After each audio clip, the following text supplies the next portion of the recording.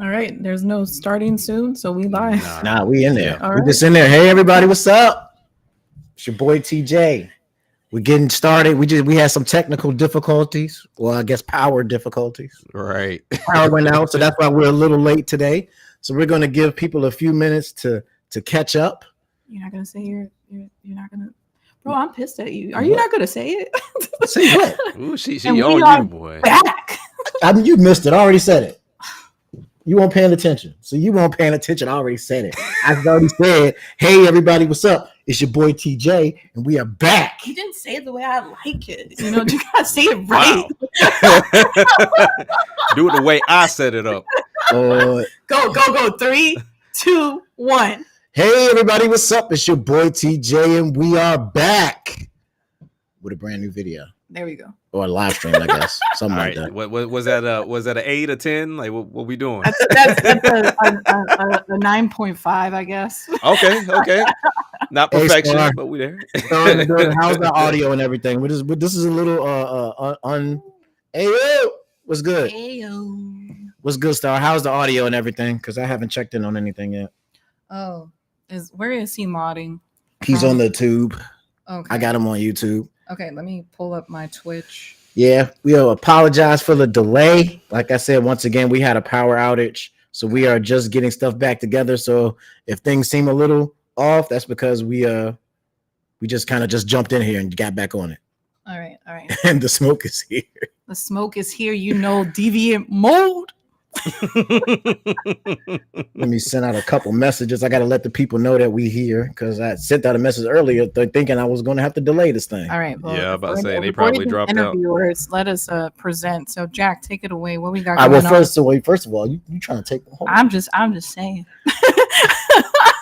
First of all, we're not starting there actually because that's not what we're going to talk about in the beginning. Oh, Okay, you follow my lead. I'm gonna be surprised today. Yeah. Oh, Because first of all, we want to talk to the newest member of Master Sword Music. oh right, I forgot. Yeah. I know you used to him being around now, but the people out there may not be used to him being around. Right. My bad. My bad. I absolutely forgot. The reason why you see your guy Action Jack in the building is because recently he decided to become a full-time member of the Master Sword Music family. Yes, sir. Yeah, if you got to see the welcome video, you got to see his first introduction. But I figured since this is a brand new year and a brand new start, that we would bring him on for this live stream so we can chop it up with him and just get y'all people used to seeing him around because you're going to be seeing him quite a bit. He's already he just joined recently and he's already made quite the impact here at Master Sword Music. So be prepared to get a lot of music from Mr. Action Jack. Yeah, pretty soon. So I wanted to start off by saying, give us a little bit of your background, your history. Like how did you get into music and let's talk about that. For those of you that don't know me, or have not listened to my previous, set of music before I came over, I was running a label called Music Grounds. I started that label purely based off of working with my little brother. His name is Red Tab Clyde. He's been doing music since he was 5. And he's really he's still to this day, he's pushing, he's consistent, he's heavy. So him and also my father are kind of how I got into doing music. Just to kind of make it a short story, they came to visit me one day. They walked into the house. At that time, I had already had the Gaming Grounds gaming channel. So I'm just getting into it. So bought my Blue Yeti, had my PC. My pops walks in. He was like, "What's this?" I was like, "Oh, it's a computer and a microphone." He's like, "Oh, you already know what time it is." I'm like, "No, I don't know what you're talking about." He was like, "We're going to do some music." I was like, "What?" He's like, "Don't worry about it. We got it." So that's when I got introduced to BandLab and all the other stuff. And, my brother expressing some of his frustration with music of passing his music to other producers and they're taking their time or, just not getting back with them. He was like, "I feel like you would be able to take my music seriously and, really put the love into it and get it back to me." So from that one day, I took my very first sample, figured out how to chop it up, figured out how to mix it, had them recording on a Blue Yeti that was sitting on top of a moving box on top of a rolling chair just to kind of get it rolling inside of my living room in my apartment. And for 2 weeks, I'm in there tinkering with this one song. And that's kind of what got me into it. And then from there, I wasn't sure if this was something I really wanted to do. But then I had an iPad, had GarageBand, and I told myself if I made 100 beats that I was willing to keep, I'll be serious enough with it. And it's been history since then. And honestly, you know, after a while, TJ could probably attest to this. You make beats, you want to hear people on it. And so I was like, well, hell, who's better than me? I don't know how to rap, but you know, why not? I know I have rhythm. So let's make this shit happen. So, and yeah, it's been like that for what, 5 going on almost 6 years now, man. Oh wow. So you grew up in a family that everybody is into music?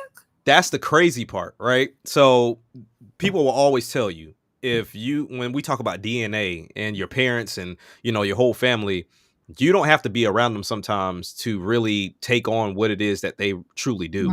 Gotcha. I grew up on my mother's side. Me and my father, we really rekindled our relationships like in my 20s.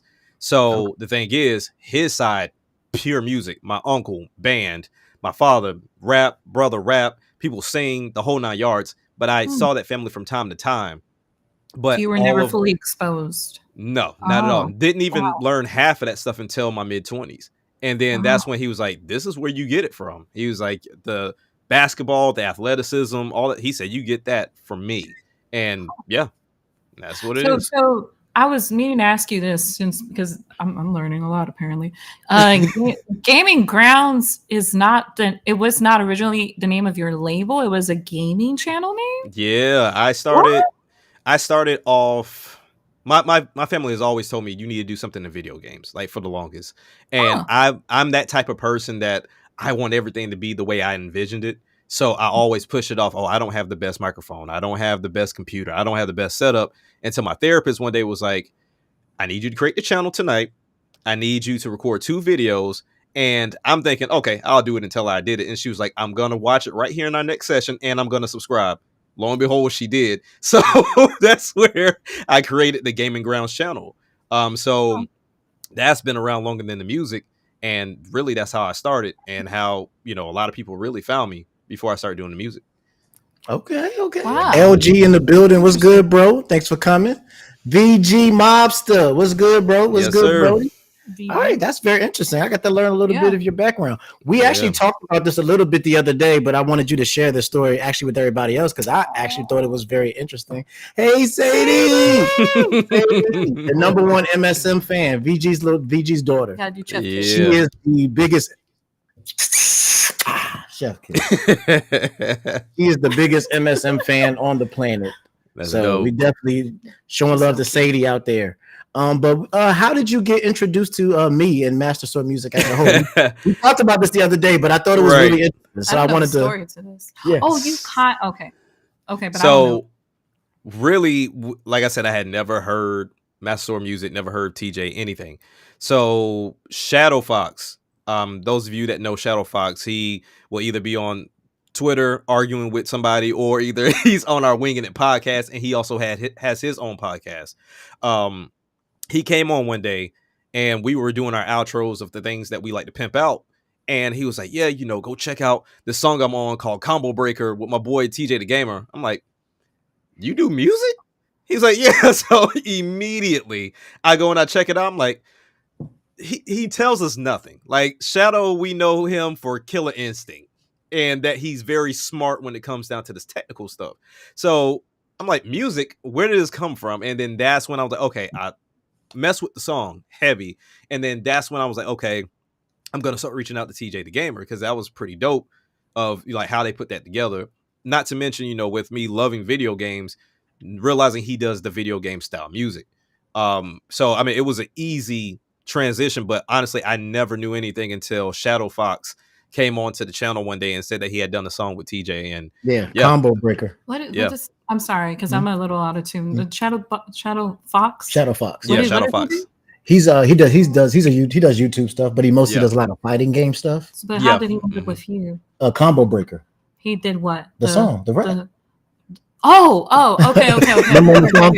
I'm sorry. I'm like, you Baby gotta brain. understand. This guy has done so much music that Right. I'm having a hard time recalling. Yeah, remember, you got that kind? Yeah, I like that song, Yeah. but I can't recall Yeah. that part. The verse at the end is a guy named Shadow Fox. Shadow Fox, Gotcha. yeah. Okay, And the way I actually met Shadow Fox is because I know he did a lot of fighting game stuff. Right. So when me and VG, we did a song together called Street Fighter.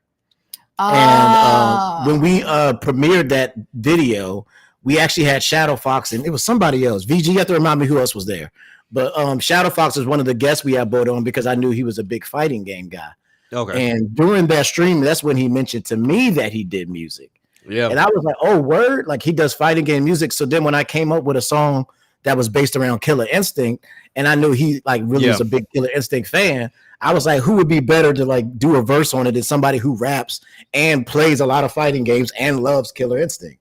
So I reached out to him. He did the song, probably one of my favorite tracks from that album. It was a super dope verse.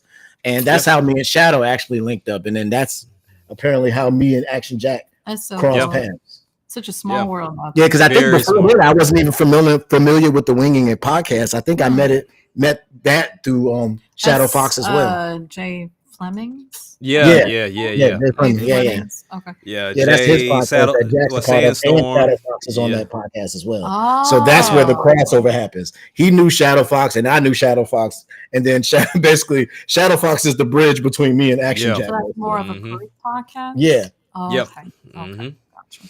Yeah, man. So I mean, that it's a was- lot of connections through that. I mean, honestly, when you talk about small world, like I said, I had my gaming channel, but Jay found me through my music, then brings me onto the podcast after like I came on 2 times, and then he asked me to be a permanent member, which then spawns into Fiji. Stop it. Except that we remember half the time.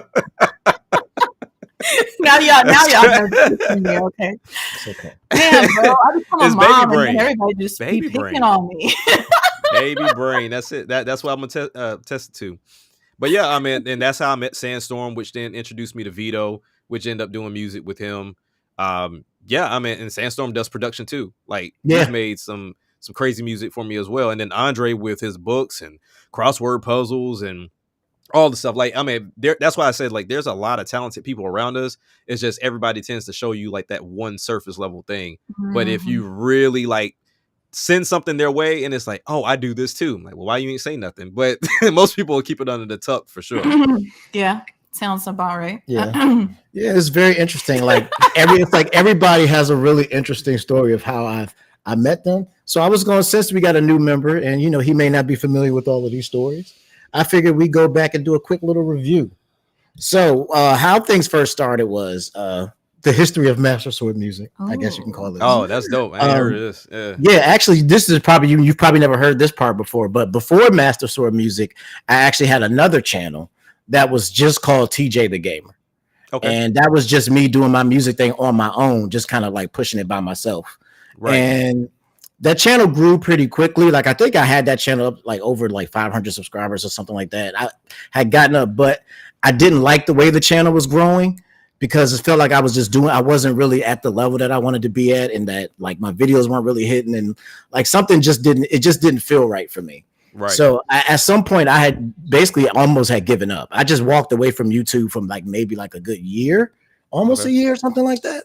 Yeah, you have been gone for a while. Because I think close to 2 years. I was gone for quite a while. Yeah. And I just was, but then one day I came up with this idea. It's like, what if I've always wanted to have like a label. Like I come up in that 90s era of hip hop, where you had your like, you know, your Rockefellers and your Cash Moneys and your No Limit Soldiers, and I wanted something like that. I was like, what if I created something like that? Like, cause like I love that idea of like a group, like a label, like from that 90s era. Like I was a big Rockefeller fan. Like everything Rockefeller, I was on it. Like it didn't even matter.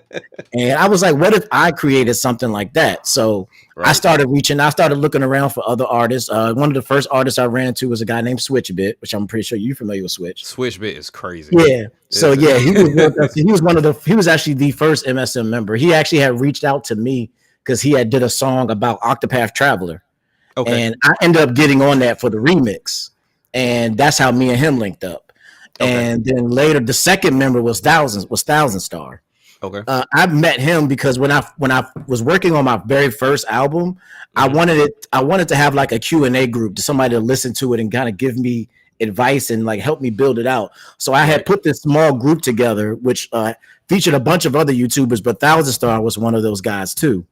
How did he get in that pocket though? Like, how did he even end up in that? He had been watching my videos before, and he's been following me for a while and listening and checking out the music, and he kind of just always been around. But we never really like linked up like personally. Big shout out to Thousand Star. Can I throw his flowers? Yeah, go ahead. This man, Thousand Star, you hear me, Captain? Because I call him Captain. He is an amazing moderator. He has been a wonderful man that works in the background in the shadows, like I like to say. And he truly is like the most down to earth person I have ever met. Like he'll give you his opinion straight up, raw and unfiltered. Okay, you like it or not. Oh, yeah. But at the same time, like he is very supportive. Like it's so hard to find people that can support you in your journey as a creative. Yeah. And like he is one of the real ones. So shout out to him. Yeah, 100%. Star. Yeah, shout out Squad. To yeah, he invented Squad. And now even Zap's group is running around saying Squad because he mods for her Discord channel. So now Squad is all in there. Oh, Captain is in the building. The Captain, aka the hype god, the hypest dude ever.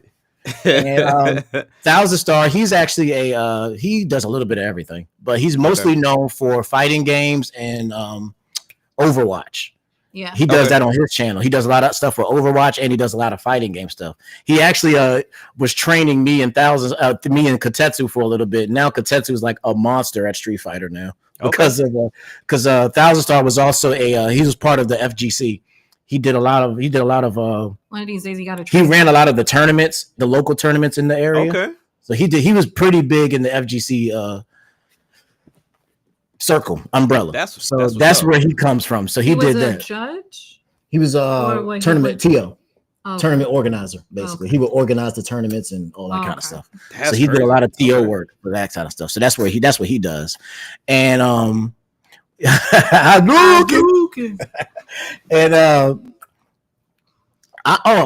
LG, I actually used to have a server, but honestly, I wasn't too good about keeping up with it. And this actually links into the Thousand Star story because Thousand Star, like, he's one of those guys that does a lot of stuff in the background. So you may not see everything that he does, but he's like a backbone of Master Sword music. Like he was running when I did have a Discord server. He was the one running it, really. I was barely ever there and barely did anything.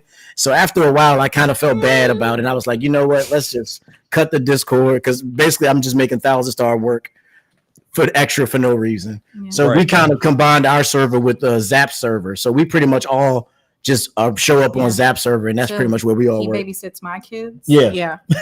So we basically just moved over to Zap's Discord server. So Master Sword Music does not have his own Discord. But anyway, I sent one of the songs that I was working on, a song called Joy-Con, and out of nowhere, he was just like, hey, man, I've always been interested in like trying to rap or like trying to do something musically. Like, do you mind if I just like, spit something over this beat just so you can hear it and you can, kind of tell me if you think it's good or not or what I could do to improve? That's bold. I was like, cool. I was like, cool, whatever. I sent him the beat and he did his thing and he sent it back to me and I listened to it and I was like, is this the first? You said this is the first time you've ever rapped in your entire life? He was like, yeah, man, I've never done anything like this before. I just thought it would.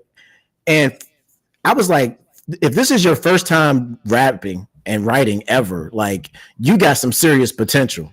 Yeah. Because my first rap track did not sound that good. I can tell you that right now. I was really impressed. And I was like, yo, like so I ended up actually leaving him on the song. And that is actually on my very first album is Joy-Con. And ever since then, he's kind of just been with me. And he's known most for his rhyme schemes. Like what he does is how he'll build an entire verse around a singular theme and have it all connect. And that's one of the big things that I learned from Thousand Star is how to like do that. And so that's how he joined. And then later on down the road, we had another young lady who was in the group named Katie Savage. I feel like I've seen her before. I love you. You probably seen her on some. I've done a couple songs of her on my albums. She's been on some of the MSM album stuff, like the first MSM album. And she was a singer, and she was a good friend of the group, and she did some work with us for a while. That's my sister. I actually ran into her because I just used to watch her content, and then while I was in one of her live streams one day, she had mentioned the fact that she sings, and that's the one mistake you can never do with me. Like as you'll learn later on when we talk about Zap story. But yeah, so I got her on a song, and she did an amazing job with that song, and then we ended up linking up, and she joined the group. Yeah, she did. Can we mention songs? Yeah, we can. Okay. I just want to make sure. It was Press Start was the first song me and her did together. Press Start was the first song. What about? So when did she make Red Potion? Red Potion was after that. That was on the first Arcade. Okay. That was on Arcade 1. Okay. Red Potion, which is one of my favorite songs. Yeah, me too, VG. Yeah, I was about to read that. VG says he likes Red Potion. Yeah, that was one of our bangers from. I see it. Okay, yeah, I'm looking at all this stuff as you're saying it right now. So yeah, Red Potion was a banger. What other song she did, or those are the popular? Red Potion. She also did the song. She did Press the Start. Street Fighter one. Yeah, right? she was on. No, she was on the Mortal Kombat one. Oh, okay. Test Your Might. Test Your Might. Yeah. Sometimes my library is kind of thick, so I got to remember myself. But yeah, she did Test Your Might. She also did So Incredible with me. You're so incredible. Yeah. If I don't say it, love is not intentional. Bro, I love your memory because I don't remember what I did in my last album, so I can only. Yeah, Katie is that girl. She's that baddie. Yeah, so she was the first female artist to join the group, so that was her history. But then she actually just stepped away from doing YouTube and live streaming in general. So she just wanted to just get away out of the public eye. So she's still a big fan. She actually is still in our group chat. She just doesn't talk, but she's still a part of the group chat. Oh God, I'm so happy for her. Yeah, she's doing amazing things. So shout out to Katie. She's still MSM for real. Okay. She's actually now known for being the pickleball champion. The pickleball champion. Yeah. Boy, pickleball picked up out of nowhere. Like everybody loves pickleball. Yeah, she does pickleball. She's actually just won her first tournament not too long ago. Yeah. Okay. So she's doing amazing. And then after that, it was Mr. VG. Me and VG had actually linked up previously through SwitchBit because he had did a song on his channel, Taking It Back. Okay. Which featured him and a bunch of other artists. And I was one of the artists. Me and SwitchBit were both featured on that song. So that's how I was introduced to VG as a rapper. And when I was working on my album, I think it was New Horizons at the time, which is number 4. Yeah, album 4, I think. And I was working on this song called Arcade. And that was the first song that I asked VG to do a feature on that song with me. And he absolutely killed that song. It was definitely one of the best songs from that album. And that at that point, I was like, I gotta get this guy in there. He was a big Wu-Tang fan and just 90s hip hop in general. Like you could tell. So you like, I already told you that I come from that 90s era as well. So he was already like, it was like, all right, I gotta have this dude in the group. I mean, you can't claim that you're from the East Coast if you're not a Wu-Tang fan. Yeah, that's what I'm saying. Yeah, East Coast Wu-Tang, you gotta do it. Yeah. And so that's how VG became a part of the group, and he's just been that guy. He's the guy that's all about accents and adding those extra little tastes to music, and that's a big thing that I've picked up. Yeah, working with him is like just. I want to say something, Jonathan Drews. Dang. VG. You're not in trouble. No, you're not government. She went government. I said his name and last name. I want to say that I admire VG for being such a great dad. Like the love he has for his girls and Sadie, and like it really shows. Yeah. And like it's nice to have that nice balance between artistry and being like involved in his personal life, like really actively participating, because 100%. Yeah, we did an episode of the podcast about parenthood and gaming. Oh yeah, it's completely. And VG was on that episode, and of course on my current album, which we're going to get to in a little bit, he was on a song called "Fathers in the Game," which he killed. That was a dope song. Yeah. As soon as I came up with that concept, I was like, "There's nobody else I could think of for this song." He's but not VG. Grounded, LG. He's not grounded. Yep. And then actually now, since we're talking about New Horizons, the album, that's also the project where Kotetsu shows up, actually. Because the way I met Kotetsu is there was another podcast that I was on. Honestly, I can't remember the name of that podcast. Whatever, doesn't matter. I'm about to say Taketsu. Katetsu. Katetsu was a part of this podcast that I was actually featured on one time. Oh, that podcast. Yeah. We don't need to mention. Y'all no make it need, sound bad. Like that podcast. That's That because. Am I allowed to misbehave? No, I'm gonna. We're just gonna misbehave. He was part of a podcast. He was part of a podcast that he's no longer a part of. Okay. And that's actually how I met him, because he met me through I think he told me it was my Sephiroth's theme remix is what I did. I did a remix to Sephiroth's theme from Final Fantasy VII, and he's a big RPG guy. And that's how me and him linked up. And actually him and Switch had linked up before and did a song together that I didn't know about. That's crazy. Which is really funny because the song uses my beat. And it ended up being on Arcade 2.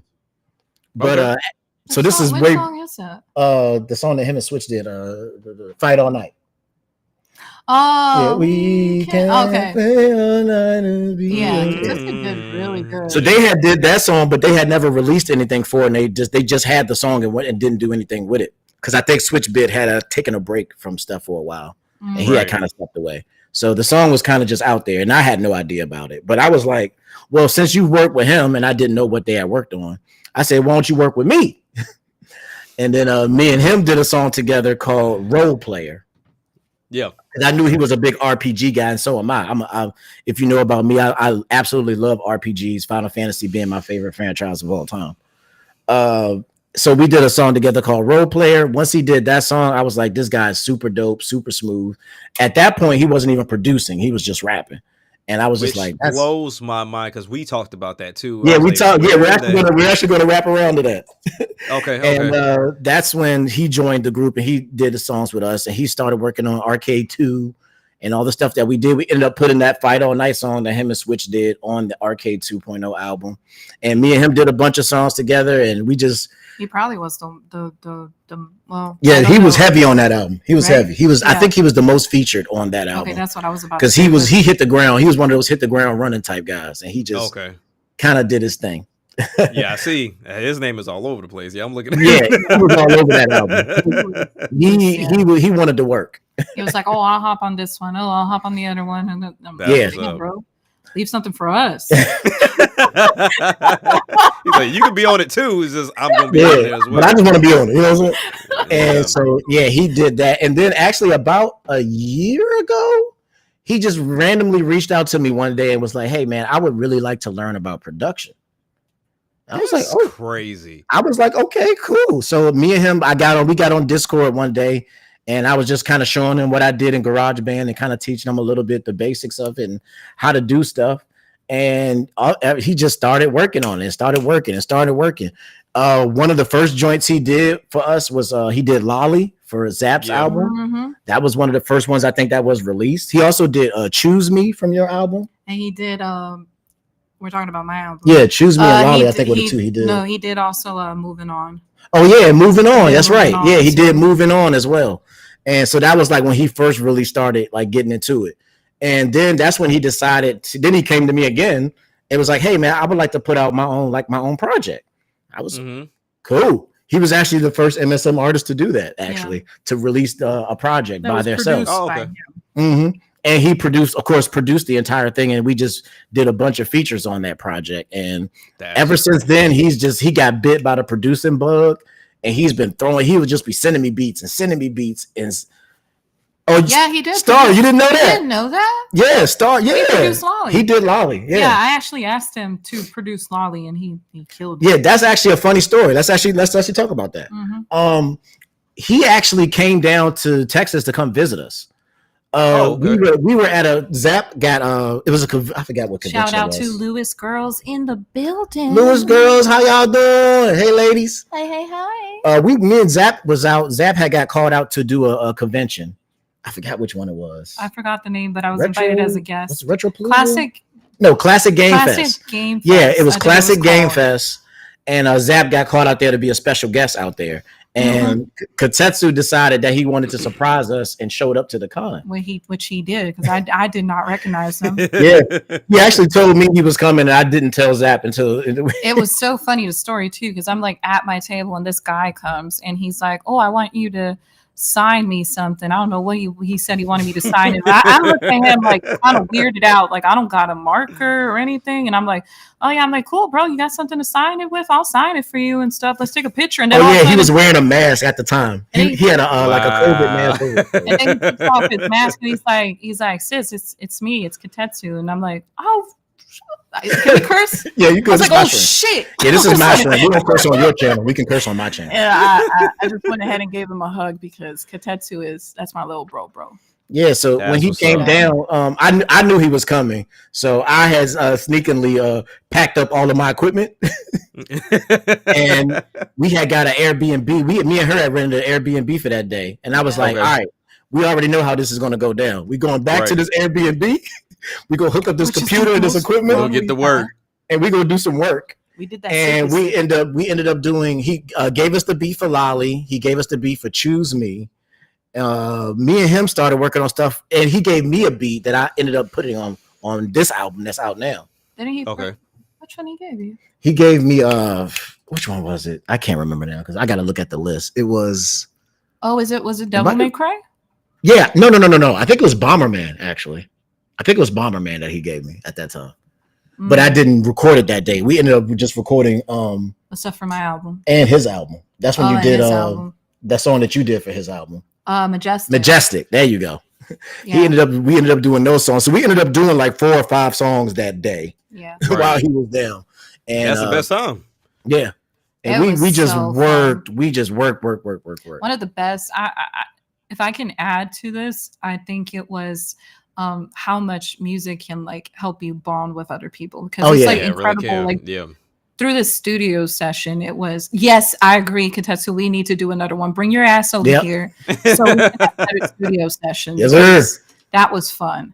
We just need to have an MSM trip. Like Oh yeah, everybody. that's right. VG. Yeah, Good. VG brought up. He actually did the thumbs down beat for his album. Mhm. Kotetsu Yeah, we did that definitely one as could well. do that. Oh, Yeah. he did? Yeah, he did the Kotetsu did thumbs down, Oh, For this that's- album. I didn't know and that. the Dragon Tears one is me. Really? Yeah, I produced the Dragon Tears one, and he did the thumbs down.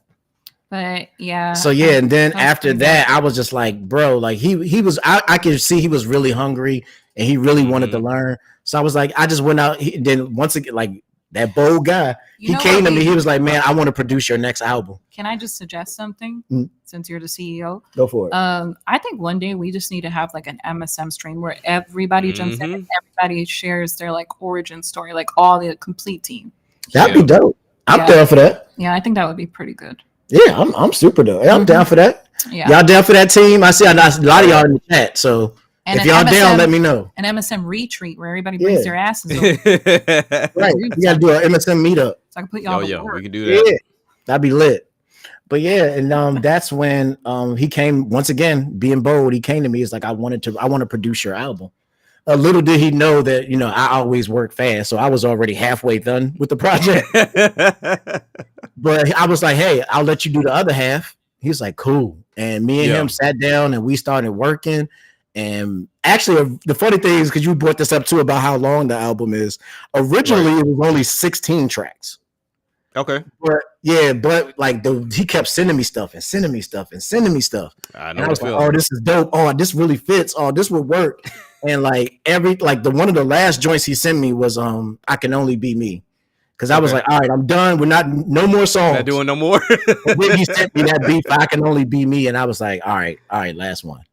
Right. So that ended up being like that joint right there. And then, of course, that leads us up to this not the newest member anymore. You're not the Thank newest God. member anymore. Thank God. Miss Zap Crystal was actually one of the last ones to join. That is a very long story. Yeah.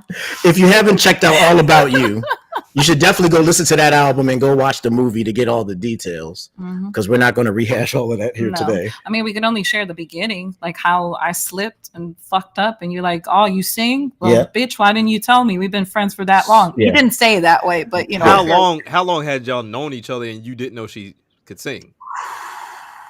That's the thing. Like, probably about 2 years. am I allowed to say what really happened? Oh no, you're fine on that part. Like, Okay. basically, how me and Zap, I started doing YouTube, and I started following another YouTuber by the name of J Love. Shout out to my Okay. Shout out to J Love. She's an awesome YouTuber. She does a lot of retro gaming stuff. Mhm. And Zap was actually featured on her channel doing a video together, and that's the first time I ever seen her, and I was just like, "Who is this girl?" I see. Scouting. At the time, she was taken though, so I had to step back. Mhm. But we did end up becoming friends. She one day she noticed me, and she subscribed to the channel, and she started checking out the music, here and there. She would come check out the videos and leave her comments here and there, and we had sent a couple DMs back and forth about YouTube stuff, and she was helping. It was at one point, once again, I was going through a hard time. I talked about this during my speech. That's why. That's actually what I was asking. Oh yeah. I'll talk about that. Yeah, that's fine. I was going through a rough time in my life. I was in a abusive relationship.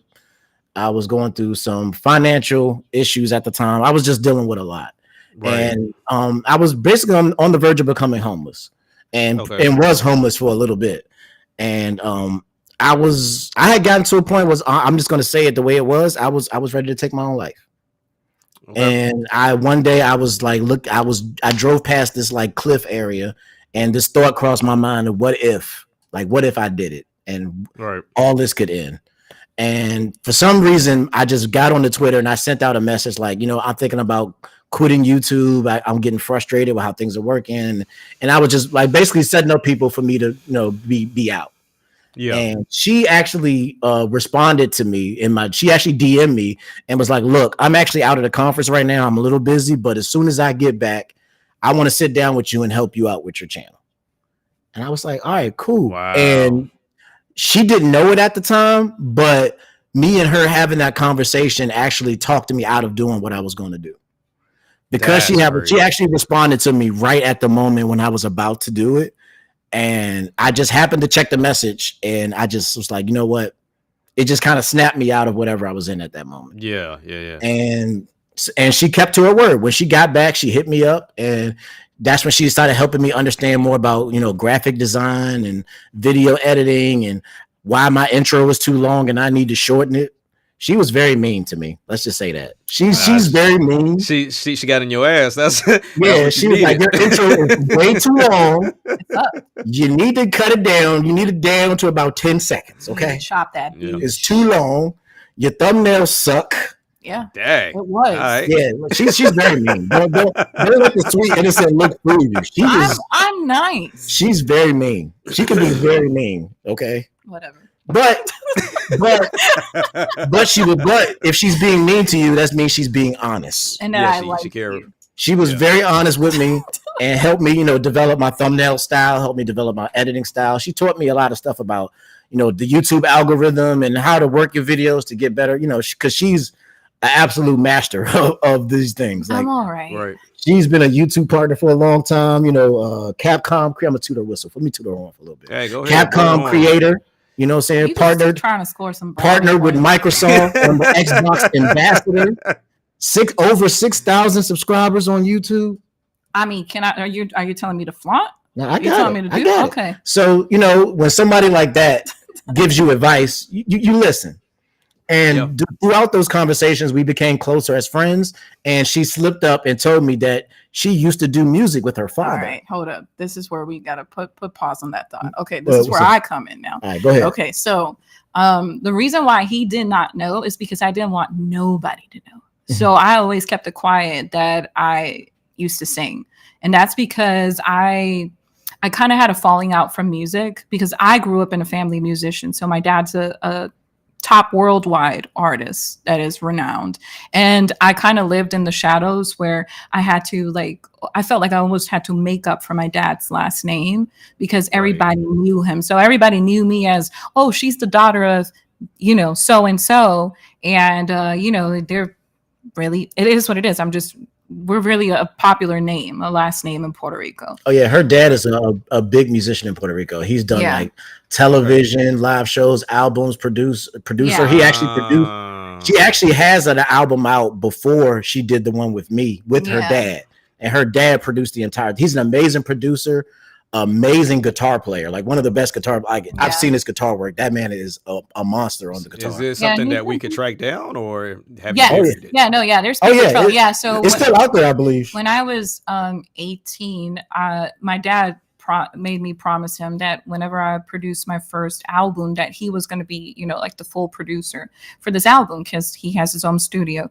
And so during that time, I was like full in, in my Christianity journey. So I made a religious album during that time when I was 18. And that's when I started my journey as like a songwriter, because I wrote all the songs, and then he produced it under his label. But I kind of had like a falling out during that time. And I think it was due probably because of that, because I was trying to live up to my dad's expectations for us. Right. So I kind of wanted to branch out and do my own thing. And that's when I just kind of shut it down, and I didn't want nobody to know that I used to sing. And like in one of those conversations, I don't know what we were talking about. All of a sudden, I don't know why, we were probably 2 years into our friendship. Yeah, about 2 3 years. years. About 2 years. And I was like, oh, I used to sing. And when I said it, I was like, oh shit. I said it. And he was so upset. Oh, I was mad. He was like, are you meaning to tell me we've been friends for this long and you've never told me? You can pick it up from there. But yeah, that's pretty much how it happened. I just let it slip. Wow. Yep. And once she told me, I was like, yeah, we have to do a song together now, right? And we and her started going back and forth, and we actually got on we got on Discord one day and was chopping it up, and we did a song together called Unpacking. Yeah. Okay. Which is the first song me and her did together. And it turned out so well. I was like, hey, do you mind if I use this song on the Arcade 2.0 album? Because we was working on Arcade 2.0 at the time. And she was like, yeah, cool. And we ended up putting that song on the album. And then once everybody heard it, they was like, yo, so is Zap going to join the group or what? And I was like, well, I mean, that's really up to her. And eventually things took a turn, and our friendship turned into more than a friendship. Right. It took some time. I was a little reluctant. I'm kind of I'm cutting it short a little bit. Like I said, go listen to All About You if you want to hear the whole full story. But eventually her situation ended and my situation ended, and we decided that we wanted to move forward together as a couple. And at that time, she became a full member of MSM. Everybody welcomed her in with open arms, and we started working. And then she came to me one day and said she wanted to do an album with me. Yeah, that's why our love journey is like super special to me, because when I had that falling out I was explaining earlier, I had mentioned to you, I was like, if I'm going to jump back into music, I need to create a track that is almost going to be like my therapy session, because I need to heal, because I was really hurt. And so Unpacking is like my therapy song that helped me heal and basically like kind of relive that itch that I had for music. And then one day I told you, I was like, okay, I kind of want to do my own thing and jump back into music. I'm a little scared, but I'm like, can you help me produce my second album to get back into music? And that's when we did our love journey. Yep. That's dope. Yeah. And then that's happily ever after. That's what's up. Then about a year later, Leon shows up. Yeah. That's what's up. That's dope. So yeah, I like that. TJ, I know I used to sing TJ Sets on Mic, so you made a big yeah, pretty much. Yeah. That's pretty much what happened, LG. That's pretty much what happened. He was so mad. He was like, now you got to send me a sample, because I think he was thinking that, because some girls be like, I sing. But they don't sing. I've run into that, and I'm like, I don't think so. You need to take some singing classes. But anyhow, yeah. So I was like, damn, now I got to prove myself. So I sent him a sample of a song that it was a cover song. I forgot what cover song I sent you. From Hillsong? Was it from Hillsong? The band Hillsong? I think so. I forgot the name. I can't remember exactly what it was. Yeah, it was a Christian, obviously a Christian song that I had hopped on with another lady. I forgot her name too. And I sent it to you, and that's when you were like, "Oh, you can sing." Oh, like you actually sing. I was like, "Oh, like she's a thing." And that is the big takeaway that I got from Zap. Like Zap makes me a better singer. Like her vocal ability is like ridiculous. Like what I've been able to pull from her is like amazing. And the funny thing is there's another connection that goes back. I like how all of this wraps back around to the album too, because after me and Zaps came together, I actually got to meet her brother, who is also a guitar player and is also a producer. And he actually produced Vampire Killer on my album. Ah, Yeah, okay, Nino okay. PR. That is actually Zap's That's him. brother. Okay, Yeah, okay. that is Zap's brother. And he made the track. What's the name of that track? From All About You. He did the guitar on Selfish. Selfish. Yeah, on All About You. I did a song called Selfish, and there's a live guitar on that. Yeah, and that's her brother as well. He did that.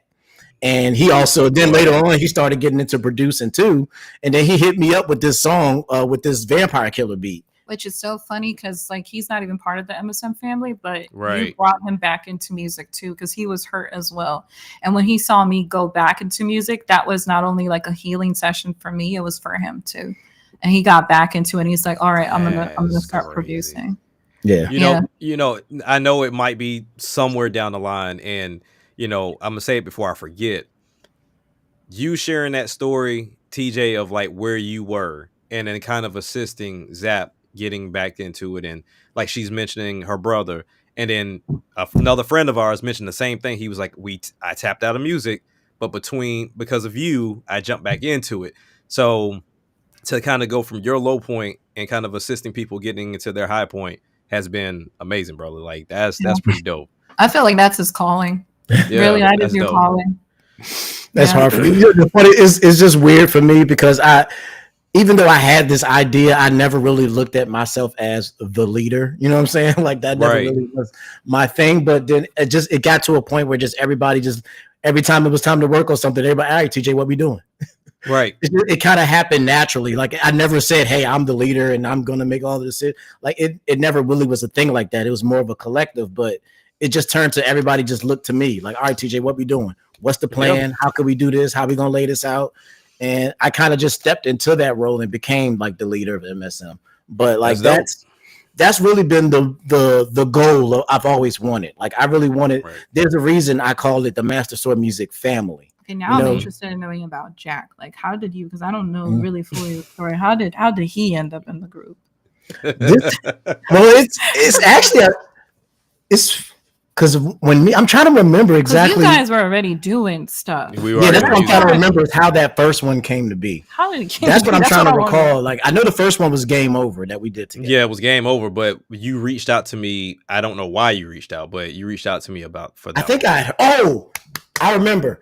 You had posted a song from you had posted something that you had been doing music, and I can see the album cover in my head now.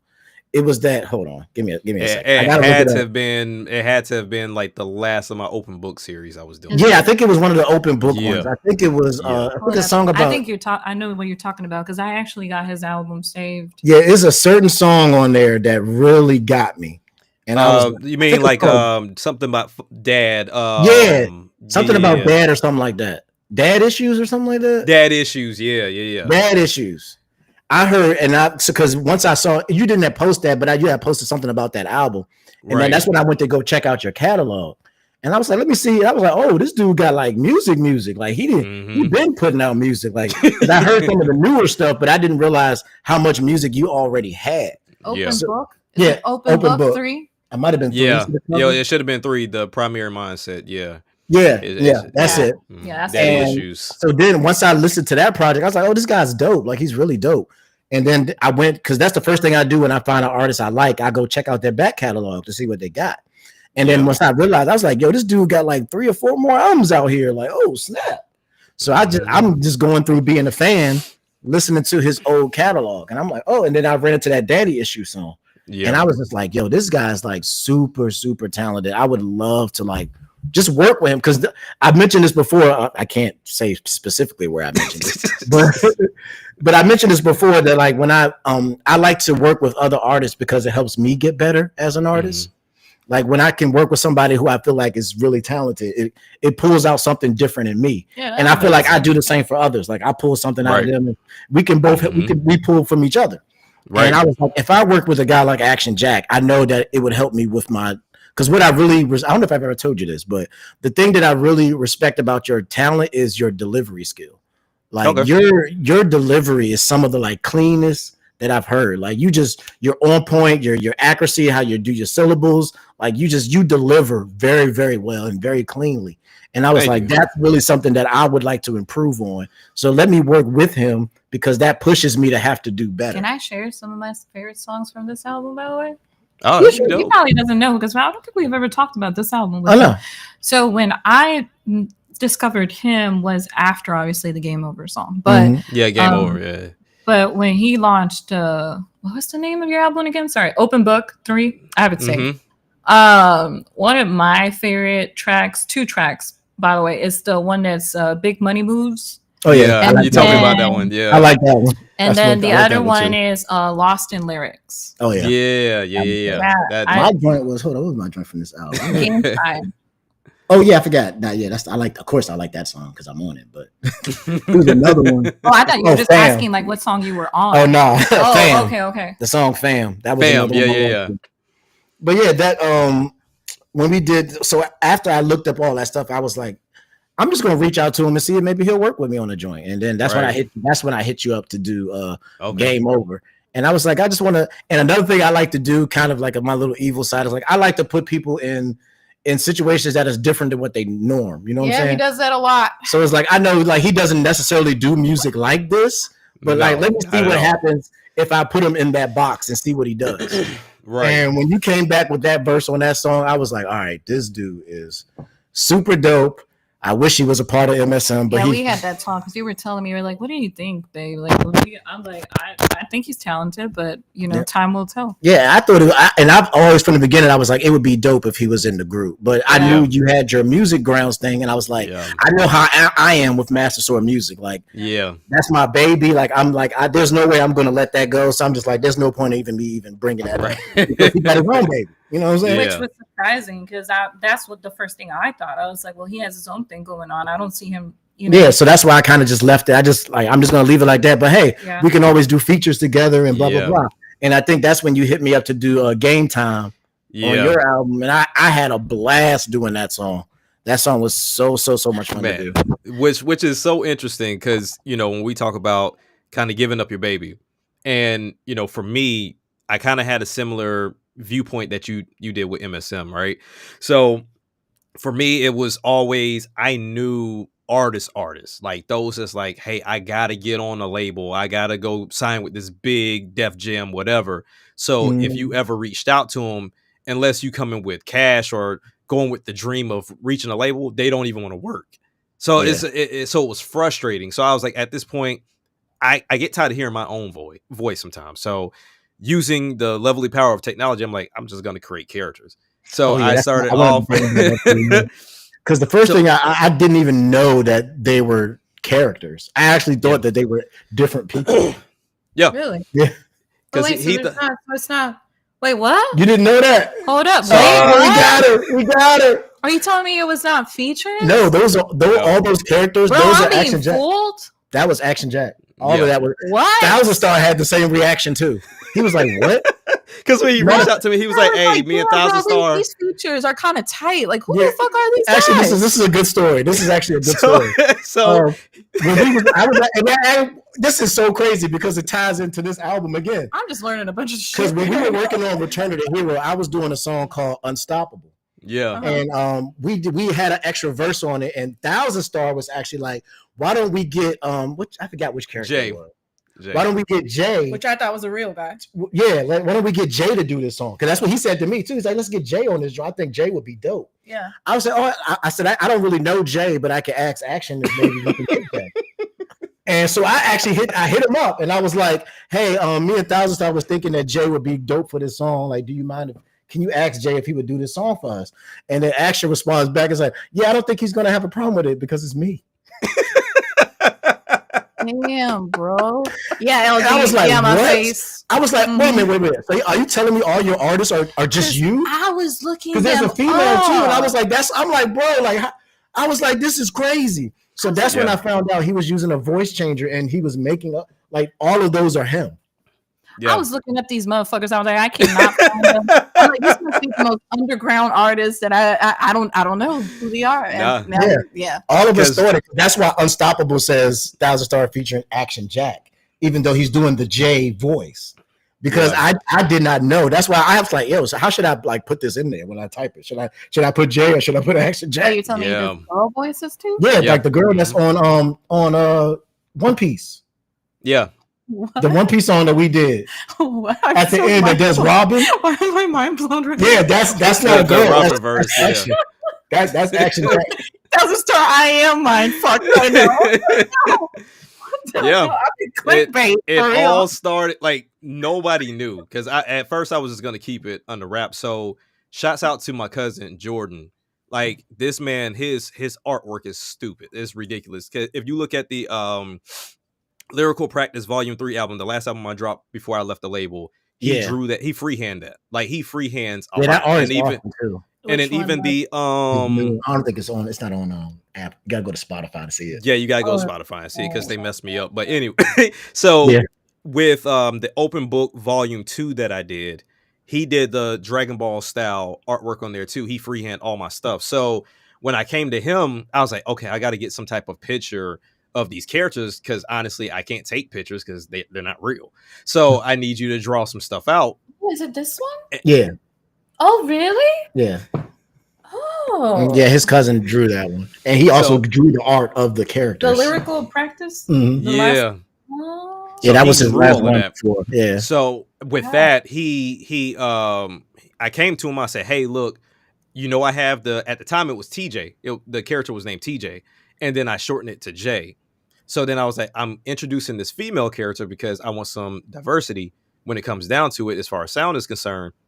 And when I started making her, it was going to be more of like a poetry jam type thing. Like she was going to be very poetic in the nature of it. But then she ended up just kind of becoming like the female version of me. And if you hear some of the songs, we're kind of like riffing sometimes with each other. So, because there's a song called Rolls on, I think Yeah. it was my, yeah, I know that one is crazy. So Yeah. that's kind of how I did it. But he was like, hey, as long as you're not around here in a wig and some dresses, we straight. So I'm like, all right, cool. It's just gonna be a vocal thing. So this is gonna be a vocal thing. So he drew it out for me. But really, me starting that character, I almost dropped it as fast as I created it. Because at that same time, I was still using my Blue Yeti.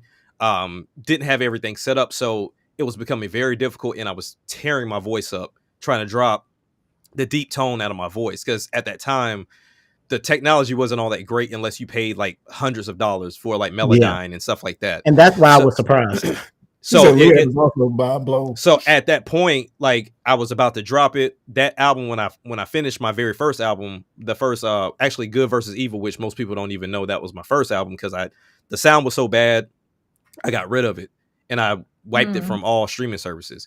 So when I did that album, like my voice, I couldn't talk for like weeks after that album because I was trying to like take the deepness out of my voice to do that character. And so little after, once I was about to drop it, I think I forget the site. They had a sale, and a plugin called Little Altar Boy was on sale for $25. And I tried it, and I was like, perfect.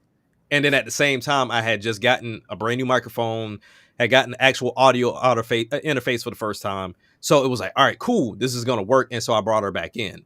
But yeah, I mean, it is literally just Little Altar Boy. I back up from the mic a little bit to take some of the deepness out. I EQ it a bit.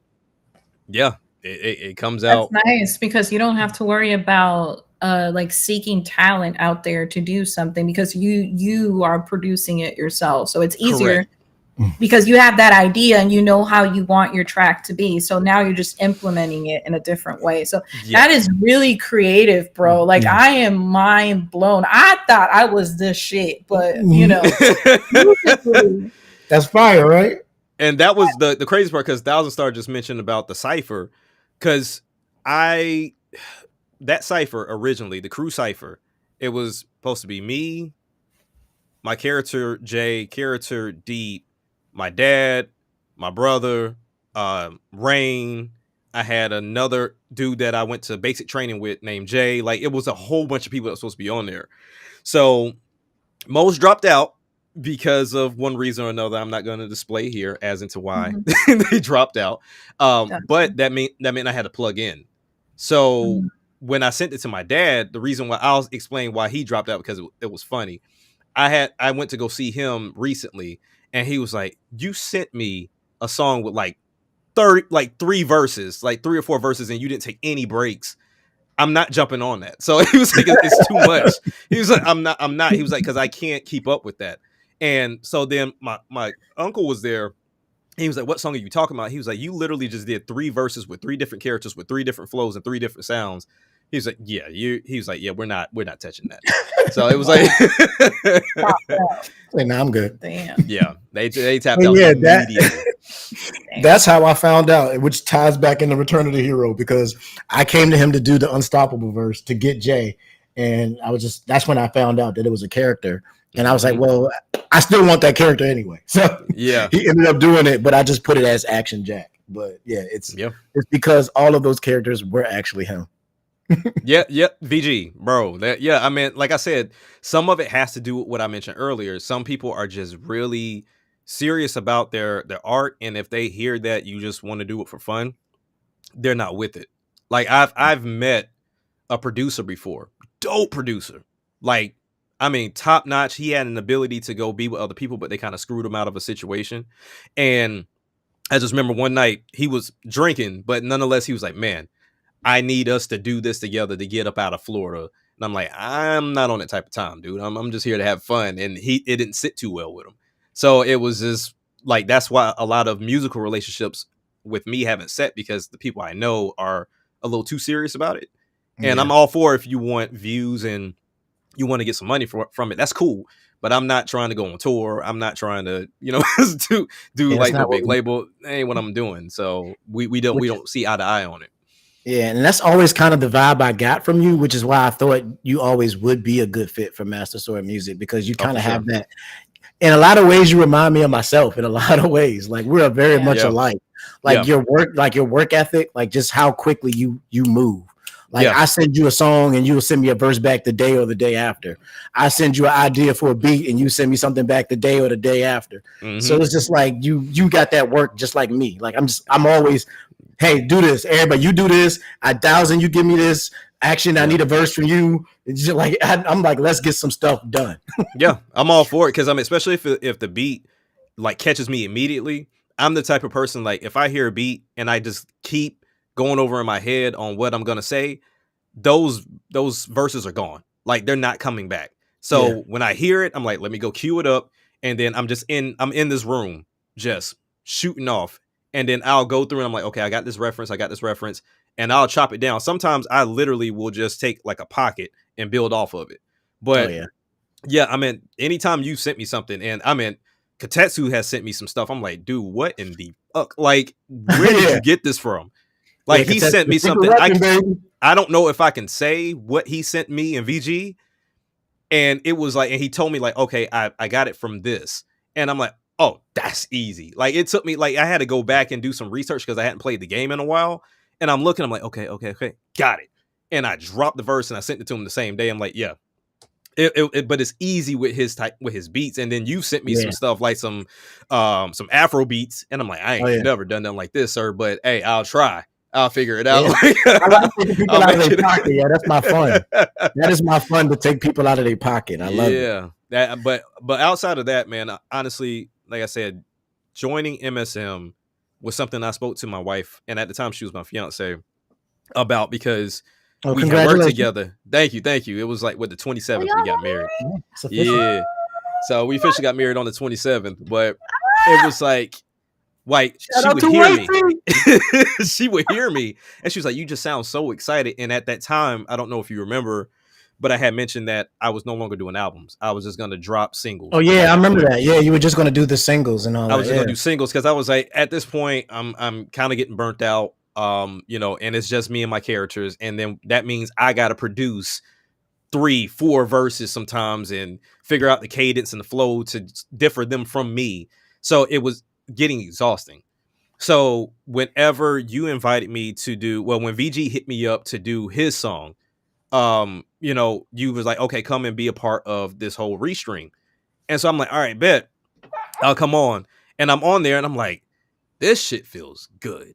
Like, we're just on here talking, we're vibing, and then hearing the atmosphere, and then also hearing the different songs and albums that y'all have already produced. And I walked out of here and I'm cheesing, and my wife was like, "Why are you so happy? Like, like what you cheesing for?" And I was like, "I think I might have made my decision." And so she was like, "Well, just sit on it, and we'll go from there." And I think maybe not even a couple days, I hit you up and was Yeah, it was like a couple days after that live stream. Yeah, because we have been flirting with the idea, because I had come to you and you was like, "Let me be clear. Are you talking about like just doing collabs or coming over?" Oh yeah, because I remember that the first conversation we had, you mentioned something about wanting to be a part, and I was like, "Look, let me just so I'm not confused. Right? You mean you want to continue to collaborate with us, or you mean you want to be a part of MSM?" And he was like, "I'm thinking about maybe being a part of MSM." Yeah. And I kind of gave him a rundown of, what we about and what we do and how we operate. And he was like, "You know what? I'll think about it." And he kind of just left it there. And then I think the live stream happened. Mm-hmm. And then during the live stream, he had said something, but then live stream are we talking about? when we About did VG. VG live stream. Oh, gotcha. Because he had did the song with VG. So during that part, he came on to talk about the song that they did together. Gotcha. Yep. And after that, like a couple of days later, that's when he hit me up. He said, "I think I'm finally ready." Is it the Streets of Rage? Yeah, Streets of Rage joint. Yeah. Yeah, we did that joint. Yeah. Yep. So he was on that live stream, and we was, the chemistry was on. Like you could just feel it when you vibe with somebody and you connect. You just feel it. Like the live stream went very smoothly. Me, you, VG, like it was just it just worked out very well. It worked out perfect. And I felt that energy, and I was like, man, I would really like to have this guy in my group. I mean, am I allowed to share? What? Oh, okay. I was about to say, like, I don't know him personally, but the little bit I've gotten to know him, which is you. I don't know why I'm like saying it in third person. Whatever. He's right there. Yeah, like I'm making it so awkward. But anyways, the little bit I've gotten to know you, I will say this: it's been very refreshing to work with someone who shares the same work ethics and actually understands you like musically, and the fact that like even as a producer you're willing to take feedback and like constructive criticism to better your body of work is really admirable, because not a lot of producers take it that way, because everybody nobody likes somebody talking about their baby, period. Some people can't take it well. And I think another thing that I had shared with you, because I don't know too much about this, I just discovered it recently about the gaming channel. Oh yeah. But I was telling TJ, I was like, yo, he is very like well spoken, like very eloquent, and like I like that from a creative standpoint. Oh yeah, because just watching the Switch 2 video that he produced? Switch 2 video that you put out recently, she was watching it.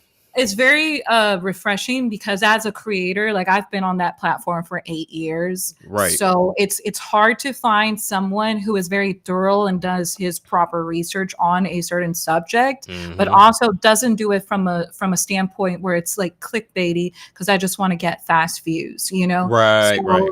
So being able to still be grounded and offer an opinion that even can be like at times a little bit more clashing, it can clash with other people's opinions, is very admirable. So I just thought I would put it out. Appreciate it. Yeah, that's why I built the channel around, because it was solely about things that interest me. That's why I don't post that often, because gaming, while exciting, there's not a lot of news that's really in gaming that's worth talking about. But you find your pockets at the same time, same way with the collecting, with you having that space, that first of all, that's expensive hobby, but nonetheless, it's still something that's amazing to talk about, because, I've gotten back into retro gaming, and to go to your videos and say, okay, she will recommend this. And even like today, me putting that post out, and you were immediately like, so what are you talking about? Like what platform? Like what, like, you know what I'm saying? You were ready to shoot, and I was like, that's dope, because that means you're true to your content.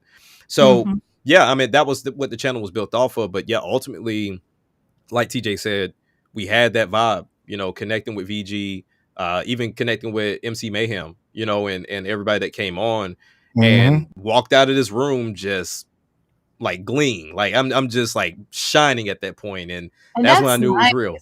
That's nice to know also. And I got to say, and we're not going to go to personal stuff, but I find it very admirable, once again, that like you had this conversation with your partner and actually like took into account her feelings and how she responds to, making moves in your creative space. Because, let's face it, a lot of people, kind of separate those things and don't always take into consideration their partner's feelings towards these things. So it's really nice to know that she's actually supportive of, what you're doing. 100%. Like sometimes she has to like be very honest with me, to where she'll hear me beating up myself sometimes, to where I'm like, man, that don't sound like it should. Like, man, that don't sound good. She was like, are you for real?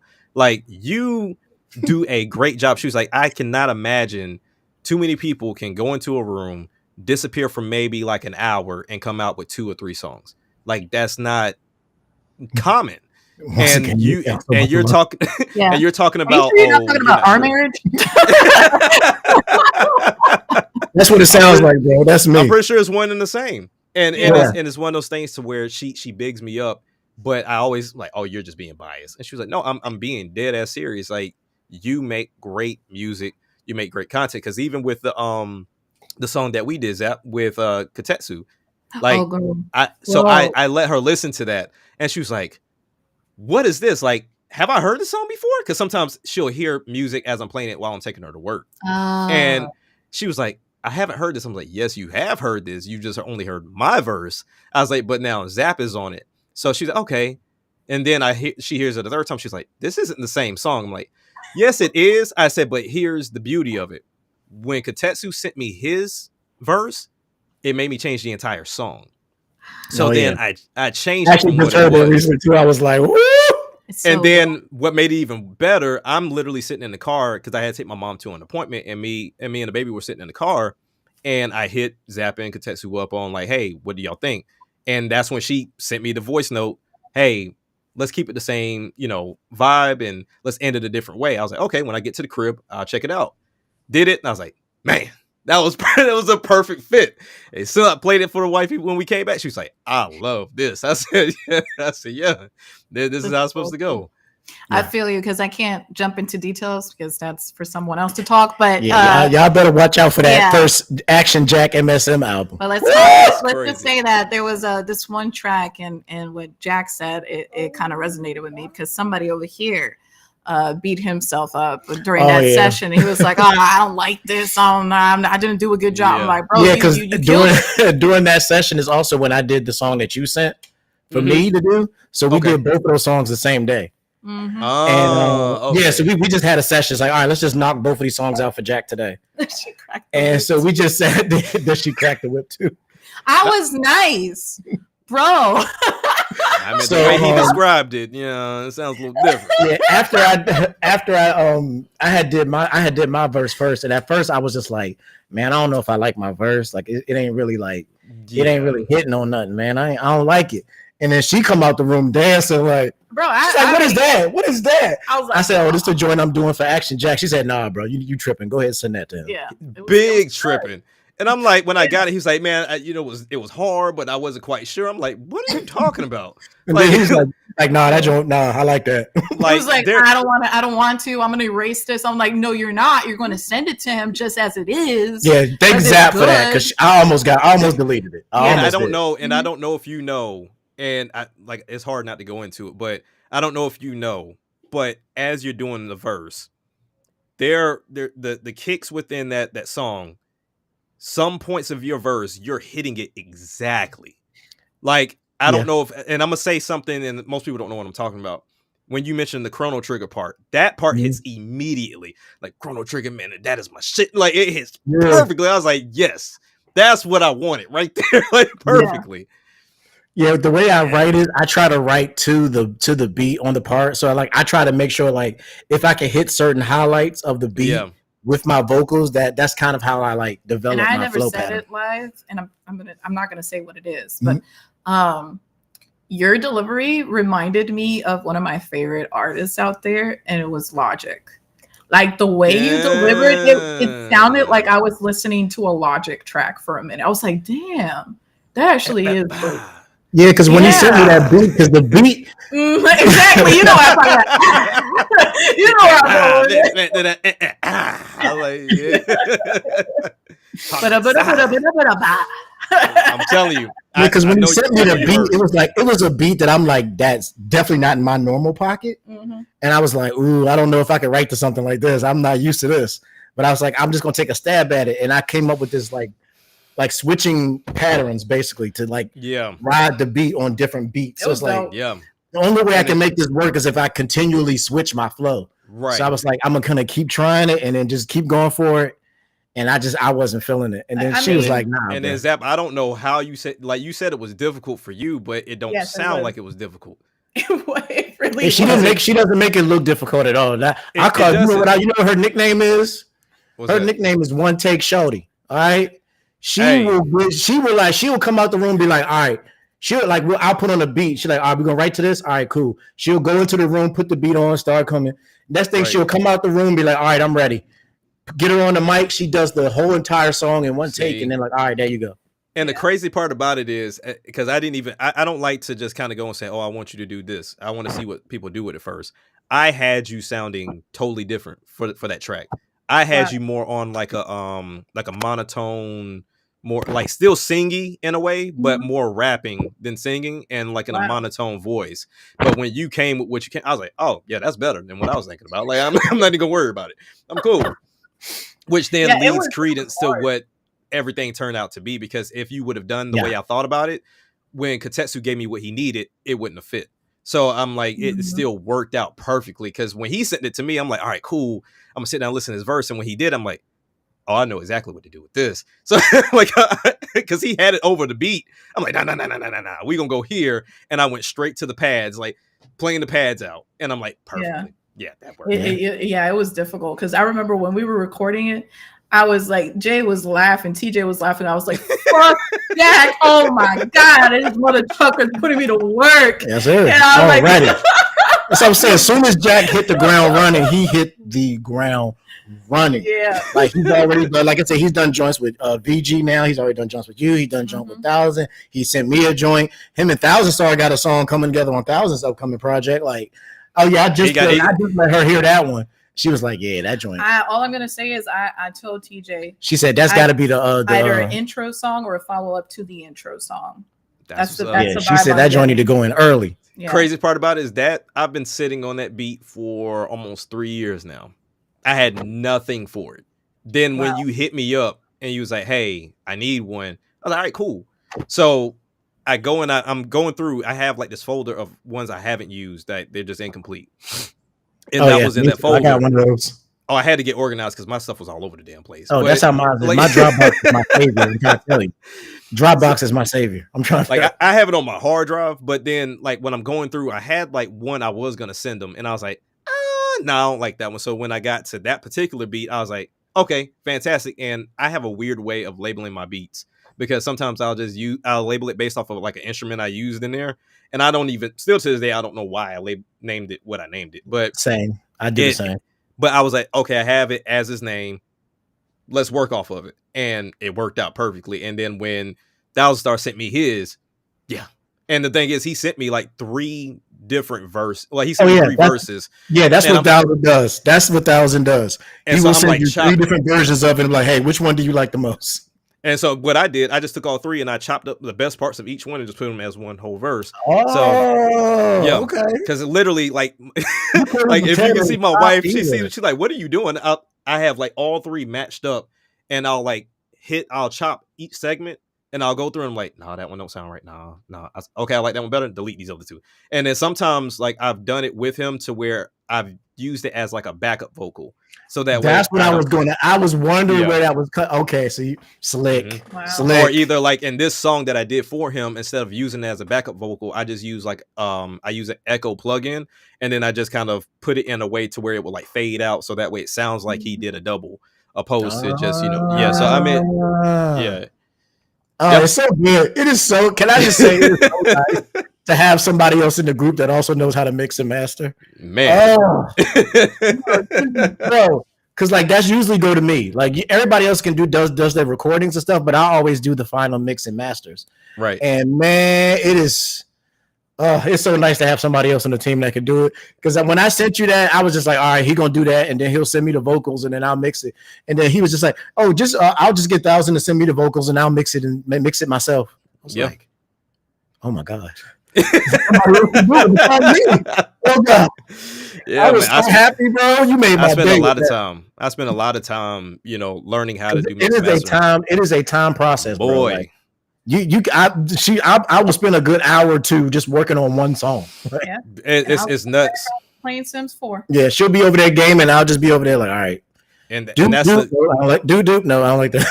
Because I'll do it like on these headphones. Then I have like speakers here, which I need to get some better ones. But I have the speakers here, and then I'll take it out to the car. If it don't pass the car test, that's when it's over. It's over. You sound just like me, bro. The car test is the final test, always. Because I've got the car sometimes. I'm gonna take a ride real quick. You already know. Sure. I was like, I'm gonna take a ride real quick. Oh, he must be working on something. Yep. I go take a ride in the car, put it in the car, and just like, all right. Yeah. He tells me, I'm like, sure, okay, because I already know what he's about to do. Oh yeah, that'll start. Yeah. Our songs Give us a cue. When are we ready to? We're ready. Go into interview mode. Oh yeah, let's we still. Yeah, let's do it. We haven't even started with the real deal. Yeah, to end that story off, basically as you saw, then eventually he just came to me and was like, all right, I'm ready. I went and talked to the group, and we did our normal vote, and everybody said yes, of course, because at that point you have pretty much already worked with everybody. You had done a song with that, you had done a song with Kotetsu, you had done a star with Thousand Star, you had done a song with VG, you had done several songs with me. So it was like honestly, it kind of worked out when you joined. Because now it's like it feels like you were already there because you're going to be featured on so much stuff. Like you're featured on my album twice. You're going to show up on VG's album. You're going to show up on. Oh, I got some stuff to send you. Can I share a fun fact? When he did his last album that we were featured. Oh yeah, the One Piece. The One Piece. The One Piece joint. Fun fact about it is that was literally the very last track I worked on before popping this baby. Oh yeah. Because I was pregnant. I was pregnant. I was ready to go. Yeah, not too long after that either. Actually. I went literally probably like a week after. Yeah, I think a week after we did that one song, she went to label with Neon. Yeah. Yeah. That's what's up. That was the last track I did before popping this baby. Yeah. She had that pregnant vocals on that joint. Mm-hmm. Oh yeah, popping. And then LG for sure. Yeah. And then action became part of the game, and that brings us to where we are now. Yeah. Can we play that song? It's such a good song. I'm about to bring it up. The One Piece at the end. Yeah, we can do that. We got to. We can do that. We got to, man. All right, so now. Oh yeah, before we go, that One Piece joint. If I'm not mistaken, my boy Sandstorm produced that. Oh word! Oh, I didn't know that was Sandstorm. Okay. Oh yeah, that'd be so fine. A lot of collaborations at that point, man. Like that's what I'm saying. We've been like, it just seemed like we had this planned. You would think that it was planned for you to join the group at this time because you, like I said, you're going to show up on you showed up on VG's project. You're showing up on my album. You're showing up on Thousand Stars album. You was already working on your own project, so that you just had to finish that up. So your album is ready, and then we already got plans for you on Arcade 3 and other stuff that we're working on. So it's like it's just like you were able to like come in immediately and get to work. But y'all made me so excited. No bullshit. The album that I have ready, minus like I said, the features. That album started in December. Oh wow! And where One Piece Odyssey sucks, Kotetsu. Yeah, that one. One Piece Odyssey. I do not play. Jay caught that immediately. Jay was like, "Yeah, he really hates One Piece Odyssey." I was like, "Yeah, he apparently it's actually does." An inside joke. It's a joke to Kotetsu because Zap did a video about One Piece Odyssey because she hated the game. And she did a video about how much she didn't like it, but Kotetsu likes that game. So like when I did that song, I was like, this would be funny if I just throw that in there. It fits with the song, but if you are one of us, you'll know why I said it. It's an ongoing joke where like I was like, he really doesn't like that game for him to put it in there. So like, Kotetsu and Zap go back and forth about games so much. It's hilarious. Well, I figured I'd just poke the bear a little bit. I side with Zap on this because I cannot stand that freaking game. I cannot stand Odyssey. Can't I can't. Finally, somebody. Oh my God! Thank you, Lord. I Thank you, cannot Lord. stand Odyssey. I don't know what they were doing with that game. I Yeah, I don't can't know what I stand it. never played it. I watched her play it, and I was like, I think I'm good. Bro, I Jack, seen what I needed to Jack. That's one of the very few times that I actually cried. see. I broke Because she down. loves One Piece. She's Yeah, like I'm about to say I'm big big on One Piece too. Yeah. So when she played that game, she was really like excited, like because I bought her that game. I think it was for your birthday or something. It was something. Because they bigged it up and it looked good from the trailers. So I was Yeah. excited And it too. does look good. It's just it's that gameplay. Woo. Bro, Yeah. Woo. I cried so bad I had a mental breakdown. I was Yeah, like, you did a whole video about it. I was so mad. I was like, I'm gonna make a video out of She it. said, I'm making a video about this. Like as soon as she Yeah. finished, she was like, I'm done and I'm making a video. One of my best videos from Yeah, last that year. video actually did really good. You got a couple thousand. on it. Everybody was like, damn, Zap is going off on the game. Yeah. So yeah, that was an ongoing joke that we had. So I That's just so threw that in What's there. up? I will stand I'm on saying this. on I the will. album. Yeah, you gonna beat up by yourself, brother. Huh? By I'm yourself, gonna bro. beat up with you. Yeah, you definitely by yourself. My kids that like everything, them jokers didn't even like it. I was like, yeah, that's bad. Anyhow, Let's do this thing. We are here because my 7th solo album, The Legend of TJ, Return of the Hero, is now available on all music streaming platforms.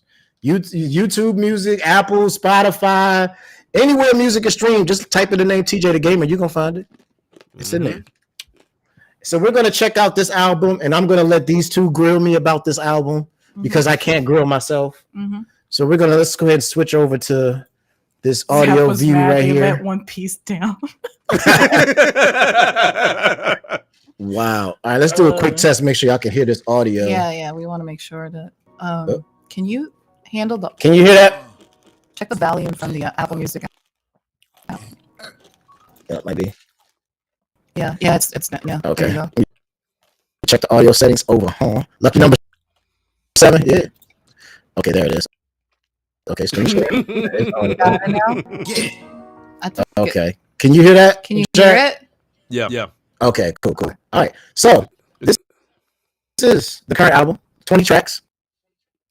Like I said, originally it was supposed to be 16, but then Kotetsu kept sending me beats. Matter of fact, all right, before we get started, actually, I want to give a quick shout out to Kotetsu Tokai, who produced half of this album for me. And even on the songs he didn't produce, he did a lot of background work. So me and him worked very closely on this album together. So this album is kind of partly his as well. And unfortunately, he could not be here today. I'm not going to go into too many details, but he was one of the people that was affected in the California fires that happened recently. Right. So, he's dealing with a lot. We're not, like I said, we're not going to go into details because that's his story to tell. But shout out to Kotetsu. Things are looking much better for him. I will say that. God definitely was looking out for him. But I wanted to give him a big shout out because without him, this album would not be possible at all. said patchy and the voice sounds rushed, so make sure. Yeah, it was like when you pulled this up, it started freaking out. Oh, word. Is Let there me any check. way that Jack can pull it up on his end, just in case if we need to have like a? No, I think backup it's okay. I plan? think I know what I need to do. I probably need to adjust the audio settings. Okay. Yeah, let me just pull this back some maybe. Gotcha. Maybe I had this too high. How's that, VG? Is that better? Bring this down a little bit. Bring it up a little bit. Ooh. It might be because it's trying to equalize like our mics as well. Yep. Shout out to KT. Is that better? Is the audio better now, guys? Yeah, it sounds better now. Okay. Okay. Cool. All right. So, before we get started, you guys have anything y'all want to throw at me before we get into this album about this project? Any quick questions or anything before I start going into? I'm gonna let Jack take it away first, and then I'll follow up. All right. I'm good, man. All right. We've done over an hour. So. Yeah, we've been going. I think I'll do it after we play the track. Let's play the Okay. track. All right. So this is the intro song, which we do have a video out for that now. So go out to youtube.com/masterswordmusic. Go check out the video for the Return of the Hero, which is featuring my man James Leiter, who is an amazing guitarist I met on YouTube. He does a lot of Pokemon and a bunch of other video game remixes on the guitar. and his guitar work is absolutely amazing. He's actually been on almost every single album that I've had. I've done some kind of feature with James. Yeah. We've done, my first song we ever did together was a song I did called Alone in the Dark, which was I remember that. Yeah, that was one of the first joints we did together. He did Motion Control, which is a song with me, him, and Thousand Star on it. Me and him we got a couple of joints. We got a couple of joints together. So the last project, unfortunately, I wasn't able to get him on my last one, All About You. So when I made this one, I definitely reached out to him immediately and was like, hey, I need you for my intro, bro. We got to make this work. And he sent me to it. And when I heard that he had put the Song of Storms in it from Zelda, I was like, okay, we got to try. So with that being said, we're going to get into it. This is Return of the Hero featuring James Leiter.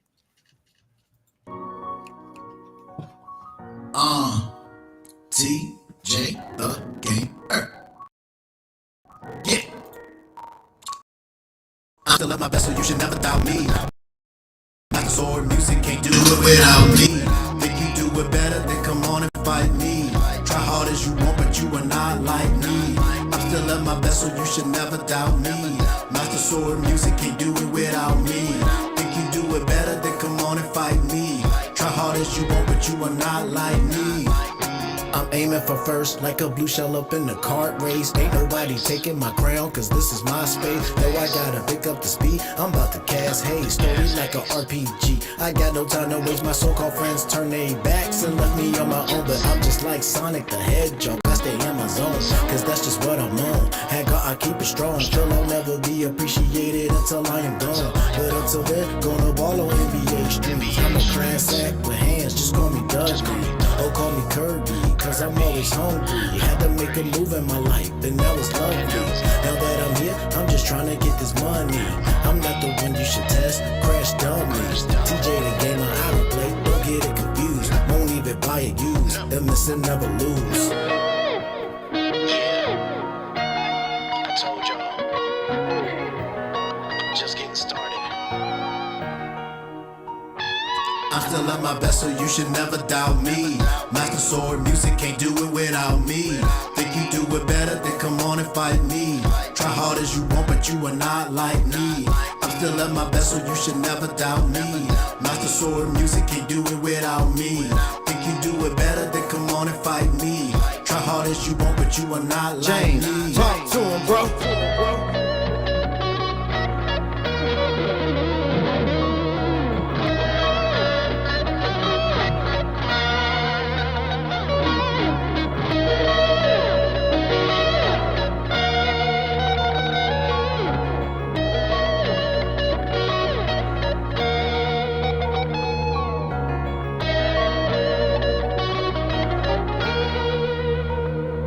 Still at my best, so you should never doubt me. Master sword music, can't do it without me. Think you do it better, then come on and fight me. Try hard as you want, but you are not like me. I'm still at my best, so you should never doubt me. Master sword music, can't do it without me. Think you do it better, then come on and fight me. Try hard as you want, but you are not like me.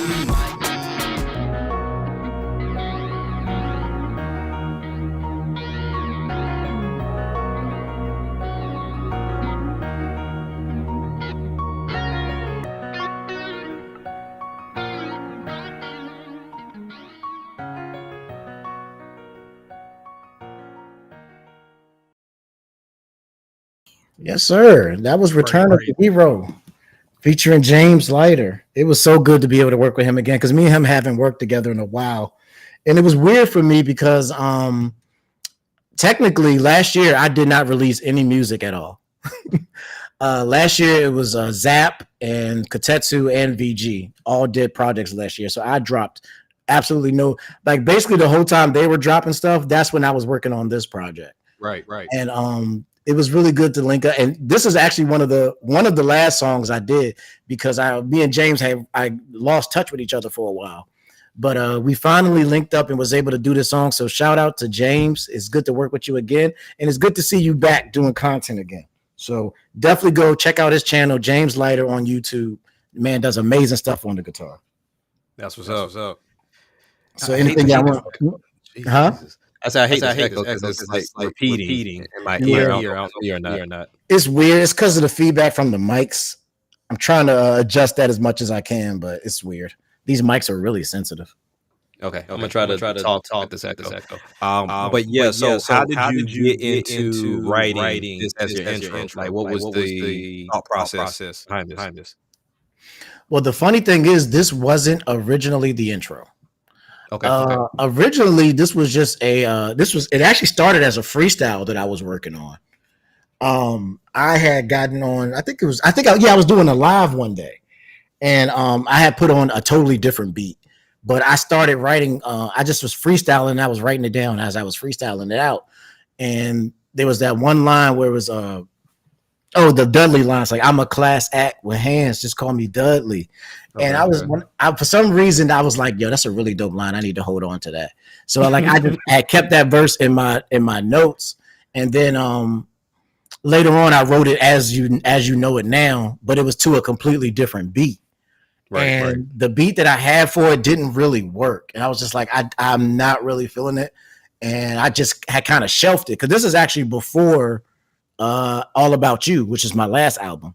Mm-hmm. So I had shelved it for like a good year.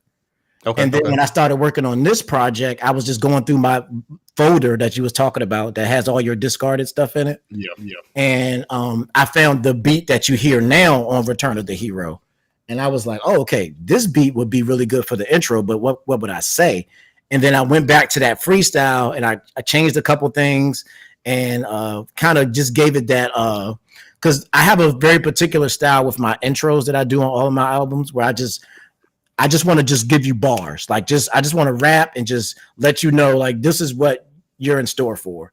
So like, I wanted to keep that original style that I've been using on all my previous albums in this one. So when I heard the beat and then I had that freestyle that I did, it kind of had that feel. So I just decided to go in, make a couple changes, edit it. And then I was still like, still not quite hitting the way I wanted to. And then that's when I reached out to James and was like, hey, can you add some guitars to this? And then I forgot that I actually had left room for a second verse, and just totally forgot about it. And he just used that and just went in and did a solo. And I was like, oh, that's kind of dope. I kind of like that. Mm-hmm. And I was like, I could just end it right there, and that'll be a good intro. And then so it was kind of an accident, to be honest. But once it was completed, I was like, yeah, that's my intro. Some of the best music are accidents. Yeah, it was just a total act, because originally the song was just called Not Like Me. Okay. It was just going to be a song called Not Like Me, but then then I was just like, no, this is my intro. So that's kind of how I came up with that one. Yeah, that's great. Because I mean, hearing that song, hearing his guitar is amazing. That was the same thing I told VG in his album. Like, hearing those live instruments is parallel. It really does. I'm a musician myself, so I really love live stuff, because I play I don't know if I ever told you this or not, but I play drums, guitar, and piano. Mm-hmm. So like I've always had like relationships with musicians because I'm a musician myself, and then VG was actually the reason I met the saxophone. Justin Smith Williams, the saxophone player that I've used on some of my previous projects. I met through VG. And it's like, it's just always good to have those real musicians in your pocket that you can just call and be like, hey man, I got a part that will sound perfect for you. Like, I did this song back in the day called Single Player, and it was like a jazzy kind of beat to it. So I hit up VG, was like, hey, you should hit up Justin. He plays the saxophone. Oh, word. Hit him up. He got on the song, and then that was another relationship I built. So like, I love having these relationships with other people that I can just fill in when you need them. So James is one of those guys. Like, I know if I call him and say I need you on a track, he will send me something back within the week. So dope. So with that being said, I guess oh, you got something? Okay, my bad. Let me make it very, very clear. We're the interviewers. Don't fall back. All right. So I have a question, and I actually been meaning to ask you for a long time. Okay. So, within the music world, or in the music world, every artist treats their body of work as a separate catalog. However, with you, I've seen that they're all interconnected. So you've created a series out of it. Mm-hmm. So I was wondering, where did this all started? Is it based on solely you know, because you're a gamer? So did you take that inspiration within like how gaming, you know, creates their own series? And also the follow-up question is, Mhm. why The Legend of TJ Return of the Hero? Okay. All right. All good questions. To answer your first question, actually, even though you think it would be based on the gaming stuff, but that's not actually where I get it from. Where I get that whole series things from is actually from back in the 90s and stuff, mixtapes. Boy, I swear we went in the same. Yeah, mixtape. I used to be a big shout out to Dat Piff. Yep. I used to be a big mixtape fan. Like I would love to. Like, I would listen to some people's mixtapes before I would listen to their albums. Mm-hmm. Like, I just love mixtapes, and it was, and some artists would have those like series where they be like, oh, this is the like what's the future one? Dirty Sprite or something like Dirty that. Sprite, We Yeah. used to do that before he went mainstream. Yeah, he would do it was his yeah. mixtapes. And they would all have like a similar. They have like a mixtape series. Like Yeah. Lil Wayne has the Welcome to the Carter. The Drought, yeah. And like, so I just love the fact that they had like these series of albums that kind of just was them just having fun. Like you do whatever, like none of the, since it's not an album, none of the songs really have to like mix and match and like make a big cohesive project. When it's a mixtape, you just go in there and you just coming at it and just throwing whatever you want on there. And you just give it out and just here you go, have it and just have fun with that. Interesting. So that's kind of what the Legend of TJF series is as a whole. Like they're not really themed projects. There's just like the only theme I can say is that is what's going on in my life at the time that I'm writing it. Right. So because that's pretty much how I write music in general. Like, all right, this is where I am at this state in time. And that's kind of the theme. But other than that, it's just me really going for like more of a mixtape feel where it's just like a bunch of songs, crazy bars, fun joints, remixes, just whatever. We just having fun. So, and the Legend of TJ thing, of course, is just because I'm a big Zelda fan. Everybody knows this, that the Legend of Zelda is just my favorite franchise of all time. So I was like, it just made sense to do the Legend of TJ because then it's just like, all right, that's the name of the series now. And then each album is actually a play on a previous Zelda game. So like the first one was the Legend of TJ Hero of Rhyme. That's a reference to Ocarina of Time, where he's the hero of time. So like each one of the albums has like a kind of like link to something else, except for Return of the Hero. That's what I was going to say, because this one, this is actually the first one where I just was like, I wanted to just. This is actually in reference to that first album, because the first album is called The Legend of TJ Hero of Rhyme, and since I didn't drop any music in the last year, it felt like I was gone.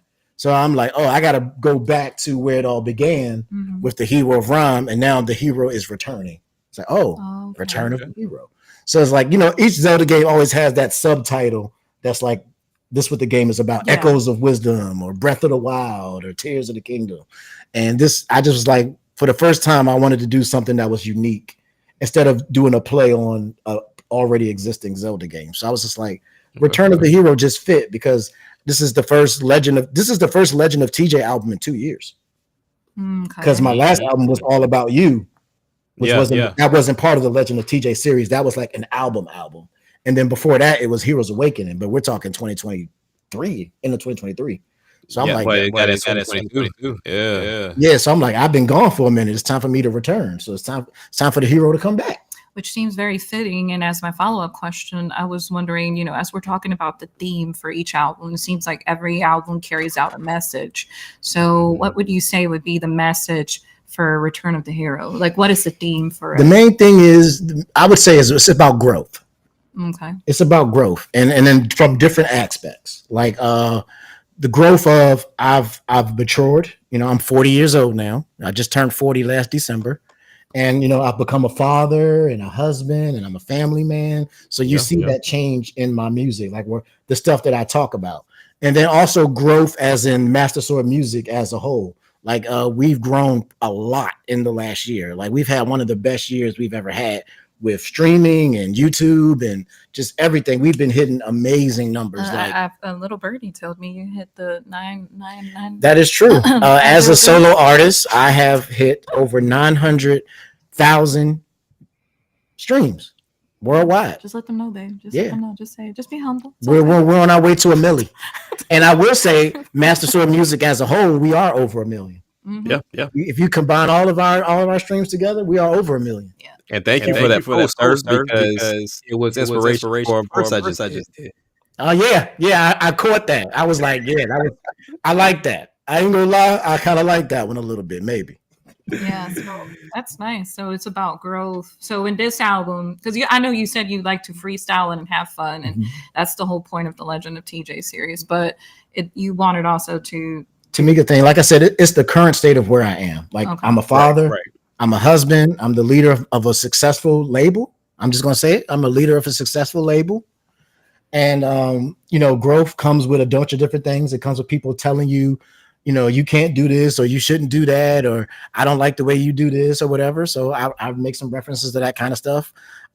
Growth in my relationships, I love and having a baby, and this album is pretty much about, this is where I am now. You had guys haven't seen me in a while, but this is where I am in my current life, and just take a ride on and see where I am. nice. All right. Nice. I have a question. So I know with you, probably similar to me, you're very particular about what songs will wear, as well as your cover art. Oh yeah. What was your inspiration for this cover art? For the cover art, well, this one, like all the cover arts are, I kept with that theme. Each one of my cover arts, in some kind of way, references a different Zelda game. Okay. And in this case, I'm referencing Link's Awakening. That scene where they're sitting on the beach and they're looking out at the water. That's the reference to the album cover. It's one of my favorite games because it was my formal introduction to her first Zelda game was Link's Awakening. Mm-hmm.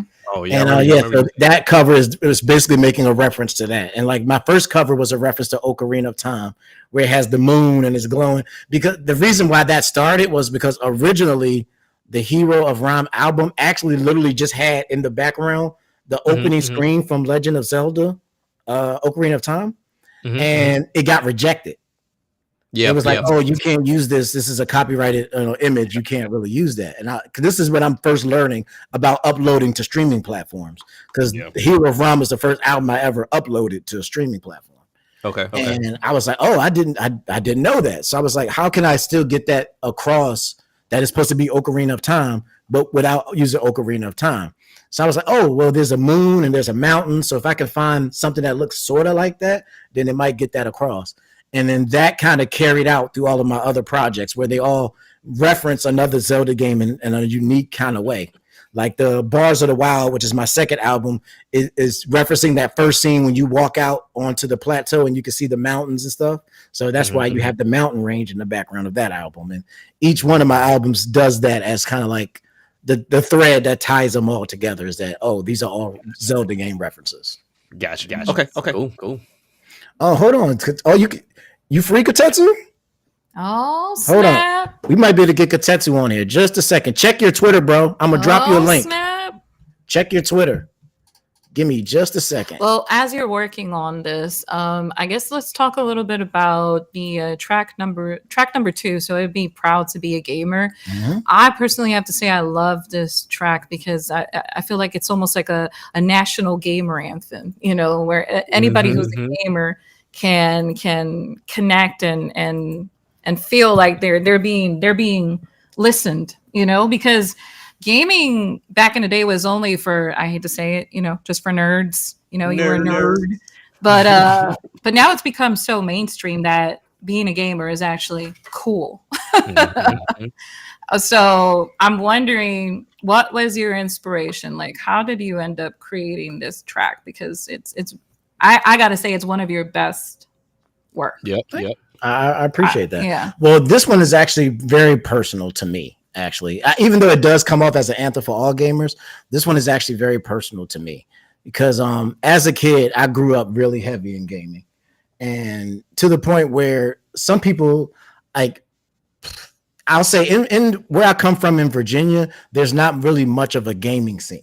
We don't have like a lot of retro game stores. It's not like Texas where there's a retro game store on every corner, Around every and there's blocks. there's a convention every other month. Yeah. And like in Virginia, we really don't have stuff like that. So there's not really a big gaming scene. So growing up, most of my gaming experiences was just me by myself.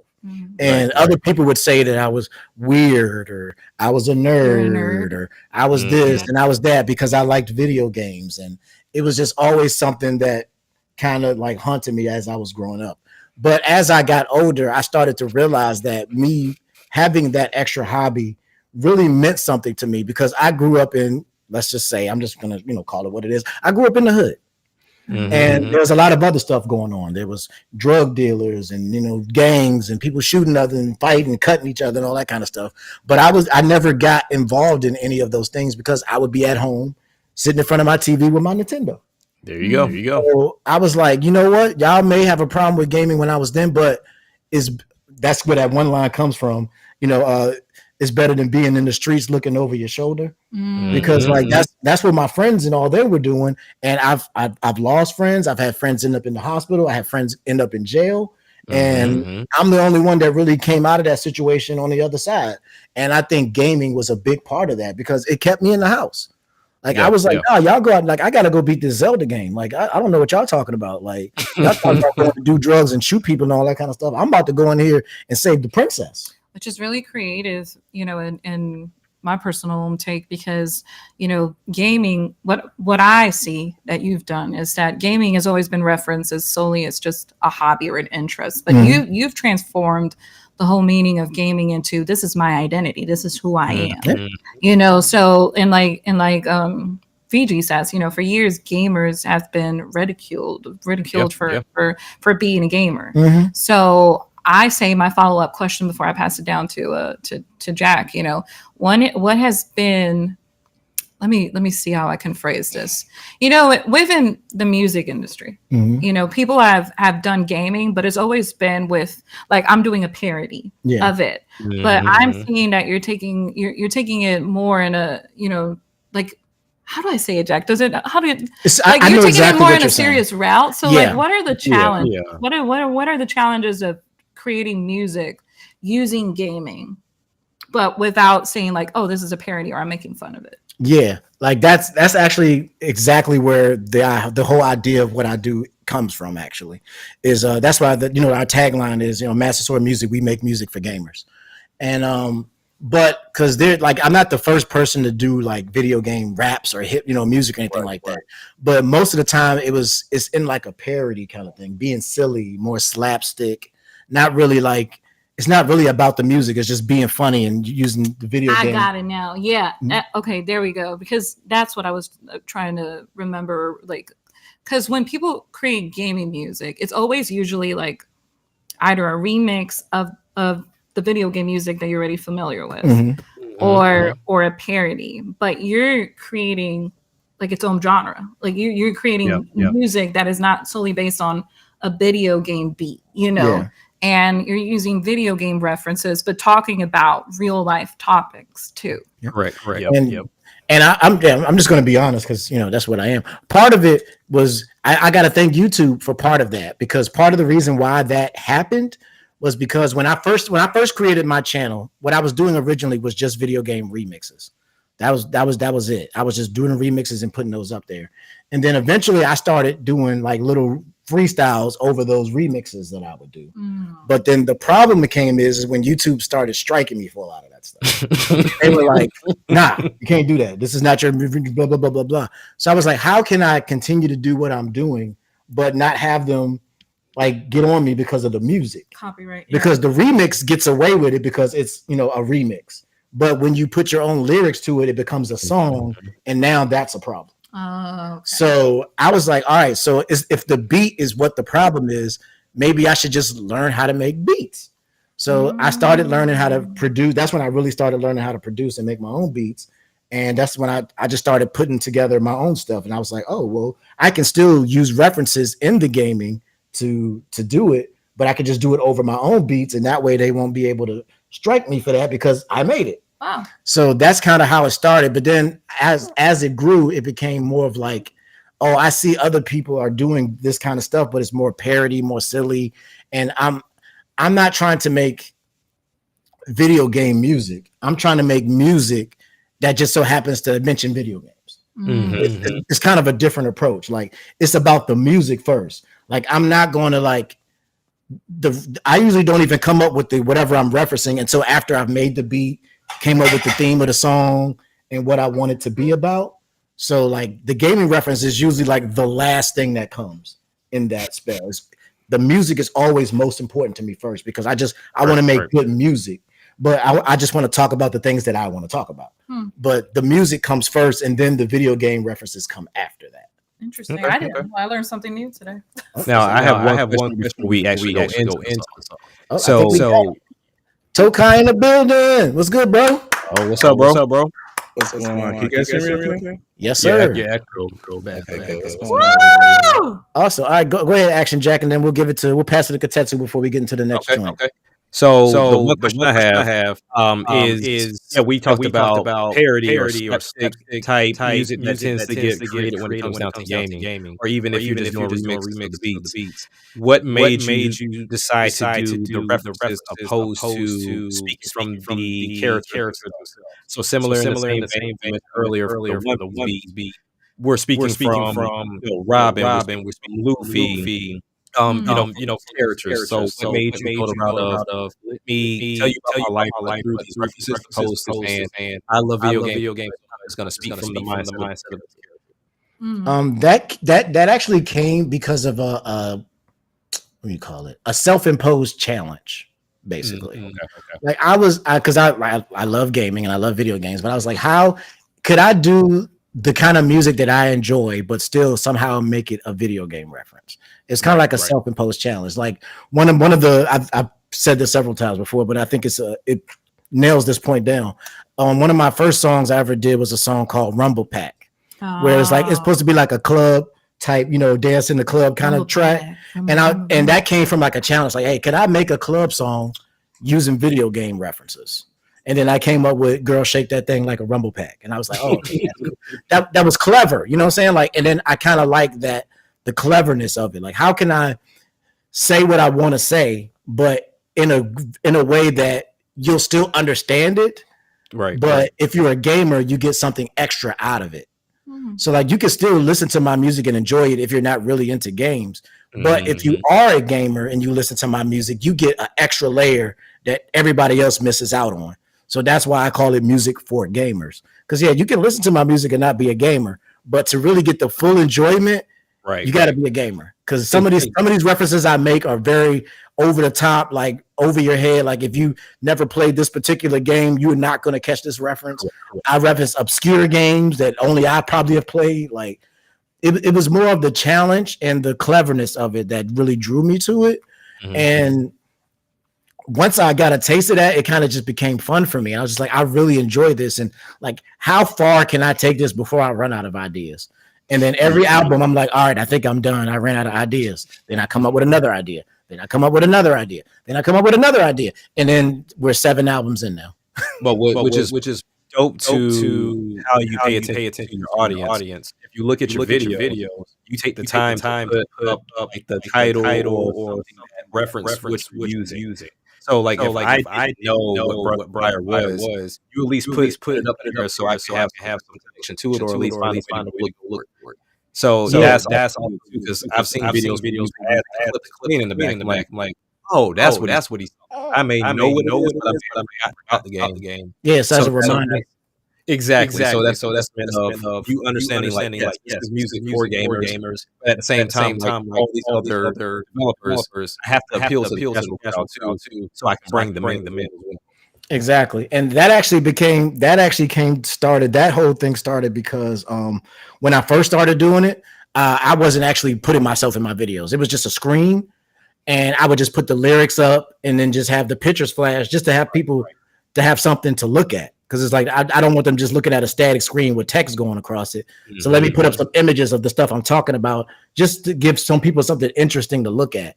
And then after somebody yelled at me and said I needed to start putting myself in my videos, I just kind of kept that. I was like, oh, so I could just put me in the video, but still. Is this the theme for this live stream? Just bashing me? Yeah, just how mean you were.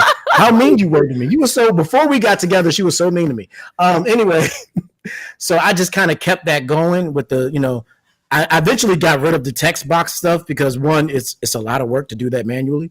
And two, a lot of people in my comments were saying they were getting annoyed by the text popping up all the time. So I just kind of cut that, but then I just kept the images.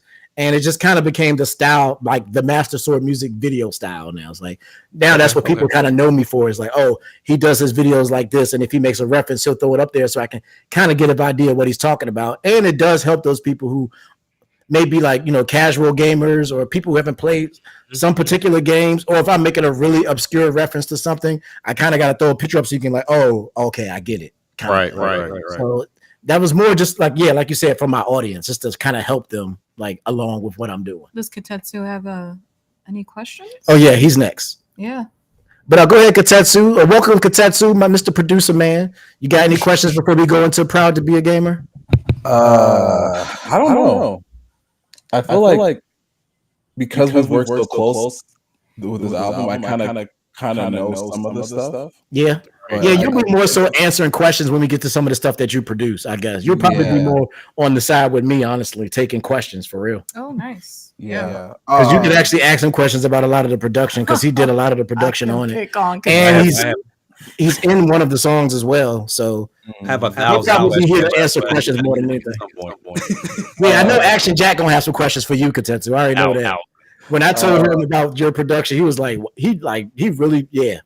Okay, so quick question. Who produced Proud to Be a Gamer? You or Katetsu? Proud to Be the Gamer's me. If you look Okay. at the list, if it's produced by Katetsu, I actually put his name on it. Okay. So all the ones with his name on it are the ones he produced. Okay, perfect. So yeah, Return of the Hero is me, and Proud to Be a Gamer was me as well. Okay. Gotcha. Real quick, if you want to, I can share. I can do share on my side, so there's no double audio.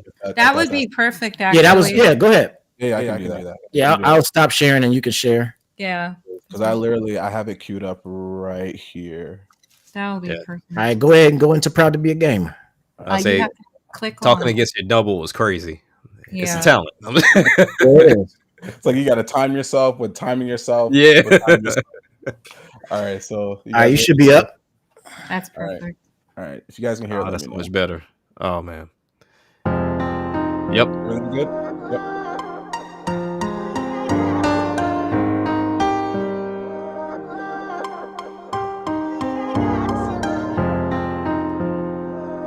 TJ the Gamer. You can't be mad, I hop on the sticks just to ease stress. Out of all the people I know, the gamers are the best. And I'm so proud to be a gamer, would say yeah, I'm blessed. I'm so proud to be a gamer, would say yeah, I'm blessed. You can't be mad, I hop on the sticks just to ease stress. Out of all the people I know, the gamers are the best. And I'm so proud to be a gamer, would say yeah, I'm blessed. I'm so proud to be a gamer, would say yeah, I'm blessed. Soon as my hands touched the controller, knew it was over. Mario Duck Hunt was the one that brought me in closer. They say gaming won't help you once you get older, but better than being in the streets looking over your shoulder. Then I got that gold card, it changed my whole heart, no container. And from that moment I knew forever I'd be a gamer. Next I played the Genesis, don't know if you remember this. One game I loved was Restar, it was my favorite. Then it came to N64, show how far gaming could go. More possibilities than I could ever know. So I had to step inside of that ring like WrestleMania. Got captivated from the music in Castlevania. Don't count me out, not Google Stadia, never that. You can catch me flying high, arrow to acrobat. TJ the Gamer, yeah, remember that. Cause I'm a gamer and I'm proud of that. You can't be mad, I hop on the sticks just to ease stress. Out of all the people I know, the gamers are the best. And I'm so proud to be a gamer, would say yeah, I'm blessed. I'm so proud to be a gamer, would say yeah, I'm blessed. You can't be mad, I hop on the sticks just to ease stress. Out of all the people I know, the gamers are the best. And I'm so proud to be a gamer, would say yeah, I'm blessed. I'm so proud to be a gamer, would say yeah, I'm blessed. What can I say about the SNES? It was a beast, was gaming hungry and that console was nothing but a feast. Even on its release, it took over the streets, blew everything else out the water. Tell me who can compete. Every game I complete, I can't settle for defeat. Link to the past and Chrono Trigger, it took everything in me. When I got my PS1, that was a game changer. First I played this game you may know called Ridge Racer. Life can make me shed a tear, but instead I play some Metal Gear. With so many good titles, was a hell of a year. And if there was a newer game that Blockbuster, then bring it here. Plus the music was banging and I needed it in my ear. Then the Xbox came around 360. 50. I remember I got mine for about 250. It had 2 games, NBA Live and Quake 4. Not enough, I need more, cause I'm ready to explore. I hop on the sticks just to ease stress. Out of all the people I know, the gamers are the best. And I'm so proud to be a gamer, would say I'm blessed. I'm so proud to be a gamer, would say I'm blessed. You can't be mad, I hop on the sticks just to ease stress. Out of all the people I know, the gamers are the best. And I'm so proud to be a gamer, would say I'm blessed. I'm so proud to be a gamer, would say I'm blessed. I'm blessed.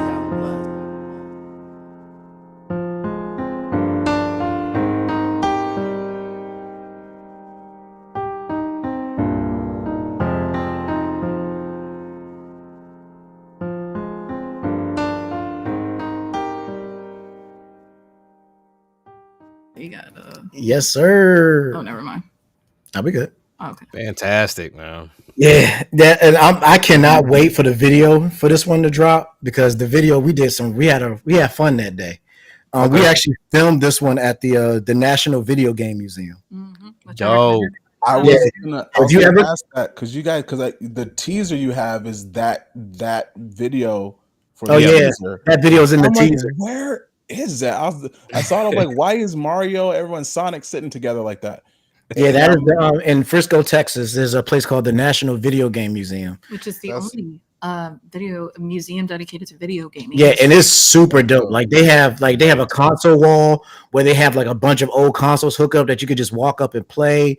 They got like the history of consoles where they actually have all the physical consoles from the Atari and like all that old stuff, and like Mhm. a bunch Wow. of memorabilia. They actually Cool. have one of the rarest items I think I've ever seen, which is the Legend of Zelda board game, which Yeah. is Really? super ridiculously rare. They have a copy of it there, and they of course it's in a glass case and everything, but you can go see it. right. They have like history of music and games. It's like a really dope museum that's just dedicated to all things gaming, Yeah. and that's where we filmed. I thought that would be the perfect place to film Proud to be a Gamer. So like when that video drops, you'll get to see a lot of that museum, Mhm. and it's really cool. Also, shout out That's to our son, Gamer J. Oh yeah, shout out to my boy. He is actually the film director. Yeah, he for actually this filmed video. that one, and he also filmed Dope. Vampire Killer. He Okay, putting them to work. That's what's Yeah, up. my boy to work, my boy Jay Mhm. on the camera work on that video. So that I'm really excited for that video because it's just I know. really dope. a proud mom moment. Yeah. Oh. So, question, sir. Now, you Mhm. you pump my brakes if I'm going too far. Now go get it. There's a version of the song I'm aware of. Is Oh. that in the future or what we doing? Yeah, that's being saved for a future project. Okay. Yeah, Announced. not yet, but he had Oh. I came up with the idea before, and of course Action Jack was like, "Oh, he Oh. already sent me his verse." That's for another Yeah. stream. That's it. We'll talk about that later. But yeah, basically Action Jack already did his verse. So I was like, I like this version. Don't get me twisted. I was like, when I heard it, I was like, hold on, I said, oh yeah, there's another version. He was like, oh, I'll save it for another day. Yeah, originally it was going to go on this album, but I couldn't get everybody's verse in time. yeah. So we're going to save that for a future project. But we're going to use. I still got it in my Dropbox. Don't worry. Oh, yeah. I got it. Yeah, we had that conversation because I told him like trying to do those big collabs is a pain. Like, It's a lot of work. It's tough, man. So You should. You'll get to see when we go into a production for Arcade 3. You'll get to see. Mhm. It's a lot of work, bro. Two, like you guys are talking about me and two. I was Yeah. like, I felt that was my time to prove myself. That's why I was all over Arcade. Oh yeah, 2. you was We the just talked Arcade about 2. that. You was That's why I crazy. was- I was I- like, I had a fight tattoo. I'm like, bro, that was the chill. first. That was my first official like. It wasn't like, hey, Katetsu, he's a part of the MSM and he's on my feature. Like, no, like I officially came on as a member on Arcade, Right. and I was just like, okay, I gotta Yeah, like, by the time he joined us, Arcade was pretty much already done. yeah. So that's why when Arcade 2 came around, he was like, "Nah, it's my time now." Yeah, I remember there was one song he did. One of my favorite songs, not to go off topic tunes, but one of my favorite songs TJ's done was "All I Want Is You," and he was like, "There's a remix when nobody's on it." And I'm like, I'm not even gonna ask. I'm just gonna like record it before I go to Yeah, work. he just recorded a verse and sent it to me. He's like, Yeah, "Here you go." I'm like, Hey, that's what I'm talking look. about. I was like, hey, look, you had this in your Dropbox and there was nothing on. Excuse me, there was nothing on it. So here's my verse. I mean, here it is. And he was Hey. like, "Oh, okay, yeah." I was like, I had We to. got a question in the chat. How did you know which KT beats you were going to pick and be in the final version of the album?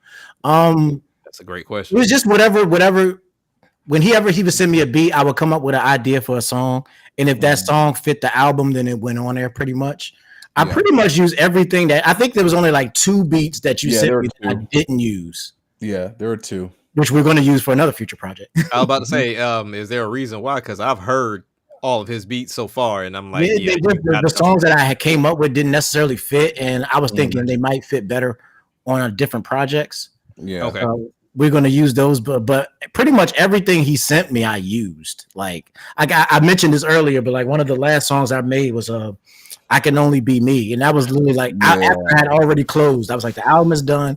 This is how it's going to be, and he just sent me the beat for that song, and I was like, okay, I got to do this one now. I have a backstory to that, but we'll wait till we get to the song because it was. And then once I did that, then I hit up Goddess with a Pen to do the spoken word part on it, and she immediately sent that back to me the same day, and I was like, we basically finished that song within like a couple hours. It was like from the time he sent me the beat to the time I sent him back the track, it was probably like an hour or 2. Like we went through that, and that's pretty much how all of our songs with him went. Like he would just send me a beat and be like, "Hey, here's a beat," and then I'd be like, "Oh, I already got an idea for that," and just boom, boom, boom, boom, boom. Here's the song. Like Tom Nook was one of those. He sent me that beat because I had already came up with the idea of Tom Nook because I've always wanted to do an Animal Crossing theme song. There's a backstory to that too. Yeah, and and I was like, yo, I really want to do a Tom Nook song. I just need the right book because I kind of got the idea from like the Jay-Z song, Tom Ford. He basically using that as his reference, but I was like, I want to make it gaming. I'm gonna make it Tom Nook from Animal Crossing. Like, and what is Tom Nook about? He about that money. All about getting to the money like Tom Nook. Boom, that's the song. And then he sent me that beat, and I was like, "That's the perfect beat." So let's just. Tom Nook is my type of guy, man. You grind get that money, sir. All right, so we're gonna go forward with number 3. I Need It All, featuring Miss Zap Crystal. I don't know who she is.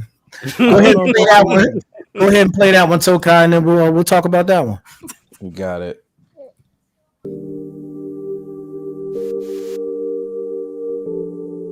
All I need is your love. All I need is your love. I need your love. I need it now. I need it all. And you know it, baby. I need your love. I need it now. I need it all. And you know I'm crazy. Give me a dose. Walk me toes. Going slow, knowing there's more. Going beyond, more to unfold. I need your love, I need it now. I need your all, and you know it, baby. Me and you, we are forever. What more can I say? Chris Redfield, I'm stopping any danger that may come your way. It's only us in this outer world. Already know you're my kind of girl. You're not materialistic, still wanna give you diamonds and pearls, but no Pokemon. Our love is strong. If loving you ain't right, guess I'm always gonna be wrong. Yeah, you roofed all of my stats, got me feeling like King Kong. You turn my night into day. You are my sun song. I need your love, I need it now. I need it all, and you know it, baby. I need your love, I need it now. I need it all, and you know I'm crazy. Give me a dose, walk me toes. Going explode, knowing there's more. Going beyond, more to unfold. I need your love, I need it now. I need your all, and you know it, baby. The night is young, call me if you want right. Just write it out, do you know how I'm working? Knowing that all my love belongs to you, only you. A love is like forever, a lullaby, and a song of time. I can be yourself, the great of time, on time, yeah. I need your love, I need it now, I need it all, and you know it, baby. I need your love, I need it now, I need it all. and you know I'm crazy. Give me a dose, want me to toast. Go and explode, knowing there's more. Going beyond, more to unfold. I need your love, I need it now. I need your all, and you know it, baby.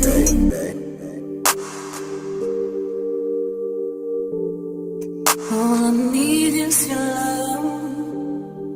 All I need is your love.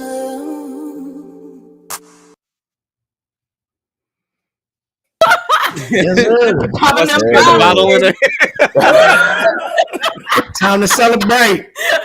We started early in this joint. Let's go. I'm changed. I'm going back to the restream, and I'm just like, what is that in her hand? Yeah, I'm about to say, I look back. I was like, is that a bottle? Yeah, that's, We all cover your eyes, I don't brother. know why. The first thing Yeah, I'm like, okay, bottle she now. got some water in her hand. Okay, yeah, it's getting late. Everybody's going talking. in. We and all that. going. No. It's litty in here.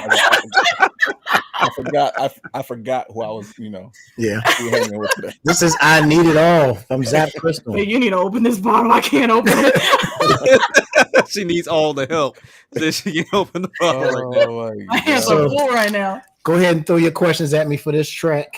All right. So for this particular track, I mean, I know it's always easy to make a song about your missus, man, because I mean that content's gonna It's be my bread and butter. right. Oh, so good. What made you choose, I guess, this track and then to add it here as well as like the content that you were talking about? Actually, the funny thing is, this is one of those rare situations where I let somebody else do it. Actually, it was Zap who came up with the song. Yeah. Okay. Because I came to her and I was like, we already know from my album that you're gonna be on it. Correct. We already know this. So you ain't got no So choice. You're gonna be why on it. don't you make Exactly. Let's make that very clear. I didn't have a choice. Yeah. I was like, so why don't you make up the song and then I'll just put it on my album. So I gave her a couple beats to work with and she picked this one and she started writing. She wrote the hook and then she wrote her part. And by the time I got to it, the song was pretty much done. So I just had to put my verse on it. And I was like, okay, that's the song. So it was actually all the misses. She wrote this one. Yeah, because so I guess I've never explained my creative process. Yeah, go right? for it. So for me, when I create music, I can't just like force myself to write for a track. Like if I'm not bopping and not vibing to the beat, then it's like really hard for me to write, because in a weird way, like the music like speaks to me and tells me like what it wants it to be. So when he asked me to create something for his album, I had, in a weird way, which is very few occasions I've done it this way, I had already written in advance some verses, but I just didn't know what to do with it. And I wanted to create a song for it. And then he was like, having one of these beat sessions where he's just creating beats nonstop. My classic beat sessions. And then all of a sudden he's creating this beat and I'm like, stop. I'm like, that's the one. And he was like, all right, we'll come up with the theme and then I'm going to hop on it. And I'm like, all right, cool. I already got something ready for it. And as soon as I laid out the hook, he was like, oh, I already know. This is easy. Yeah. And so one of my challenges was that I'm not the person that includes gaming references in my verses. Like I've always, secular music, I guess that's how you say it, the terminology. So I wanted to, I wanted to impress. I wanted to score some brownie points. Which is why she said Ocarina of Time, because she knows it's one of my favorite games.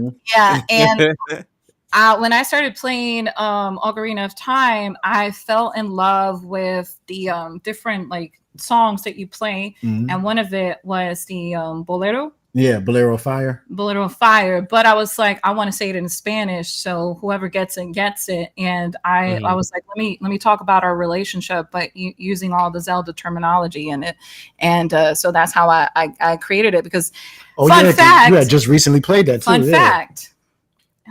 I'm gonna spoil this. Fuck it. I'm not even asking you for permission. All right. TJ loves Bolero, loves trio. And it's a typical music genre from my homeland. And so that's like one of those few that I was like, this is specifically for him. So if he hears it, he knows exactly what I'm talking about. And I came up because with even before me and her was a thing, I've been in love with trio. I love bachata. Like I've always loved Hispanic music. Like they just reggaeton. Like I love. I love all of that stuff. The So it's like, Ocarina of Time, that verse wasn't even me trying to be fancy of just saying, oh, I'm just going to say the name of the game. It was because Ocarina of Time for me is like, it has like impacted my life in such a way, because the sad part is that if you play the ending, like she's willing to like return Link to his like formal life. Oh, So yeah. the time that he had wasted basically saving her, you know, he can go back and live his life. And I was like, damn, that just hits deep, because basically when you said that it's real deep, I've never told you this, yeah, it's on go. but when you said you wanted to take away your life, Yeah. that is like, that moment is actually what I'm referencing. That I basically like played that song to bring you back to life. Yeah, I caught it. Yeah. Caught it. Hmm. Yeah, that song was very special. And when I heard that part, that's kind of why I made the references that I made in my verse. Like you Right. see, I start off with the Chris Redfield reference because Mhm. you know, like I got the biggest Resident Evil fan in the world right behind me. Yes. So like that's where you'll notice that throughout my music where I'll reference very, very specific games. Mhm. It's because I'm usually referring back to something that I've seen her play or like. So Carlos it's something that I pulled for her just as like a little hint for her. So I was like, oh, Chris Redfield for Leon Kennedy. That was like even before she knew I had feelings for her, I did a song called Leon Kennedy, which is supposed to be a hint to her, like, hey, I'm paying attention to what you like and I'm making a song about it. Please notice me and pay attention. So I've kind of that was kind of how she kind of found out about my feelings. And another one was a song I did called 3DS because she loves the 3DS and has like 300 3DS games in her collection. Another one of my favorite songs, 3DS. So like that is something I wanted to keep up in the future. Like I don't want to, just because we're married now, I don't want that to change. So I Right. still throw those references in there just for her. So that's That's pretty dope. much how neat it all came to be. And that's dope that, you know, y'all throw those references in there that you two would know for sure. You know, and that's where the magic in itself kind of happens, because now you're feeding off of each other to make a great song. And so Yes. all you need I at that agree. point is the instrumental to be good, and then the rest is magic at that point. I Yeah. agree. Yeah, it's a dope song. And like, but yeah, like I said, she came up with the idea and I just executed.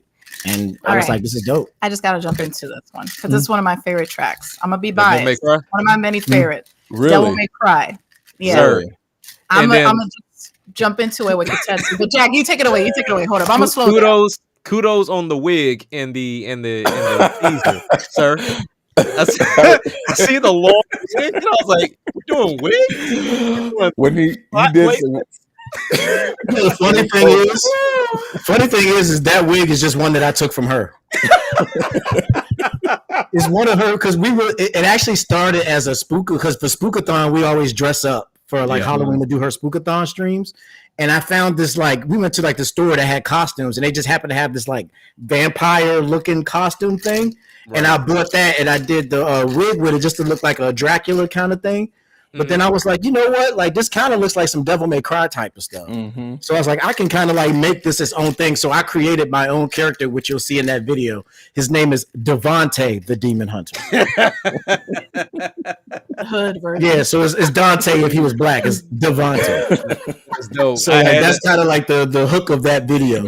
I had to I'm gonna let say, as soon as Katetsu we talk get about this song. beat, because I never even asked you about this beat, Katetsu. Like, how did you end up coming with this That's joint? exactly what I was gonna ask. Katetsu, like, do you mind expanding? Like, how did you come up with this beat?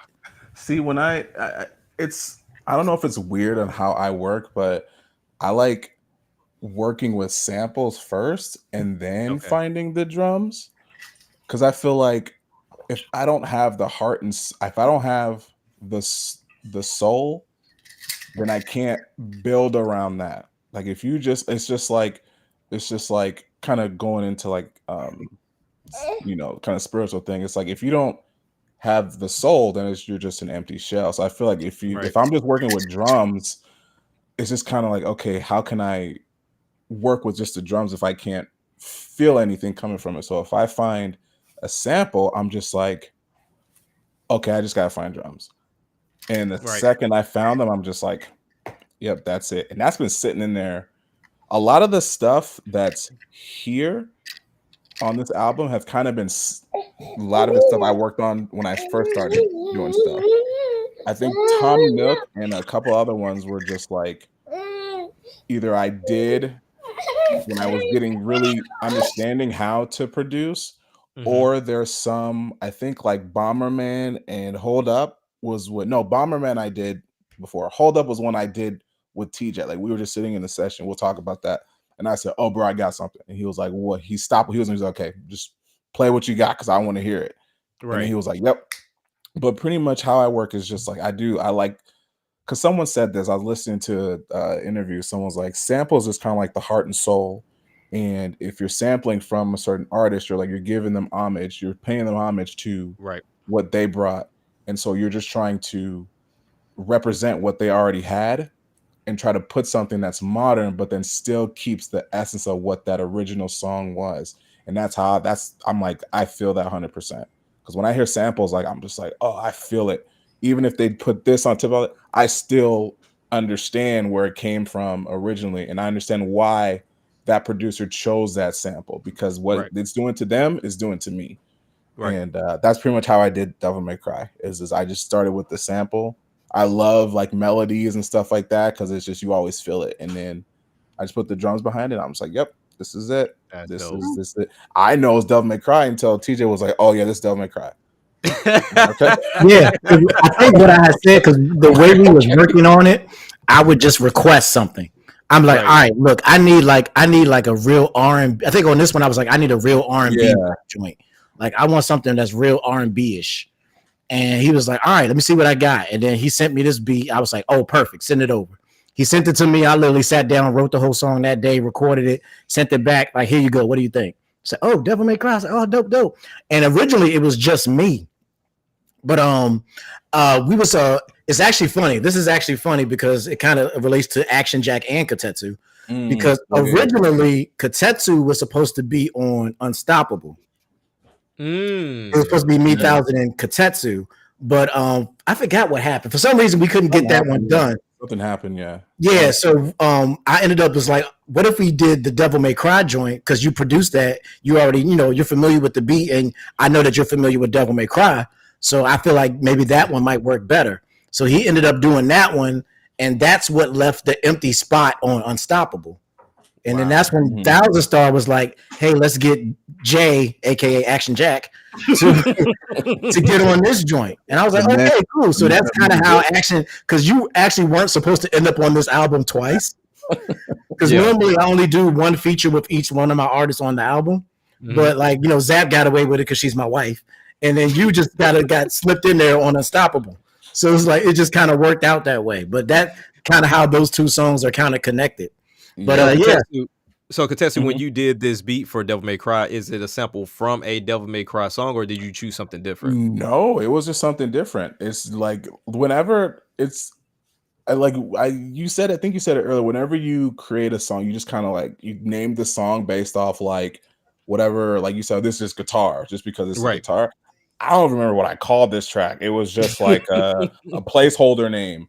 Just because I think I called like R&B something. I think I called it because I remember that's what he asked for. So I just called it R&B this. And then so when I sent it to him, he's like, okay. He sent it back. He's like, hey, this is what it is. And I said, Devil May Cry. I'm like, okay. Devil May Cry on this one. Okay, that's gonna be. And then when I heard honestly, I don't even know why I came up with Devil. Actually, now I do remember. I do remember why that happened because I had just recently played Devil May Cry 5. Okay. And I fell in love with that game. Devil May Cry 5 was like it's probably my favorite Devil May Cry game, actually. It was really fun. I had just played that game and beat it recently because it had showed up on Game Pass or something. And and I had just did that, and I was like, that would be a dope reference in a song, like Devil May Cry. Like that would be dope. Yeah. And then I heard that beat, and then I just started writing, and then the lyrics just kind of laid out, and I was like, ooh.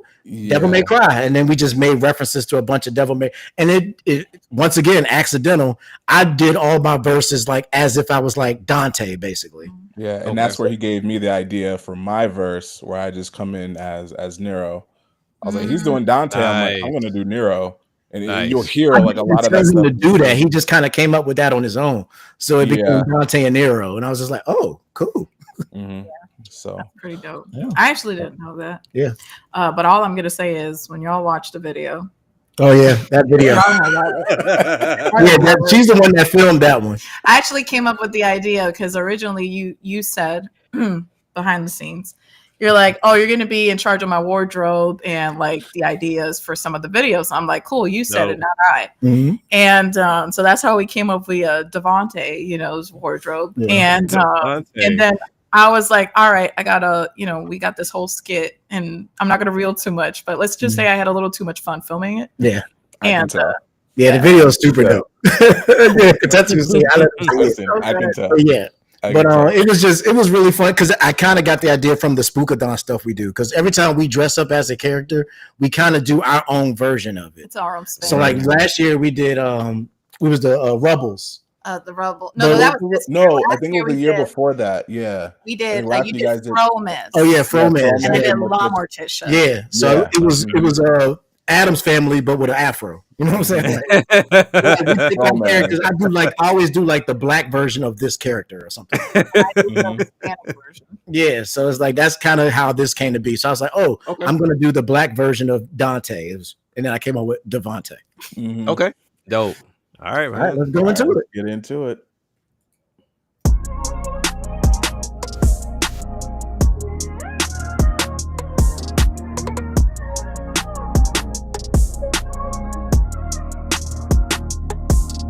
I love you so much, I can see it in my eyes. Your love so good that would never make me cry.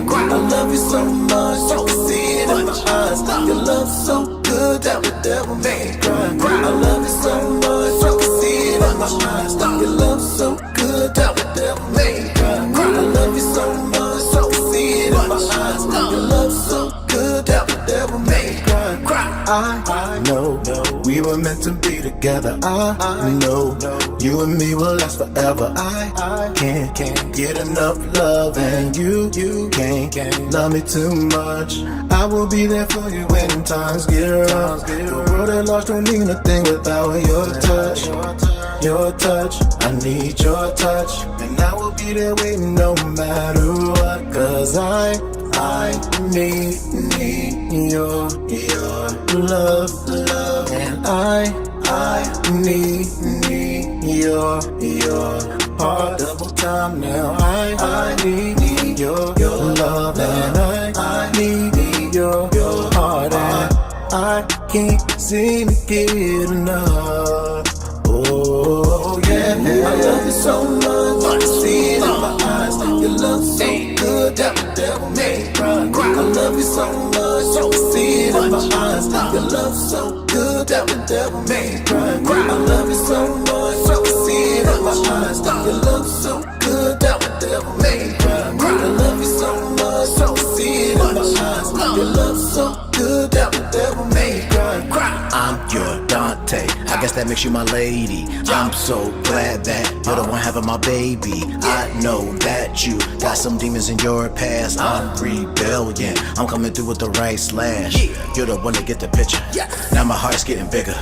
Hurt my baby, demon time, devil trigger. I will love you with all that's inside of me, 'cause we're the perfect pair, ebony and ivory. Number one on my list, you're my Trish.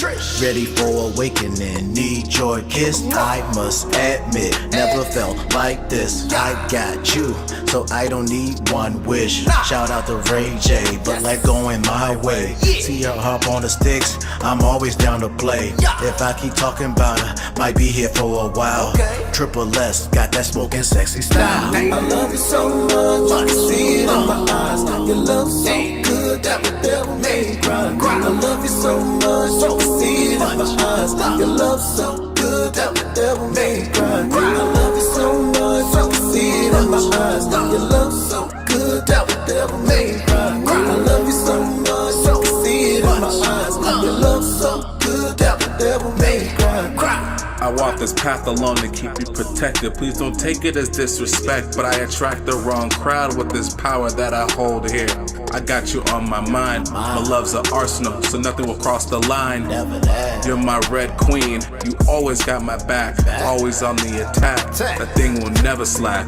Your love controls my heart and mind. I keep my blue rose on my side, cause you always down the ride. I won't confide that I was weak, so this power to be unique. Hold my heart in your hands, I will accomplish every feat. So I take this demon power, I throw it all away, cause you're my Kyrie.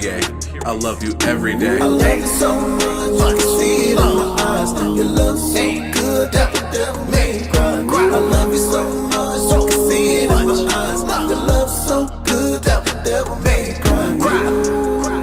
So much love, devil made me cry. So much love, devil. Can I just say that Katetsu sounds so fucking smooth? I hate him so much. That's his It's always thing.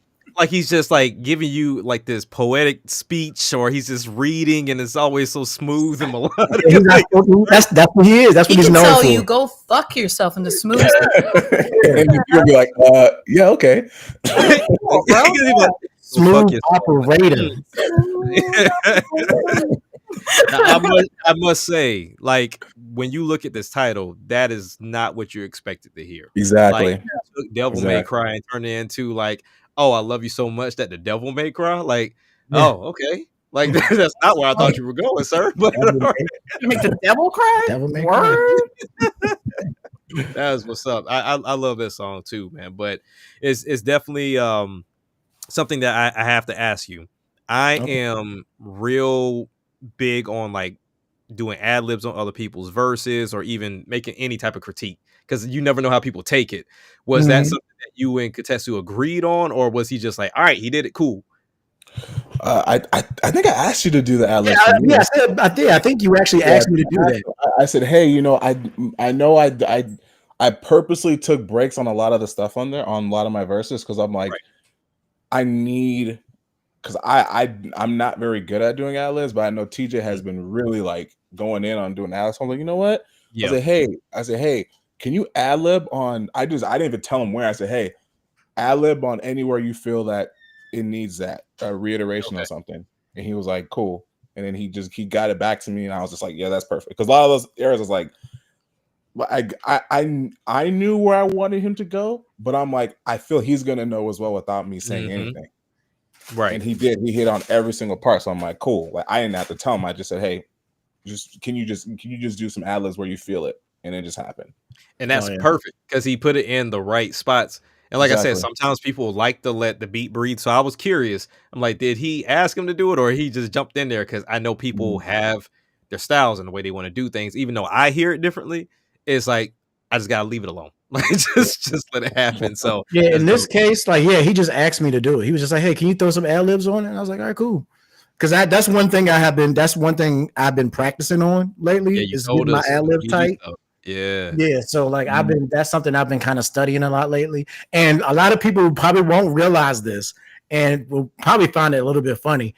But in my opinion, the way I picked it up and the people I picked it up from, I think are the absolute kings of ad libs, and that's the Migos. Oh, I mean, you can hear it here, especially even with the flow. Yeah. Yeah. Like you can hear it.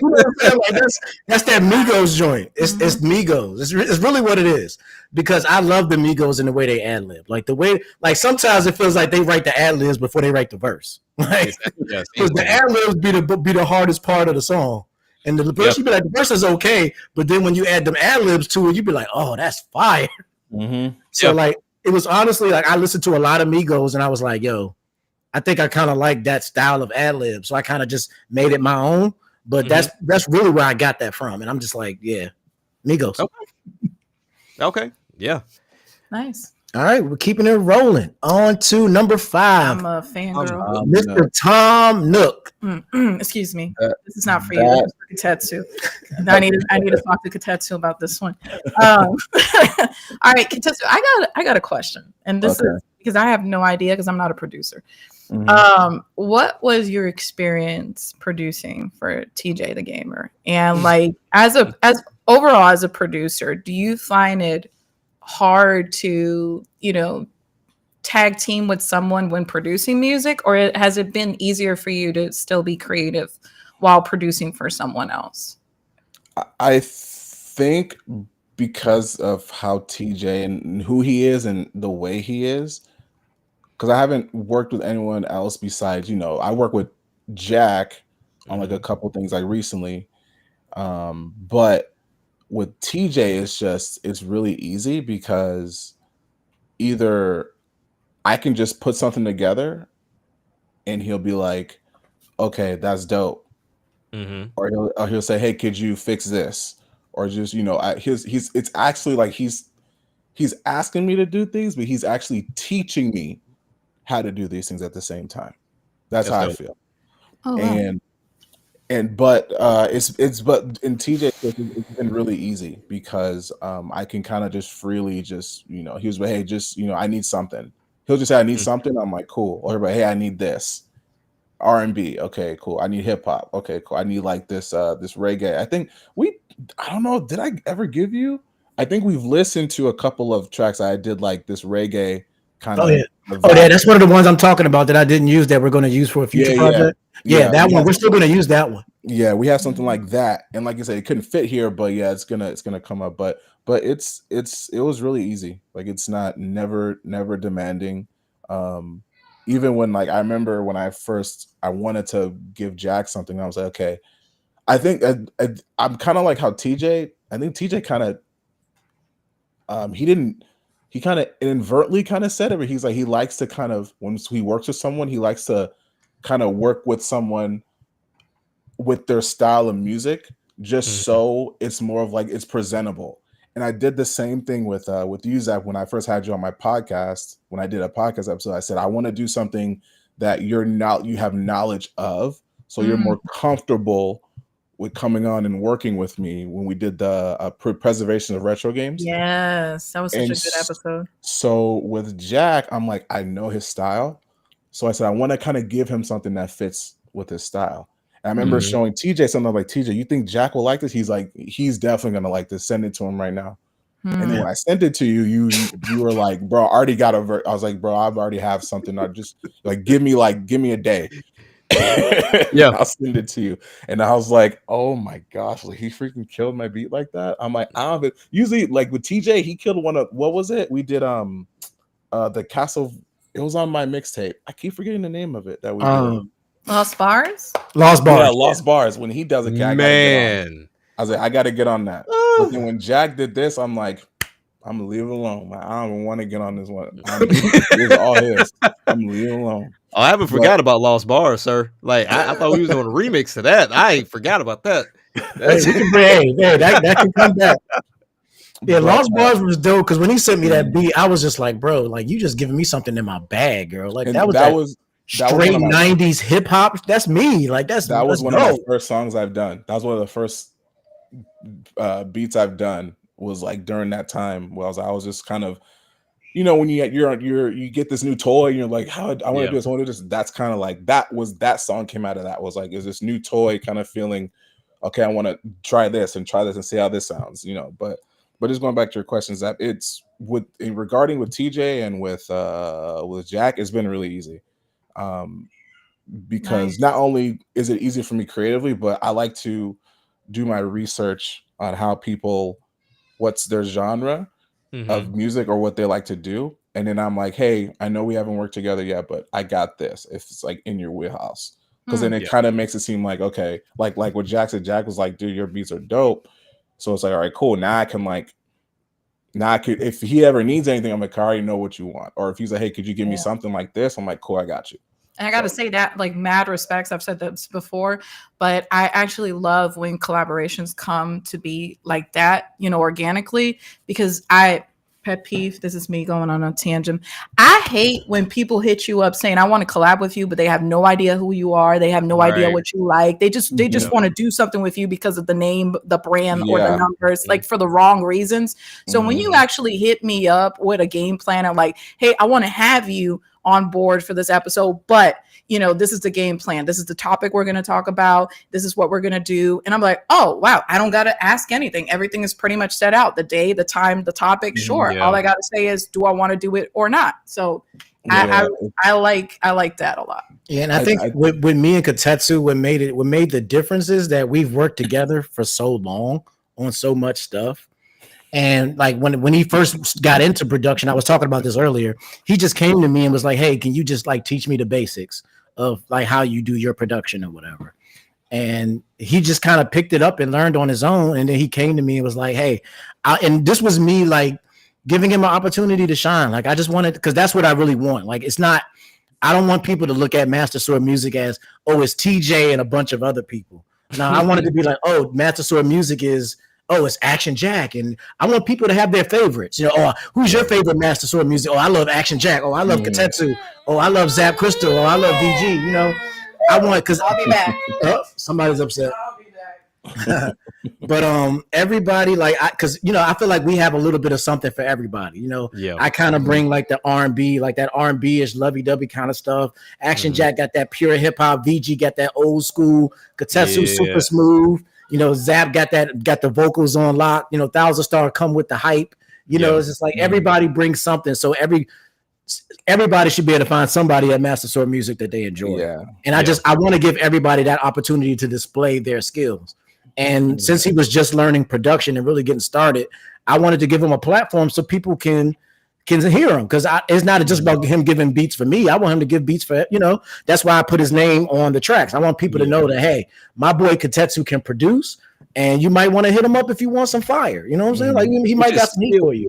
Which is still crazy, because I just asked TJ this question earlier, Katetsu, before you came on. I was like, how long has he been producing? Oh, he just recently picked it up. I'm like, what the hell? Because I gave him like a review of the album, and it was a long review. Like it was a super long review I gave him, and one of the bullet points was, Katetsu, what the hell? This boy is crazy. Like it was. Where did you find this guy? I remember that was the term. So where did you find this guy?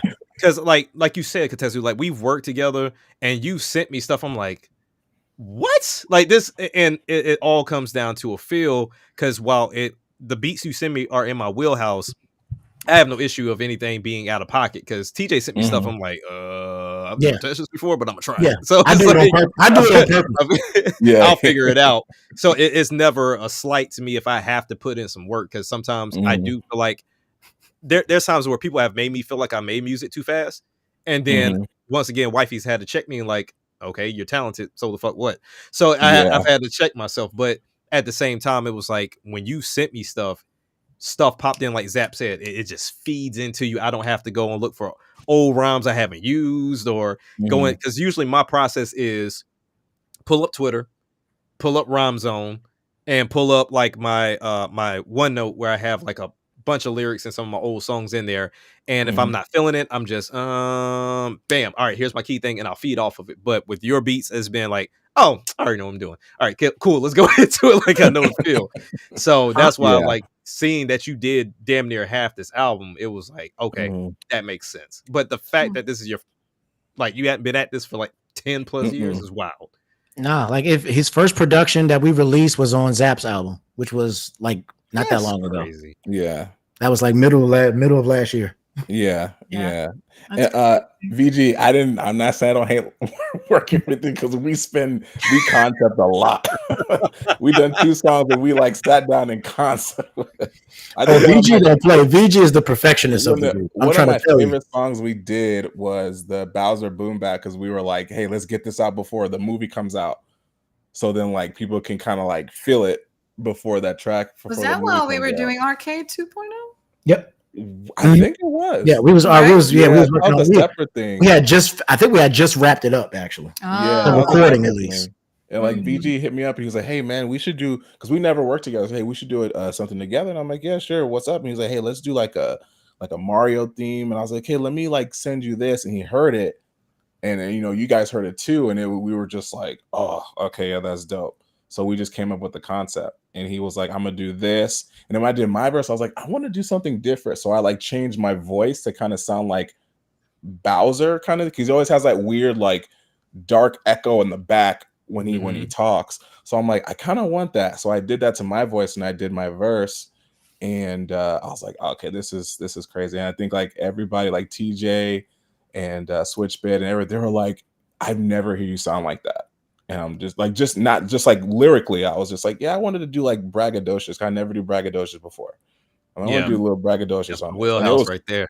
Yeah, same. It was fun. I'm like, it was fun. Like I like to was talk like, that talk. yeah, it was fun.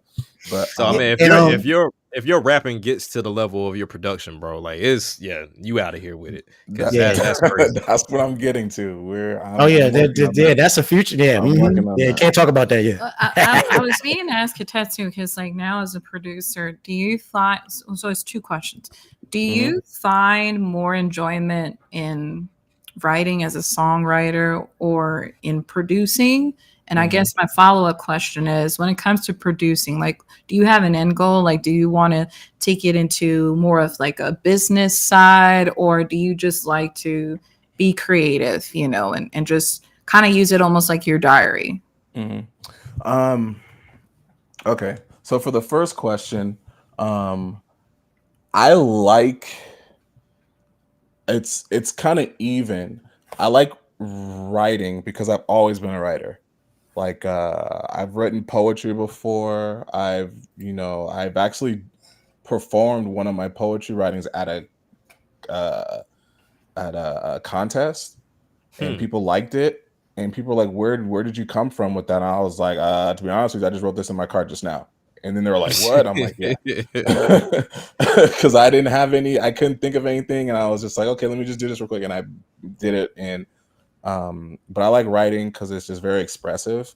And it's funny because I taught TJ and Thousand Star said this. They were like, bro, some of these songs that you write, it's like Devil May Cry and we did Skill Tree and stuff like that. It's like you already like have the girl when the way you like write and rap. It's like it's not like you're trying to get her. It's like you already act like you already got her. I already got her. I got that. That's exactly what I was told. She in my bag. Damn. But at the same time, I like producing a little bit more just because I think in high school is when I first discovered underground music by listening to what's the group? Little Brother. That was the first underground group I listened to, and it was loving it. I'm just like, oh my gosh! I was like, what is this? I've never heard this before, and just like the feel and the sound and everything. And then that's what made me. I agree, VG. Discover. I discovered what's the producer called? Can't remember his name. Ninth Wonder. I've discovered Ninth Wonder from them, and that's when I went into his stuff, and I'm just like, oh my gosh, like this is. I just discovered a whole new world of just like music, which made me go into other producers like Hudson Mohawk, things like Sam I Am, and then like 14K. I listened to 14K a little bit, and then there's another dude. I think his name Anra. I think his name is. I think he's like a Vietnamese. I think he has some dope. He does like dope, like old school feel beats, and I'm just like, they're so dope. And then that's kind of where I lived from like beginning of college to now, and I've always wanted to like do that. So when it comes to producing, it's like that part of me was already there. I just needed to learn how to express it. And as far as it making a business, I don't see myself doing that because it's like just like Jack said earlier, it's just like I love just doing it for fun and being creative. The second, like when you work with people who was like, hey, I need this for this, I'm trying to get this. I guess in a sense, I'm like, hey, I can work on something for you for something like that, but you're not going to hear that come out. You're not going to hear my beats like, oh, this is a cash cow. Like you're going to hear me, my expression, my soul coming out of this beat. Now you can do whatever you want. Like I guess like me, it's like a swordsmith, right? It's like in Rurouni Kenshin, one of the sword, the guy who made Kenshin's sword, he said, I make these swords from expression because I love making swords. Whatever the person who does with the sword, I can't control what they do with it because that's how they use it, right? But my swords that I craft are from me and that are unique. There's a sword that one of the guys used. I don't know if you guys seen Rurouni Kenshin. Yeah, I know exactly what you're talking about. I love that scene. He made a sword for this one dude that was so thin, it was so flexible that no one's ever made a sword. So it wrapped around his body. He was able to use it as a whip, but it was a sword. Mhm. And he said, hey, I created that sword not just I wasn't made for killing. It was made because I wanted to try something different that no one's ever done before. But Mhm. because the person took the sword and used it for that, you know, yes, it's just like, hey, the person who made the sword, you crafted and you're the killer. It's like, no, I didn't do it for that. I made it because it's for an expression. Whatever the person does with the sword, I have no control over it. So like if Right. someone said, hey, I'll pay you this much for a track, I'll be like, all right, cool. But that me making the track's not gonna sound like $500 track. It's gonna be like, this is me just being me. Whatever you do with it is fine. So I think that's why it's really cool to work with people like TJ and Jack and Thousand Star, just everybody like that, because it's like, okay, I never worry about it, but like I don't have to worry about it because I know Right. that they're doing it the same reason I'm doing it. It's Mhm. for the creativity, it's for the fun of it, the just to let the world see our creativity Mhm. in music, just like people do creativity in painting, content creation, and anything. And I think this is where my creative my creative thought process and how I feel comes out. And I think we'll go into one of the tracks that TJ talks about. That's just my expression. So yeah, I do it for fun. I do it for the creative side of me, and I'm glad to be working with people who feel the same way, because then it just makes it all the more. Oh yeah. So, What he said there was basically the Master Sword Music mission statement. Mhm. That's how all of us feel. That's why we're here. We're here because we like to express ourselves and we want to share our talents with the world. It's not about trying to make the most profitable music, because if that was the case, we wouldn't be rapping about gaming all the time. You know what I'm saying? Like, It really wouldn't. because it's not the way to make money. If you're trying to make money, you need to rap about what everybody else is rapping about, do what everybody else is doing. But I don't want to do that. You're talking about, Correct. girl, can you pop that thing? Yeah, shake it, get the money, sell Smoking, some drugs. drinking. Yeah. You might have to shoot a couple people. I don't know. Oh yeah, for sure. I gotta have a couple bodies on me. Whatever, Double you know. But that's not what I want to do. That's not who I am. And honestly, that's kind of, once again, ties back to the album. That's pretty much what the album lays out. It's like, this is who I am. Proud to be a gamer is like that. I can only be me. Like this is who I am and what I do. So Quick question. That way we can get right straight to the track. Do you mind explaining the inside joke to this track when it comes to Kotetsu? So for Tom Nook, so Zap, you were actually there when this happened. So Yeah. remember, I think it was Spookathon when TJ was. What game were you playing? It was Castlevania, right? And you could not get past that boss. Oh no, it was Demon Crest. Demon Crest. Demon Crest. That's okay. It was Demon Crest, and I remember he was doing that, and I said, "Hey TJ, if you can beat this boss right now, I will make you a track." And he was because he could not get past it. I probably died like 30 times. He could not get past it. So I said, let me just give him some incentive. I said, hey, if you beat this boss right now, I will make you a track. He was like, let's go. And I he beat it. Dope. And I said, all right, I gotta work now. So, and this is so cool because this is one of the first tracks that I actually worked with stems. So, because as we all know, we want to advance in our craft, right? So we want to kind of move past the training wheel kind of phase of when we're doing. So this was kind of the beginning of that, which I was like, I want to move past, I want to do more. I want to be able to do more with what I'm doing and kind of have more creative control of what I'm doing in my music. So when I found this, I was like, oh man, this is kind of dope. I was like, I don't want to do it how I did it before. I want to actually really work with it. I remember TJ was always telling me about, how he has different stems and how you can control it a little bit. I'm like, all right, I'm gonna try to do that. And this is one of those songs that definitely, that's why everything sounds the way they sound, because I just elevated myself and this was the song. And I was like, okay, TJ has to hear this one. Like, I can't just send it to him. He has to be on the phone with me when I listen to this song. This is the Notice Me Sensei. Yeah. Honestly, this is the song that made me feel comfortable giving him keys to the album. Wow. This is the song that did that. When he sent me this beat, I was like, yeah, I made the right choice by asking Katetsu by letting him get on this shit. Crazy. Because I heard this beat and I like when he played, I was in the car and I had him on. He was on in the car with me on my Bluetooth or whatever, and I had put the beat on and I literally started rapping while I was driving on the way home. And I came up with the hook. I was like trying to get to the money like I'm Tom Nook. He was like, "That's it." I was like, "Word, that's it." I was like, "Cool." And as soon as I got home, I was like, "I'll call you right back, bro." Went in the house and boom, boom, boom, boom, boom, boom, boom, boom, boom, boom. Sent in the song. I was like, "Here you go." So this was the one that made me be like, "Yeah, I can give him keys to the album." And this was the one that you included the inside joke. So do you mind explaining it to people that don't understand from Arcade 2.0? Oh yeah. When at the end, when I'm talking about how I spit for too long because the verse is it's like 22 bars or something like that. Yeah. And at the end, I say like, "Oh man, that was more than 16 bars."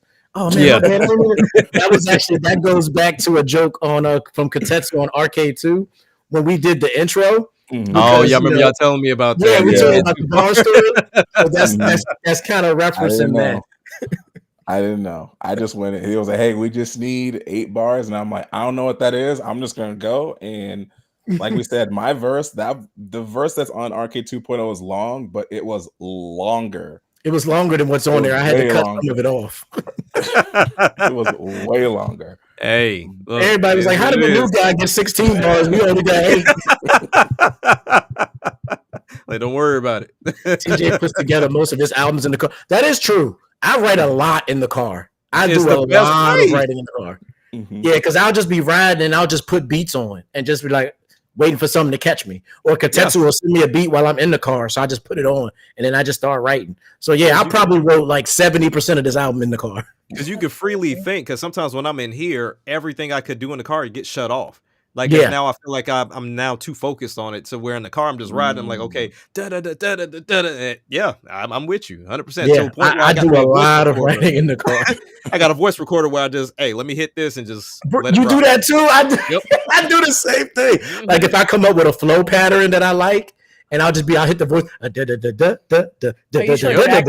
Are you sure Jack is not your brother? Did your I think that might be my brother. That might be my brother. It might be because I literally do the same thing. Like I'll be coming up with. Matter of fact, when I did Tom Nook, I came up with that flow. I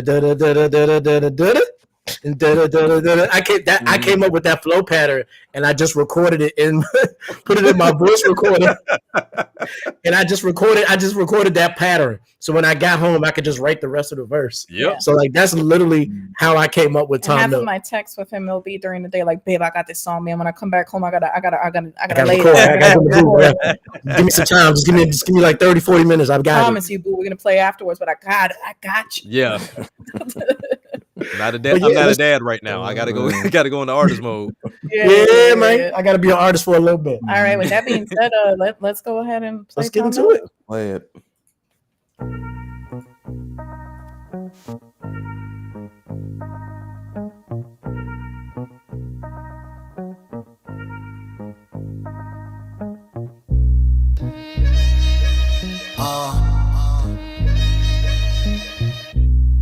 TJ the Gamer.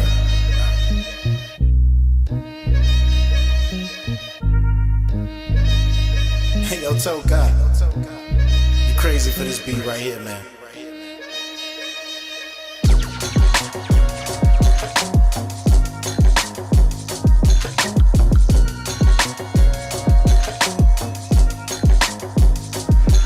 Trying to get to this money like I'm Tom Nook. I got a story to tell and this is my book.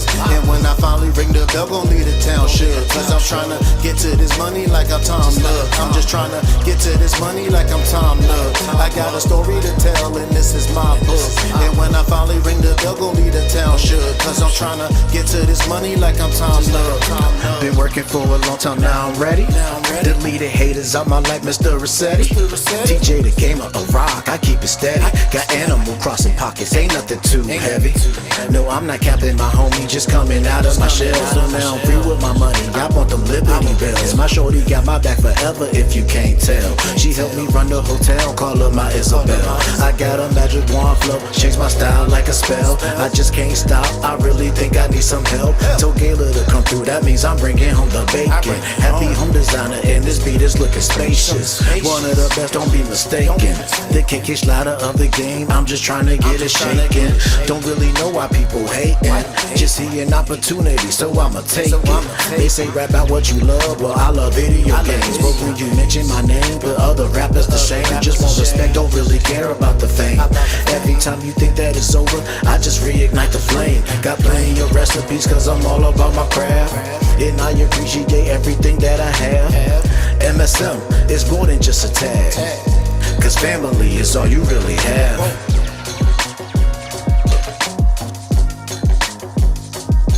I'ma say it again. TJ the Game. I'm just tryna get to this money like I'm Tom Love. I got a story to tell and this is my book. And when I finally ring the bell, gon' leave the town shook. Cause I'm tryna get to this money like I'm Tom Love. I'm just tryna get to this money like I'm Tom Love. I got a story to tell and this is my book. And when I finally ring the bell, gon' leave the town shook. Cause I'm tryna get to this money like I'm Tom Love. Say what? Oh, that was more than 16 bars. We'll just leave it like that and fade out after the last song. Yo, I hope you like this one, Katetsu. You killed it on this beat, bro.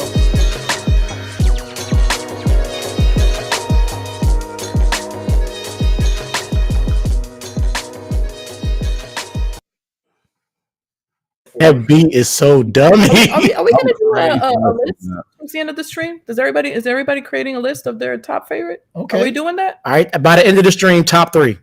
Okay. Ooh, Top 3 by the end of the that's stream. not easy, sir. Like even the favorite list I sent you was well more than 3. Like, Yeah, well, it was like 3. This one was crazy, like, bro. I was like, I couldn't wait for people to hear this one because this one was just like, I think it's just the synergy and everything was just perfect. I'm like, Yeah, that was one of those days where we was in sync that day when we worked on this one. because it really felt like y'all were together and putting this together. We kind of were like that's one of those Discord days. Like we just like, hey man, I'm getting on my computer right now. Get on Discord. We gonna work on this right now. Yeah, man. Like I need to make a couple edits to the beat, make it a little shorter, and bring the bass down. Because when he first sent me that joint, he had that bass cooking. Yeah, I was like, I'm like, bro, I tried to keep it, but that joint was peaking. I was like, bro, you got to bring that bass down. because I like stuff like that. I like if it's not knocking, I'm like I don't think anybody's gonna feel it. Yeah. For me, it has to knock. But yeah, the original, you gotta hit the original. Probably would have blew somebody's speaker. Yeah, I'm trying to tell you. I think it's. But then I'm like, it's knocking a little bit too much. The whole. Yeah, I think it's a little bit too much. So that and like a lot of the session time is me learning. So I have to like, if I like it, that's cool. But I'm like, yeah, when it comes to like doing the music, I have to bring the levels a little bit lower. Because doing this whole time, he was literally learning like the ins and out of producing at that point.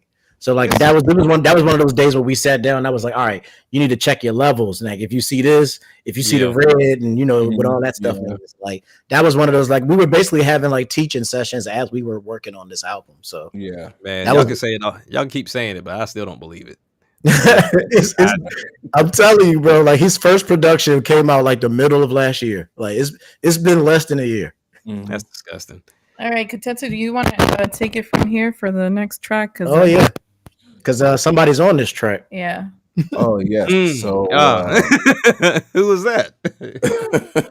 So working with you, TJ, for a while, just to kind of see the style of music, and I feel like For the Ring is definitely something different from what I've heard from you. I remember when I first heard it, I'm like, this is a little bit different. Like I've never heard kind of TJ go into this realm. You know what I mean? Like I've heard you do braggadocious stuff a lot, but this is like it's a little bit different.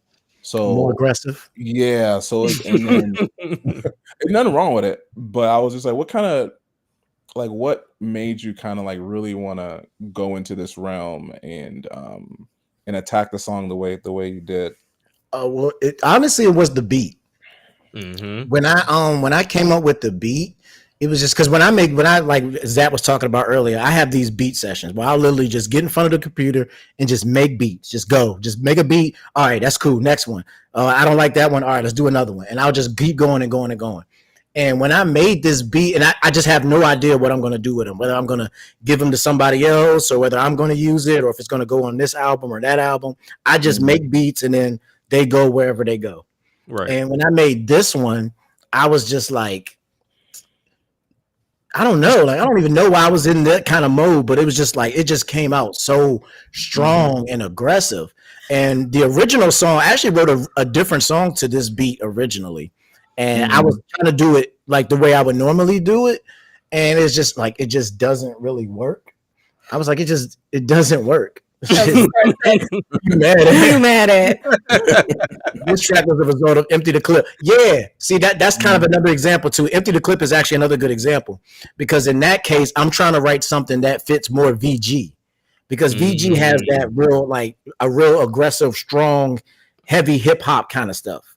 So I wanted to do something like that I know that he could do well on. Basically, what you wanted to do is you wanted to talk that shit. Yeah, and I was like, I want to make something that fits that. So it's like I have to like adjust myself to fit that style. And I've talked about this before. Like I'll do that. Like I'll have somebody take me out of my zone so I could try to learn a new skill. And with this beat, it was just like, oh, this is something really different. And I really want to come at this as strong as I possibly can. So that's after I came up with the idea, I automatically thought I wanted Action Jack and Sound of the Rain on this song. Because for those of you who don't know, I listen to a lot of indie artists. Like I really like listening to indie music. I like some indie music more than I like mainstream stuff.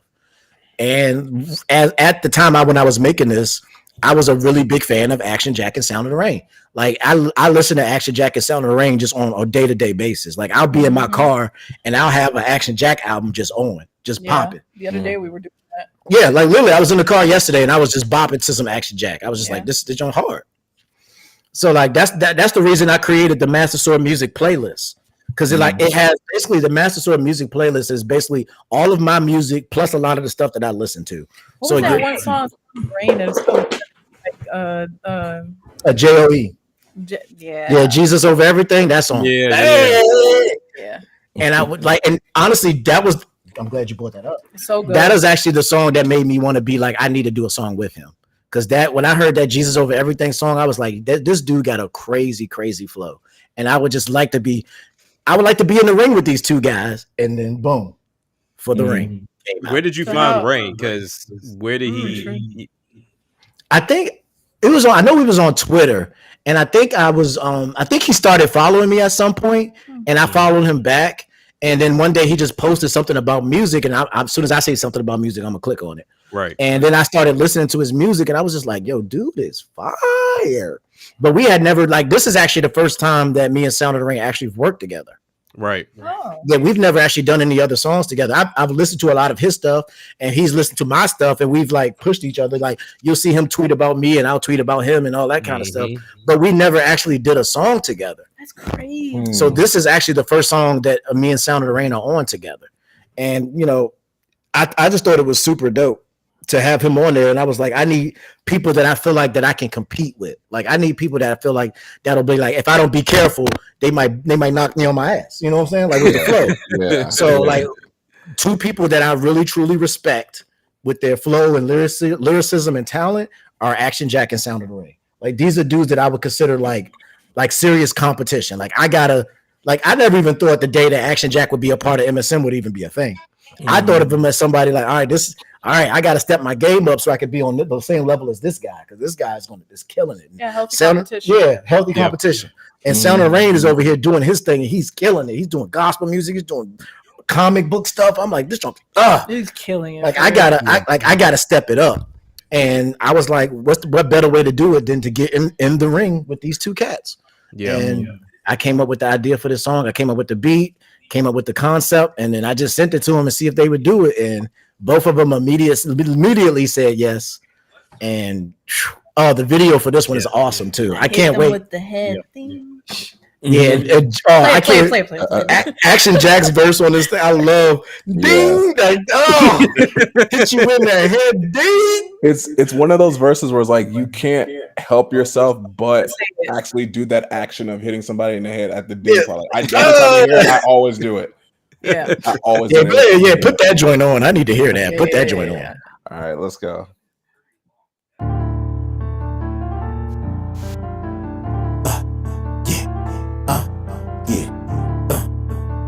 TJ the game up. Let's go. Niggas is hating on me cause I'm doing my thing. Hop on the track just like Mario does with a spring. Spitfire like Bowser and you know that I am the king. I'm just like Sonic cause I'm going straight for the ring. Niggas is hating on me cause I'm doing my thing. Hop on the track just like Mario does with a spring. Spitfire like Bowser and you know that I am the king. TJ the, I'm just like Sonic cause I'm going straight for the ring. TJ the gamer, that rapping dude coming from YouTube. You about to catch a drop impact, so you made the wrong move. And I'm Goku. About to turn into a Super Saiyan. I'm a gamer, but the flow is never playing. And you talk a lot, but I really don't care what you're saying. TJ, yes, I'm the right man. I got the controller in left hand. Who am I? The hottest thing that ever touched your mic stand. Like, am I right? Ace Combat, I'm about to take flight. No way you catching up to me, cause your boy moving faster than light. But I was done with the bars, but it's the right night. I get busy in the ring, like it's a fight night. So tight, no tight. But I'm not a Pokemon, and I got Action Jack and the sound of ring, so you know that we killing this song. Yeah. Niggas is hating on me cause I'm doing my thing. Hop on the track just like Mario does with a spring. Spitfire like Bowser and you know that I am the king. I'm just like Sonic cause I'm going straight for the ring.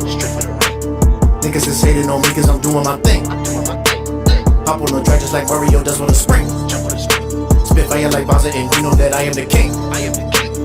I'm just like Sonic cause I'm going straight for the ring. I'm a king when I step on the scene. I'm raising my fist like I wanna go medal off in Beijing. But when I release these lyrics and let these bitches here sing, they hit you in the head, ding. Every time you hear that ring, you know I'm here to do my damn thing.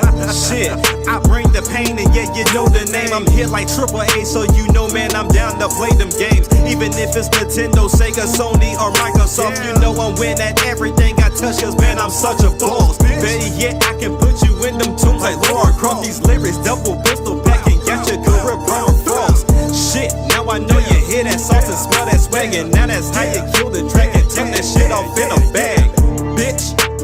Niggas is hating on me cause I'm doing my thing. Hop on the track just like Mario does with a spring. Spitfire like Bowser and you know that I am the king. I'm just like Sonic cause I'm going straight for the ring. Niggas is hating on me cause I'm doing my thing. Hop on the track just like Mario does with a spring. Spitfire like Bowser and you know that I am the king. I'm just like Sonic cause I'm going straight for the ring. And I'ma see you past the Lord. That's really what you're gonna need a pastor for. Hit it with a gun or a knife or a triforce. I'ma have to go and get the master sword. Pass the torch. Homie, I'm the best to try. You testing on your vest to fly. The rest of time, you're gonna need a couple of the extra lives. I testify your weapon fly next to sky. Looking like a Sephiroth blade. Sound of the rain, the best of y'all say. Chris Redfield with a sword on gauge. Spider-Man with the web on the front page. Miles ahead of ya. When it comes to the trials, I'm dead in ya. If you step into the fighters, I'm betting ya. Gonna turn straight to ash and mash with a chainsaw. Gonna take your brains off, but then you won't be so good. Assassin's Creed, cause I'm also hood. TJ on the track, so you know I would. Spit a little bit like a Scipio should. And I be better to serve them all. Give me the microphone and I'm hurting them all. Then I be better to serve them all. Give me the microphone and I'm hurting them all. Niggas is hating on me cause I'm doing my thing. Hop on the track just like Mario does with a spring. Spitfire like Bowser and you know that I am the king. I'm just like Sonic cause I'm going straight for the ring. Niggas is hating on me cause I'm doing my thing. Hop on the track just like Mario does with a spring. Spitfire like Bowser and you know that I am the king. I'm just like Sonic cause I'm going straight for the ring.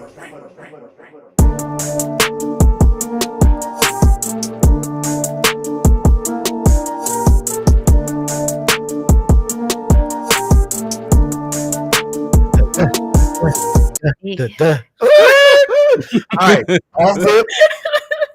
off rip. I gotta give shout out to my favorite bars in this song. The fist in the air, the fist in the air, like I won the gold medal off in Beijing. That's such a good bar. And then Assassin's Creed because I'm oh so hood. I got Yeah. my ringtone for real. My other joint was Spider-Man with the web on the front page, miles ahead of you. Yeah. Man. I even had to ask. I remember I was in the chat one day and I was like, hey, when you said that Miles line, was you talking about like Miles Morales Spider-Man? Because you said Spider-Man before. I was analyzing the verses, bro. And that joint was crazy. Oh, gosh. I love that song. And this song is let's just say this song is special because it started something. Yeah. It did. So I mean, when you sent me this track, it didn't have Rain's verse on it. Yeah. And I didn't know who else was going to be on it. So you sent it to me. He was like, okay, I got the final mix. Here it is. So I'm going through. I hear your verse. And you tweaked yours. And I was like, okay, he tweaked his, spruced it up. Dope. Did mine. I'm like, all right, cool. And then I'm like, who's at the end? And he was like, Sound of Rain. And the first thing that came to my mind, Bone Thugs and Harmony. And then you look at stuff and was like, oh, he's a big fan of Bone Thugs and Harmony. So it's like, big crazy Bone fan. Yeah, that's what I said too. When I first heard it, I'm like, I've never heard anybody, I promise, I never heard anybody can bring out that vibe and that feeling and can replicate that Bone Thugs and Harmony kind of thing. Because it's like that's something that it's like no one can ever rap like Nelly. Yeah. You know what I'm saying? Because he has just like that cadence, like and it's like I've never seen anyone else try and attempt. Like when I heard that, I was like, "That's he sounds like the lost member of Bone Thugs for real." I'm like, is he like? How did he? And he's like, "Bro, I'm like, yeah."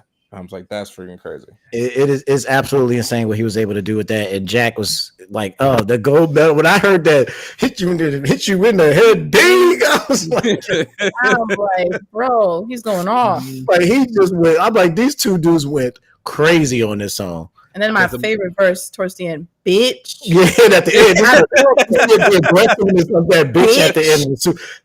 I'm like, bitch, damn, bro. Like, that's how you kill a track and suck it off up in the bag, bitch. Yeah. I'm like, who's that bitch you talking about? Yeah, this was a track. I mean, I love when he sent me this track because it went perfect. Everything. I mean, the feel, because like you said, the aggressiveness.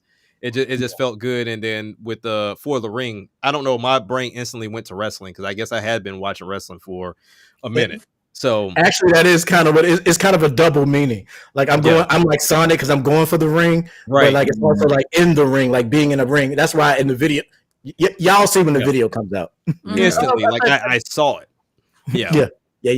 Like I saw it in my head. I was like, For the ring. So that's why I did my Triple H reference, and so it was perfect, man. So I mean, I love this track. The moment he sent it to me, I got it to you pretty quick. It didn't take me long. I think it was the same day, actually. Yeah, I was like, it didn't take me long to you.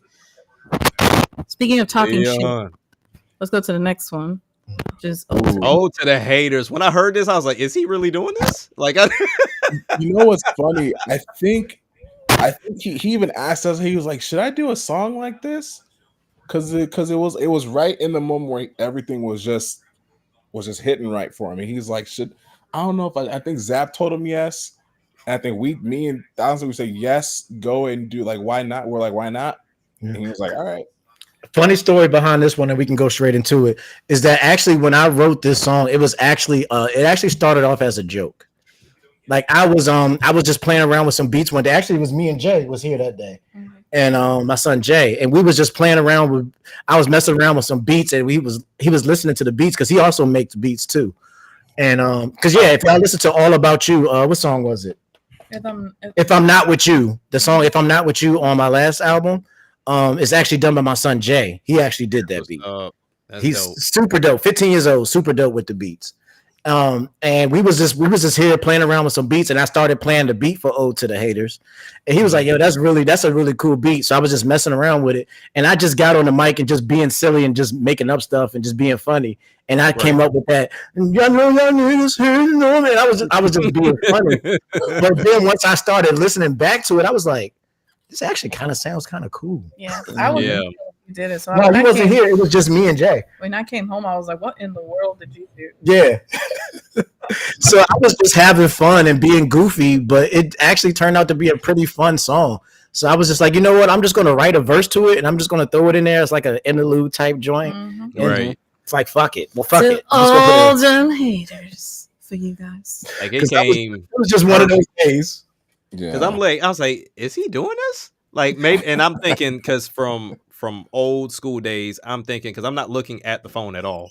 I'm just Mhm. letting it play.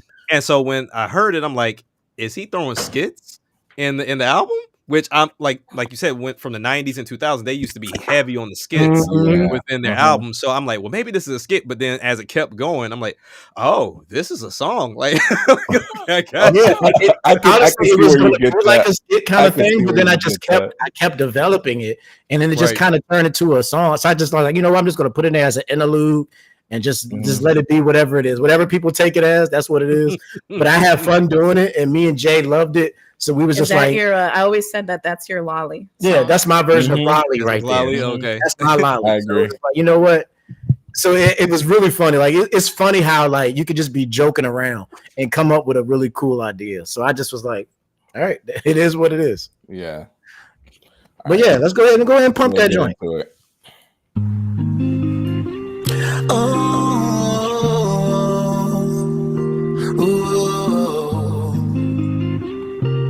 Oh, to the haters. This is DJ Dark Link, and I got my boy TJ the Gamer with me. And we wrote a song to all the haters out there.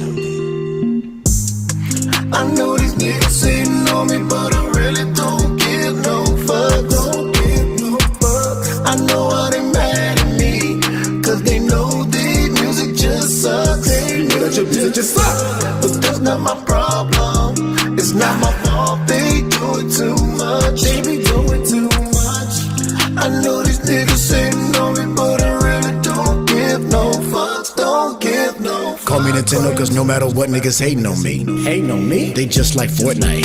Cause hating always been free. These haters are actors, they need them an Emmy. A cheap imitation like Tommy and Timmy. Make me go double dragon just like I'm Billy and Jimmy. Like Billy and Jimmy. They need to stop playing with T. Not wasting my energy. No, you can keep that to yourself. There's no we. There's no we. Oh, we you. Oh, we you. You. Don't care what you say, cause I don't got nothing to prove to you. Nah, nigga, nah. I know these niggas hating on me, but I really don't give no fuck. Don't give no fuck. I know how they mad at me, cause they know the music just sucks. They know that your music just sucks. But that's not my problem. It's not my fault. They do it too much. They be doing too much. I know these niggas hating on me, but I really don't give no fucks. Don't give no fucks. Cause they music just sucks. But I don't give no fuck. I don't care. I don't care. That could have been a skit. It really could have been. Like, Yeah, but I was literally just having fun that day. That's why there's only one verse, because I was literally just like having I fun. love the part. It's like, you know that your music sucks. Bitch. I was literally just being funny. I was just trying to do whatever I could do to make my son laugh, and just the song came out of it. You know what's funny that you brought that up? It always seems like the songs that we're talking shit is when my son's on. Because actually, fun fact, when I wrote Lolly, Oh, yeah, he helped me write part of Lolly. Yeah, I remember that. He helped you write part of Lolly. Yeah. I was like, okay, this is the only my time mom's God. giving you permission to cuss. So Right. help me write this. And Jay was so excited. He's like, really? Wow. Oh my God, I can cuss? All right, here we go. He wrote Let the him off. verse. But he just let I got some them all bars. fly. It was like, hey, Right. mom said I can. I got to let them all fly right now. them While I off. can. Lolly. I'm getting no repercussions right now. So I'm I was just like, like, am I Yeah. getting grounded? Word? Hold on. Let's get it. so I have two questions for you with this song. Go for it. So the first question, and I just heard about this character on the song that we're working on for a project. DJ Dark Link. When did you make this character? Actually, it's funny is DJ Dark Link is actually an old character from a Okay. long time ago. Because I used to do these segments on my channel called Master Sword Radio. Okay. And what Master Sword Radio is basically like a way to introduce, like it was supposed to be like a radio show. Okay. And DJ Dark Link was the host of that show. And he would bring people on to interview him. He would interview TJ the Gamer, or he would interview video game characters about songs and stuff when I was doing like those kind of songs. Because I used to do like character songs. Right. Like I've done like a Sonic the Hedgehog song. I've done a Kirby song where I'm just that character. Oh, okay. And so yeah, I did one where it was Link, Sonic, and Mario did a song together called Final Boss. And they were like talking about their final bosses from their games. Okay. And like DJ Dark Link would bring him onto the radio station and like talk to him. So he was just kind of a character that I always used in the background for like those kind of skits and stuff I would do. Because I used to do skits and stuff on my channel too. But to be perfectly honest, nobody watched the skits on my channel. Everybody just came for the music. They just wanted the music, and that's all they wanted. So the skits kind of went away after a while. But DJ Dark Link kind of disappeared when that happened because the Master Sword Radio segments kind of disappeared. But basically, DJ Dark Link is kind of like TJ the Gamer's hype man, basically. Right. He's like the hype man, and his character is kind of developed and changed, which we'll talk about towards the end of this. Right. But his character is kind of changed into something else. But originally, he was just like he was the host of Master Sword Radio. And he was like the hype man for TJ the Gamer, basically. Gotcha. And like once the skits and stuff went away, he kind of went away. But then I decided on this album to bring him back, but just as something else. Gotcha. And that's when, like, when we get to that song, I'll break that down because that's a pretty important one. Okay. But next up, we got Voodoo. Woo, baby. Real quick before we go to Voodoo, that second question that I have for you. I know we've talked about like flow changes, like trying to develop new flows.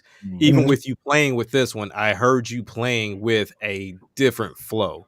Was that intentional, or was it just the beat in itself just kind of brought out that flow per se? It was the beat. And honestly, that because at this point, I think me and Contessa have probably worked on like 3 or 4 songs at this point together at this point. And we were starting to get into our bag where we syncing up.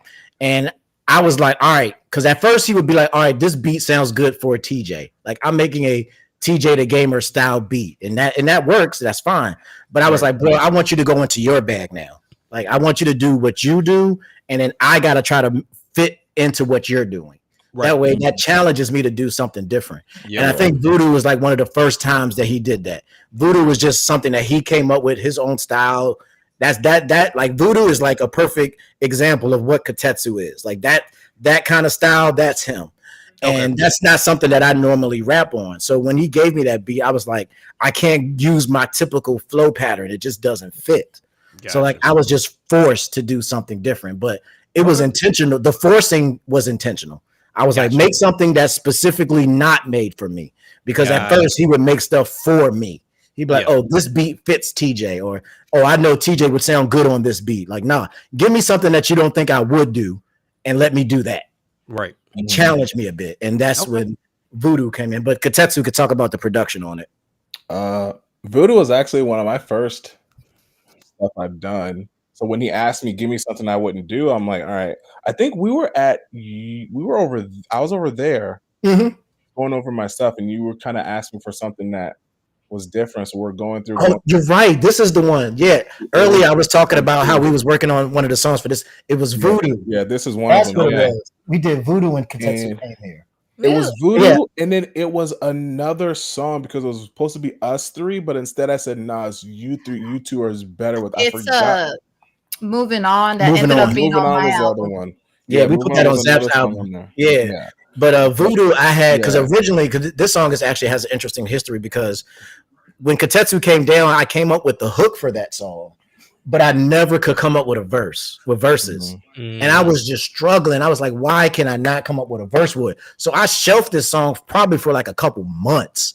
But then eventually I came back to it, and that's when I came up with the theme of using witch references.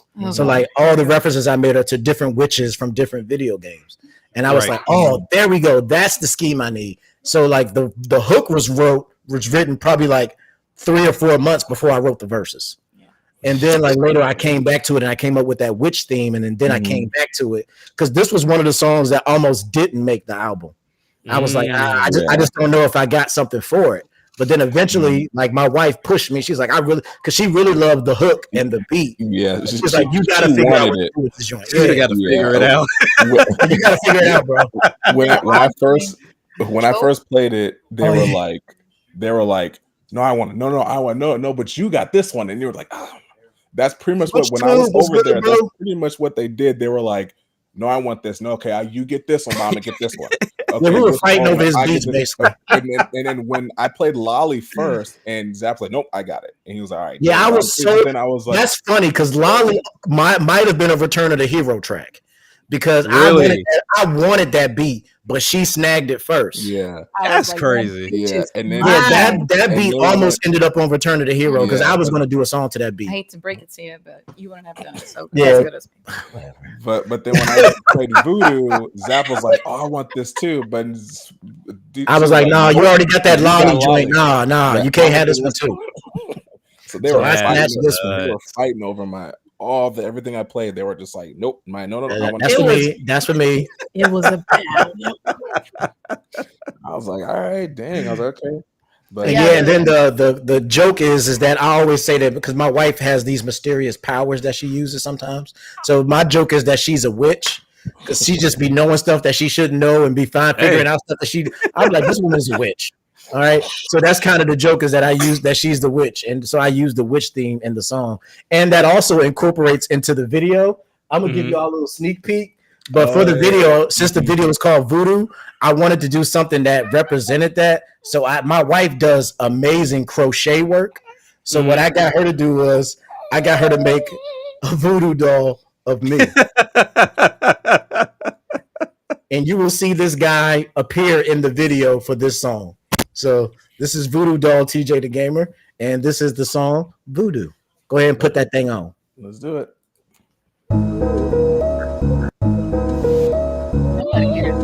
We've been on. That's okay.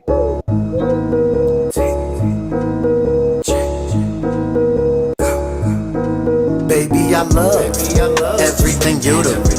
You got that magic, just like voodoo. And you so fine, body crucial. You got that magic, just like voodoo. She astonished.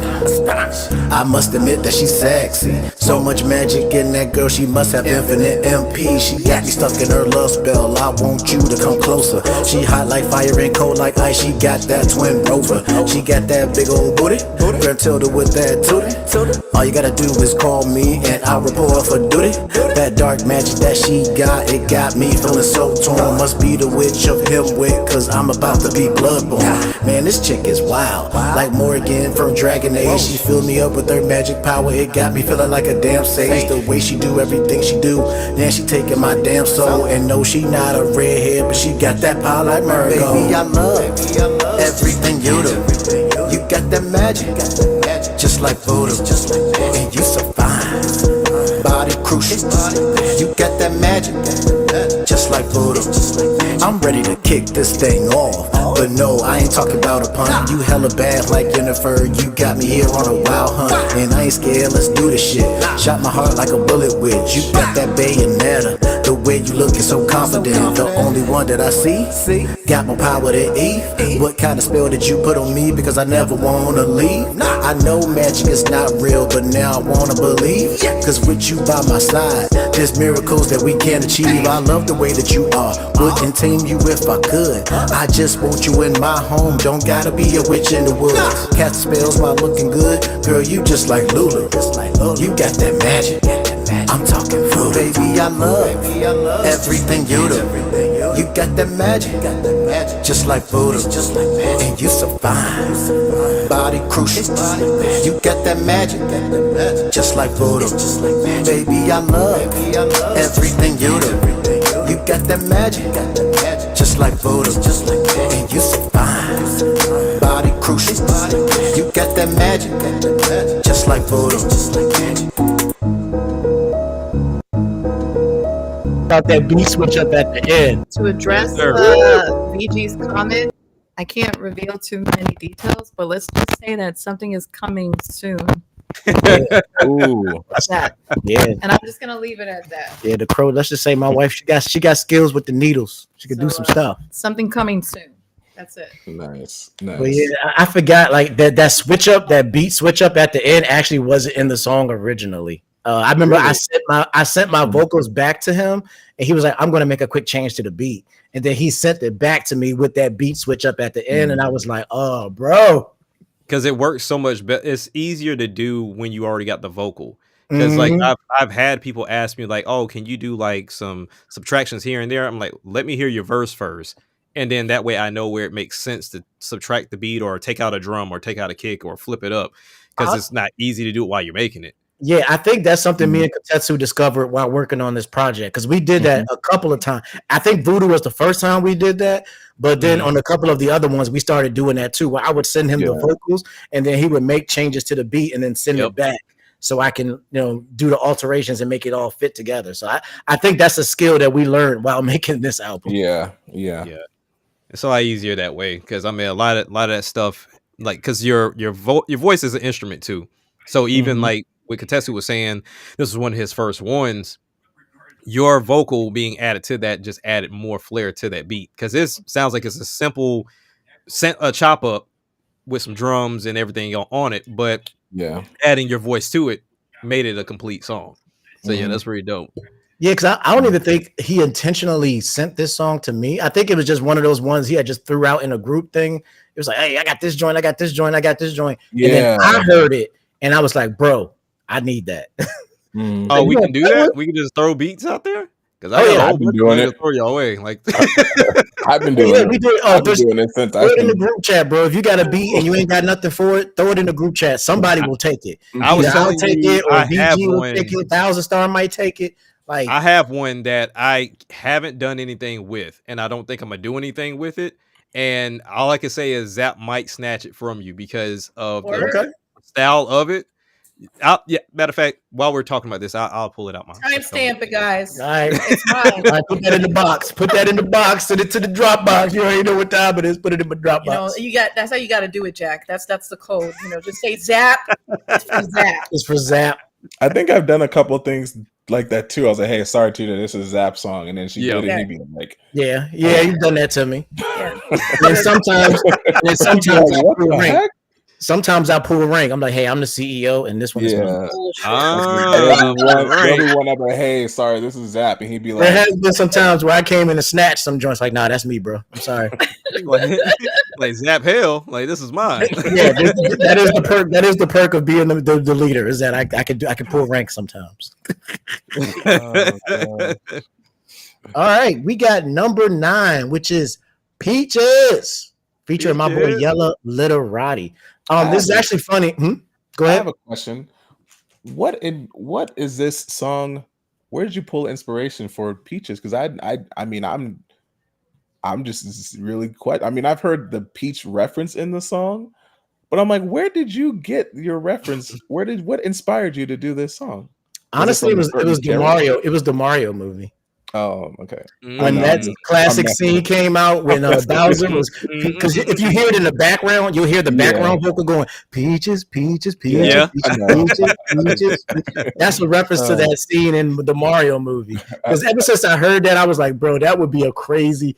At first, I was going to do it as a sample. I was like, that would be a crazy joint to sample, to like actually have the vocal in there. But then I was like, it was like the pacing of it wasn't really fitting the beat that I wanted it to do. So I was like, I'll just add a vocal where I use the peaches. I'll just do the peaches thing in the vocal. That's pretty much where it came from. And it also, the beat of it actually comes from my Nigerian roots. I had to reach into my Afro beats bag a little bit and let the Nigerian in me come out a little bit.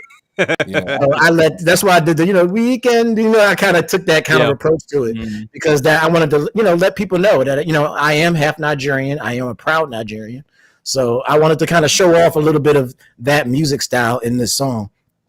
And my boy Yella Literati is actually somebody I worked with before, because actually when me and Jack did the Game Over song, it was doing I was having a special event that week. I was calling new artists to watch for or something like that. And I dropped the song with Action Jack, and then I dropped another song, Fatality, with Yella Literati. That was a really good track. Yeah, that song actually, Fatality was pretty dope. And he's an indie artist that I found on Instagram that's been doing some really dope stuff. He's a younger guy, but I really loved his energy and his style. And I was just like, that's something unique, and that's something I haven't like done before.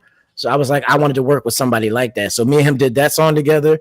And then when I was thinking about like a feature for the guy, once I made the song, I knew I wanted a feature on it. I was like, I gotta get a feature. So I was like, who could I reach out to? And then I reached out to Yella, and he was like, oh man, I'll do it. And he literally like sent my verse back like the day after or something like that. And it just it really just all came together with the production and then just like the verses. And I was just like, all right, this is really cool. And I had a lot of fun with it. Because this is what I like to call like the title track. This is like that radio. You could put this joint on the radio, and like that's that. You gotta have that joint. And for me, that's what Peaches is on this joint. Okay. Any other questions before we go into this one? Nah, man, we good. Let's rock.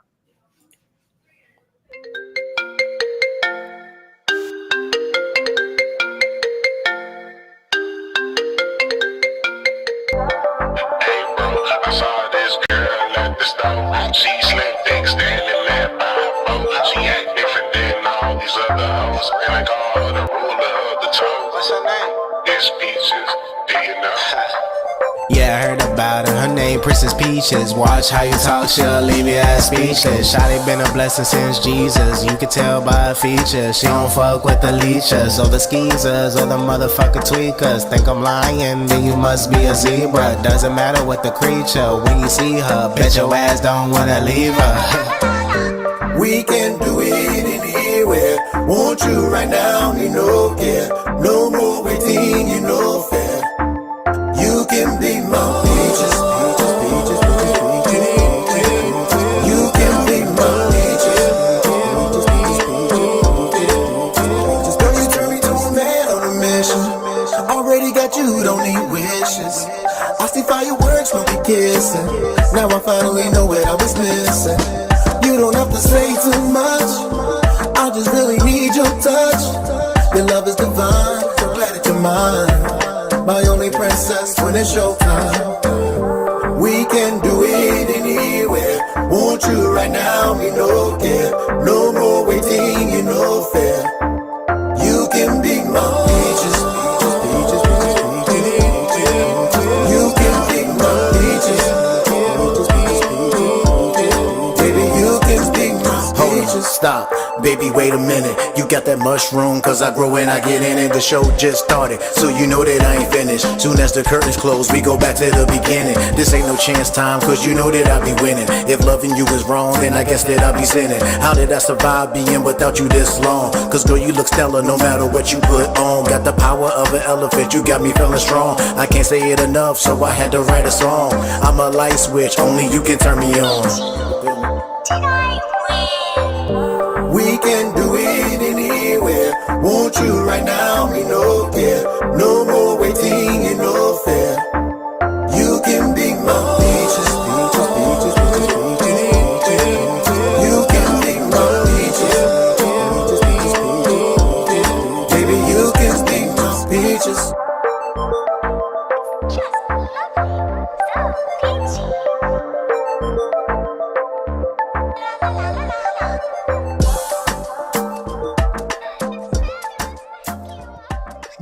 Another funny side note about it, those peach references that are in the song, those were actually done by Yella. He actually came up with that. Okay.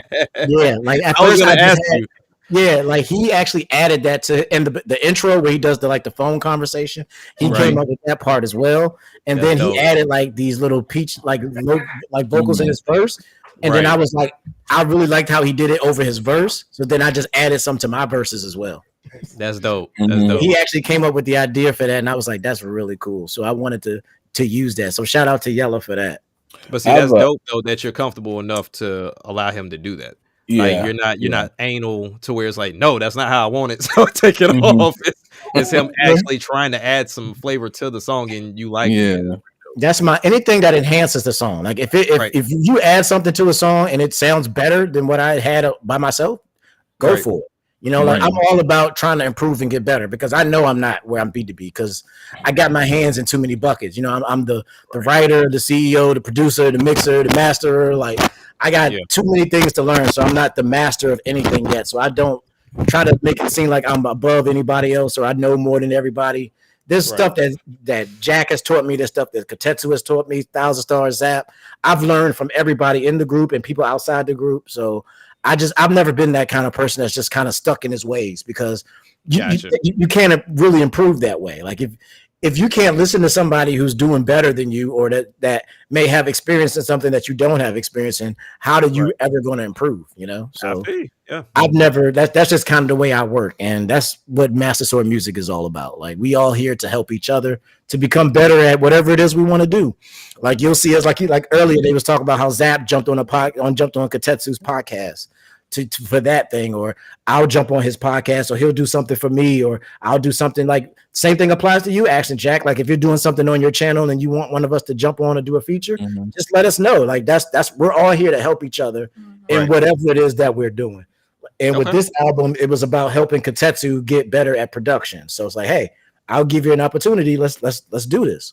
So that's just kind of what I wanted Master Sword Music to be in general. Is just a place where we all help each other to be great at whatever it is we're trying to do. Yeah. Okay. Bet. Yeah. I mean, that's dope. The fact that matter of fact, keep that in the bag, Action Jack. Because I don't know if I asked you or not. I think I've told you though. But at some point, we're going to get you to get on the Reset and Zap podcast as well.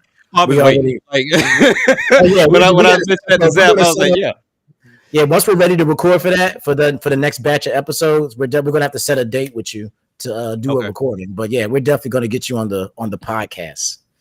Okay, what we got next? Yeah. This one I feel like Katetsu should ask you because I mean at the end of the day he was the one who produced the track. So I'm actually curious because I don't have a lot of info on how this even came to be. Like why Bumberman? This one's actually the beat he sent me. I just love the beat. This is one of those ones he just played a beat for me and I was like, all right, give me that one. That was one of my. I think this is one of the ones I just snagged. Yeah, it was funny because when I first did it, so for like the first half an hour, this is one of those moments where I was really learning how to really create something of my own using the stems and everything. And the intro of the song, I literally sat there for 30 minutes and just listened to the intro of the song because it was just so dope. It was just so dope.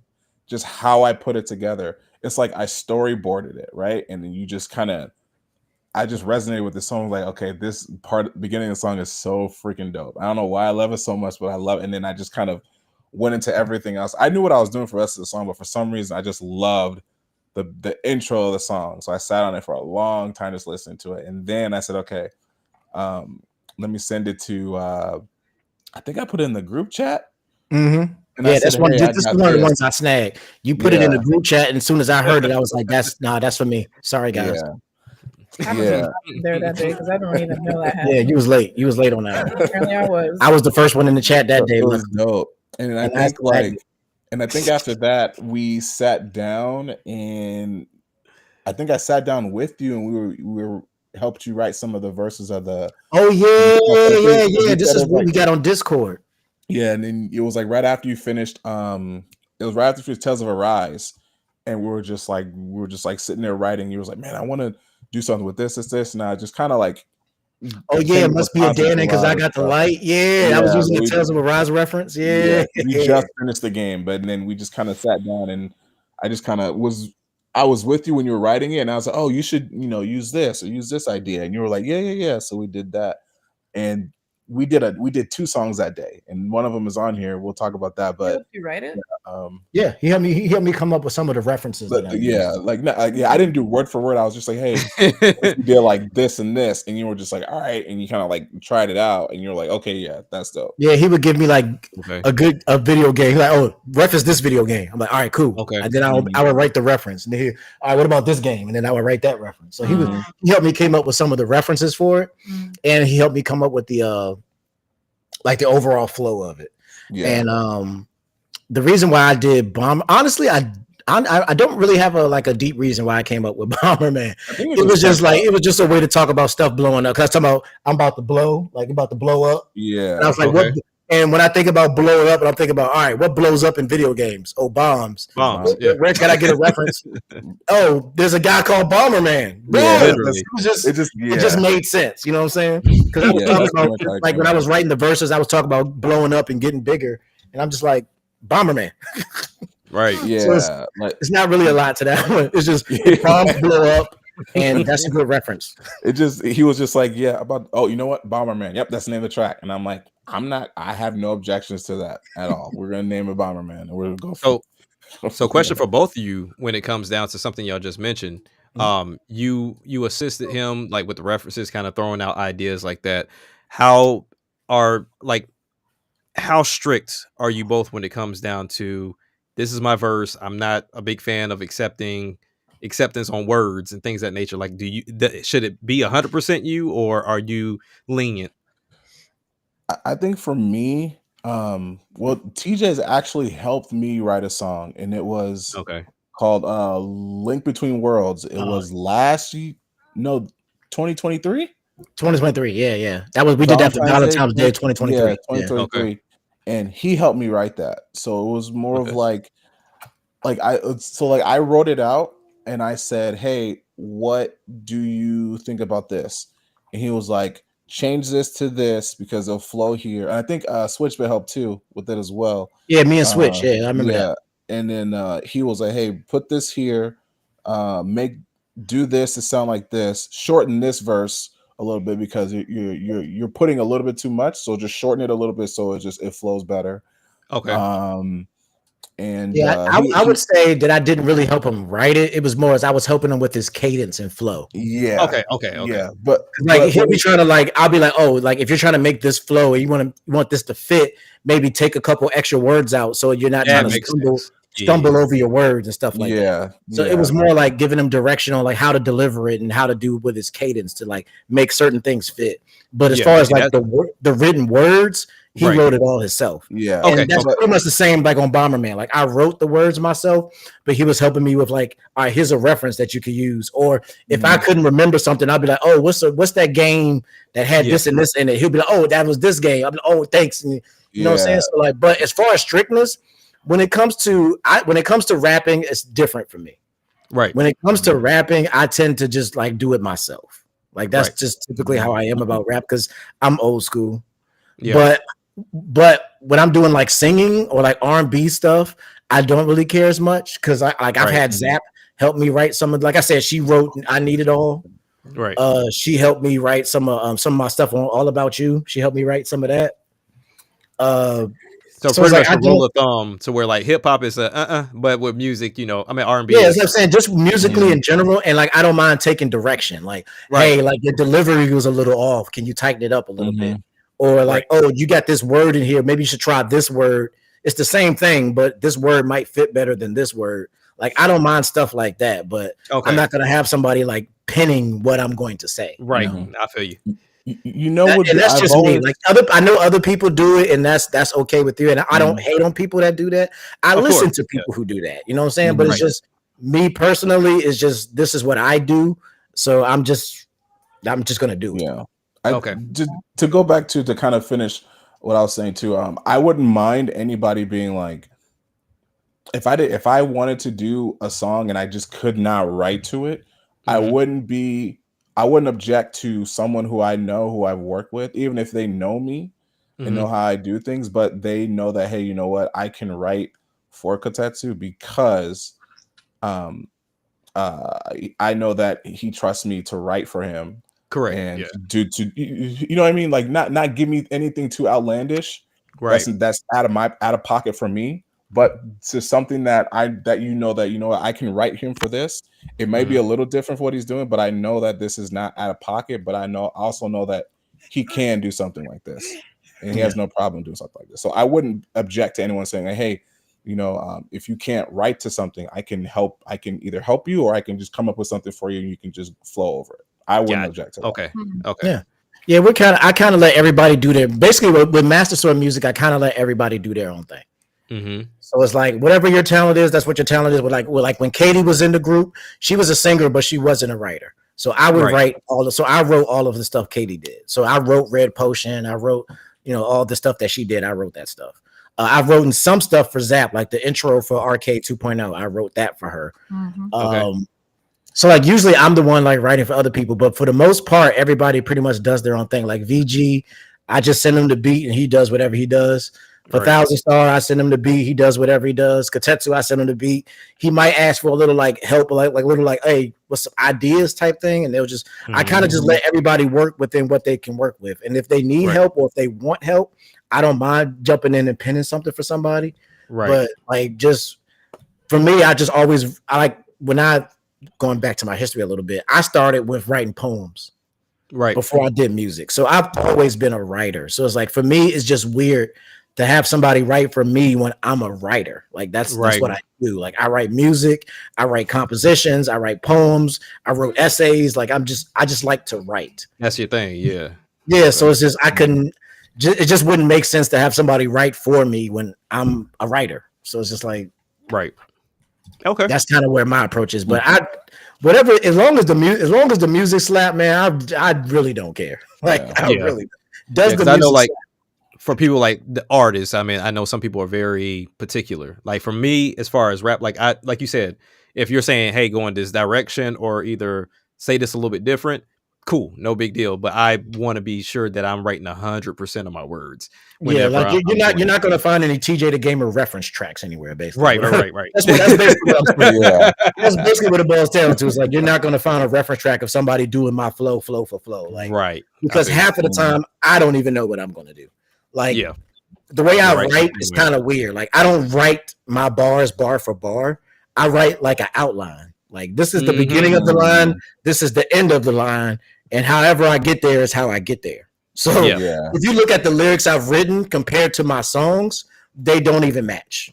Yeah. The lyrics I have written down don't match what I actually said in the song. Because I might have felt myself and threw an extra word in there or did an extra pause or something that I didn't write down originally. So it's like, okay. I couldn't even, like, nobody could write for me because I'm still not going to say even exactly what you wrote. James in the building. What's good, bro? What's going on, man? Yeah, what's James? Yeah, I'm the same way. Like sometimes, like I'll come in here, I'll freestyle it, and then just kind of something comes off my head, or like if I've wrote something down, and this is gonna sound crazy for people in general, I took a cue from Bill Cosby. He was mentioning with his comedy, he would like if something popped in his head, he would just jot it down. Like it didn't have to make sense at that moment in time. He would just jot it down. So sometimes, like I'll just be laying in the bed, and I'm like, oh, that shit was crazy. And so I'll just like, write it down or type it down. And then and I'll try to see how far I can go off of it, like with a rhyming scheme. And then I'll just leave it alone. And then sometimes I'll come in if I don't have anything and I'll take maybe like a sentence or two. And if it fits. And then I'll just go off of that. So you'll see in like my notebook, it'll be like a whole verse, but then I'll like box out this one area and say, this was used on this song, but the rest of this verse wasn't. So now it's just up for grabs if I want to use it later. That's something very similar to what I do because I'll be at work or something and I'll come up with like a crazy reference. I'm like, yo, I gotta use that or something. Write that down, and it's going in some song somewhere. So it's like, somebody's like, actually, Bomberman is actually one of those tracks where it's like it's kind of pieces of other verses that I've had that I kind of just merge into like one verse. It's like, like I could take this from here and take this from here and then slap it together and then write some new stuff in the gaps and then boom, we got a verse. So like Bomberman is kind of like one of those kind of tracks. Gotcha. Okay. Let's go.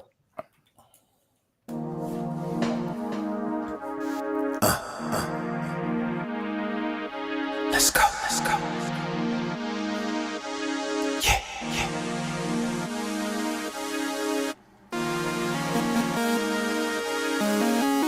T, J, the game. I hope y'all ready for this one. Hey, Toka,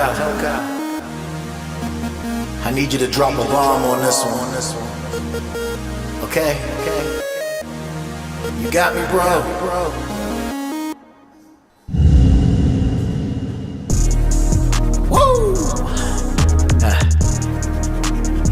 That's what I'm talking about. I pass that over here. Yeah, I'm about to blow. TJ the gamer, come steal the show. Out here just letting these niggas know. MSM rapping like we some pros. I'm by my man cause I'm about to blow. TJ the gamer, come steal the show. Out here just letting these niggas know. MSM rapping like we some pros. I'm by my man cause I'm about to blow.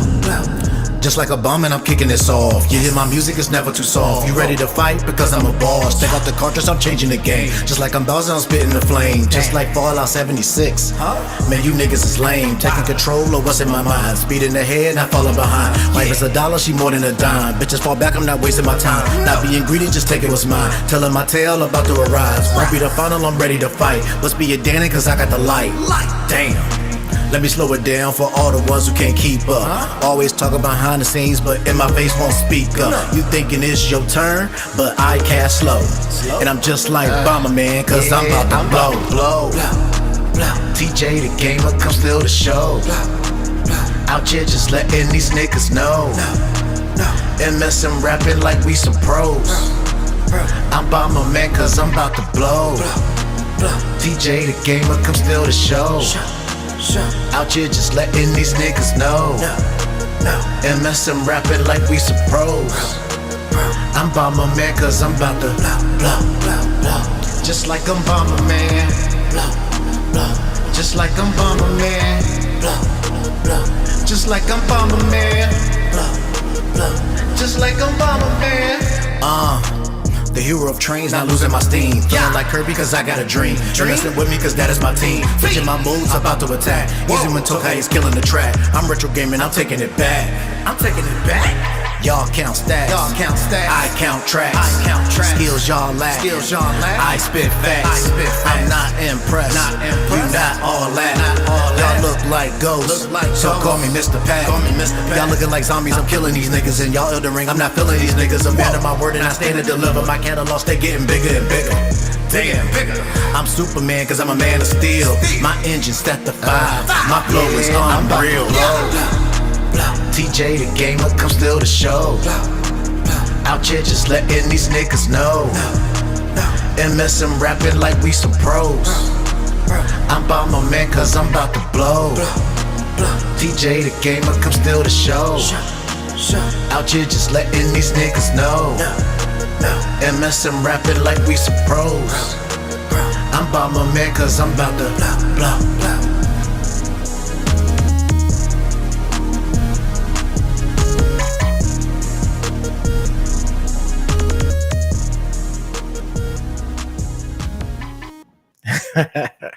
So I laughed at that little verse. The Elden Ring verse. The Elden. I already think I know where this is going, but let's go. No, because I know you don't like Elden Ring, so I remember you threw that in. So it's an ongoing joke with me. Every time I hear it. It's an ongoing joke with me where I talk about how much, like seriously, I really don't like Elden Ring. I really don't. Yeah, I'll say it ain't. I don't like it to the point that he said in one episode, he's like, if you said you liked Elden Ring, this relationship would have been done. It would have been over. Hey. Would have been over with you. I'm sorry, can't do it. Like, The thing is bad. I don't like. A lot of the games that I like, they don't like. I can tell. I enjoyed Elden Ring. I played Elden Ring. I've started Elden Ring like 5 times, and I can never bring myself to I've finish made it a goal that any game that Katetsu likes, I don't like. Hey.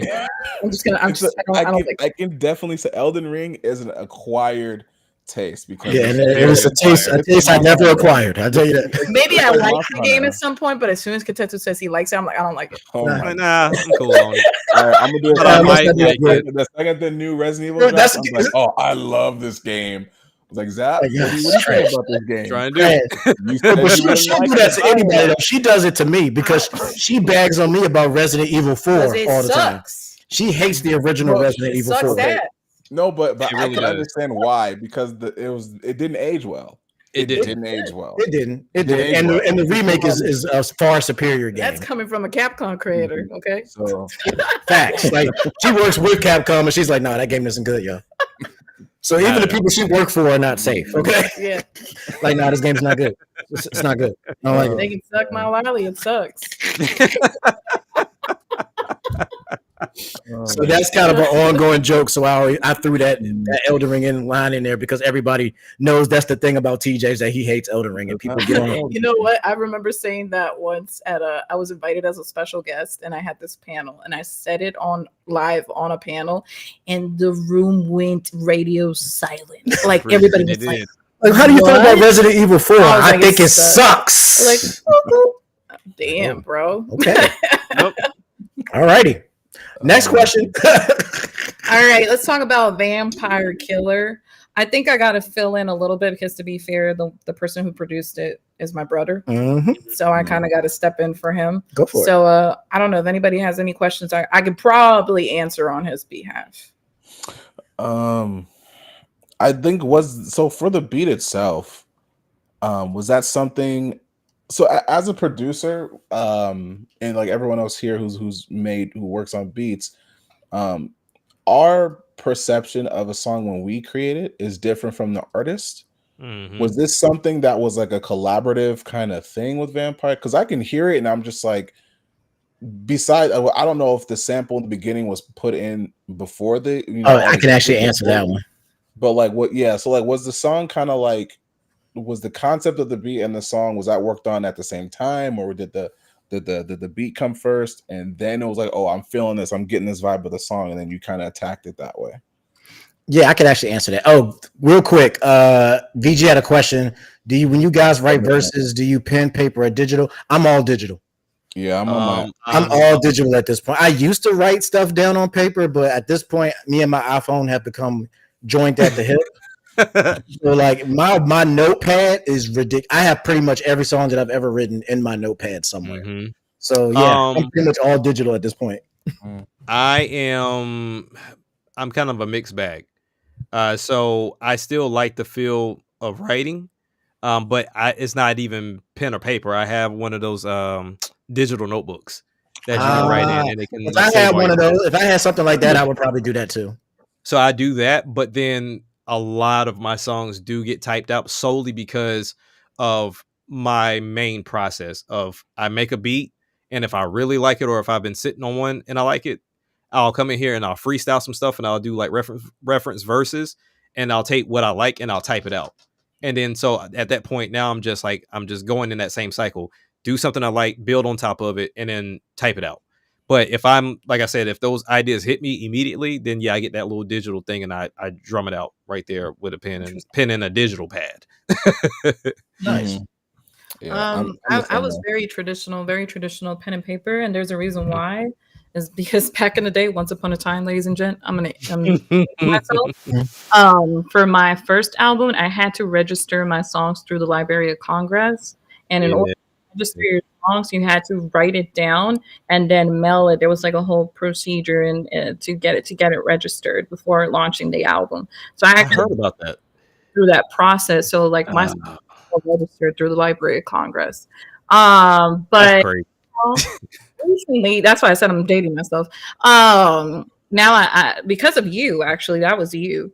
You influenced me to use my iPhone because I wasn't so much of an iPhone girl, but as I dived more into it, now I'm using a lot of like my notes. Basically, and for me, it's just because I typically don't like most of the stuff that I write. I'm not usually in front of my computer or in front of a paper or pen.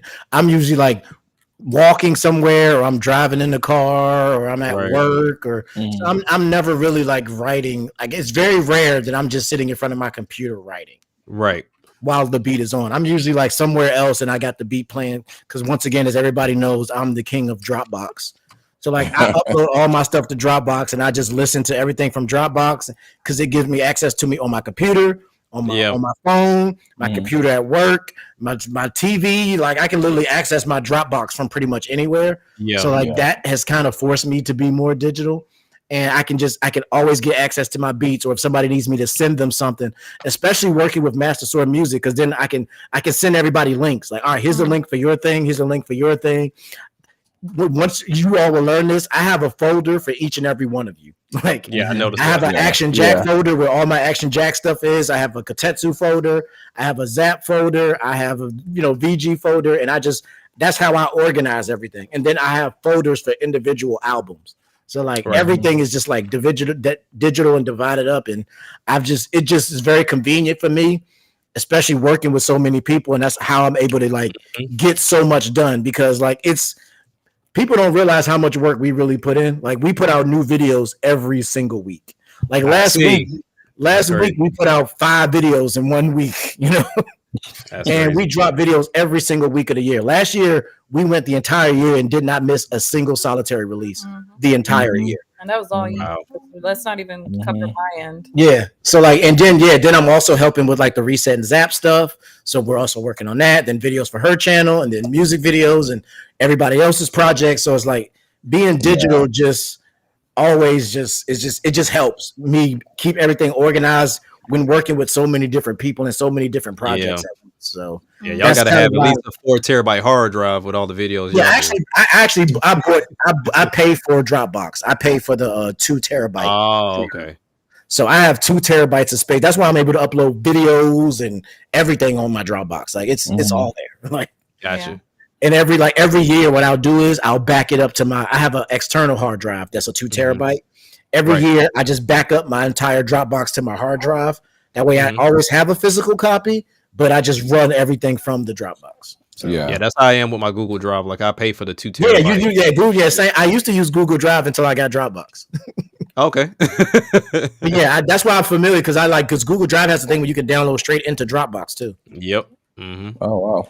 But yeah, to answer your question about Vampire Killer, he was like I said, her brother. He had stepped away from production for a bit, and I guess once he saw me bringing Zap back, he kind of wanted to get back into it. So he would just send me stuff for me to listen to it, and I'd be like, "Oh, that's cool, man. That sounds good. And one day he sent me this beat, and I was just like, "Bro, can I have it?" Like, I gotta have it. I said, "This joint sounds like some straight up cat," because it didn't have that sample in the beginning at first. Okay. I was like, bro, this sounds like some Castlevania type stuff, because he had like the organs on there, the really dark sounding organs and all that. I was like, this sounds like some Castlevania stuff.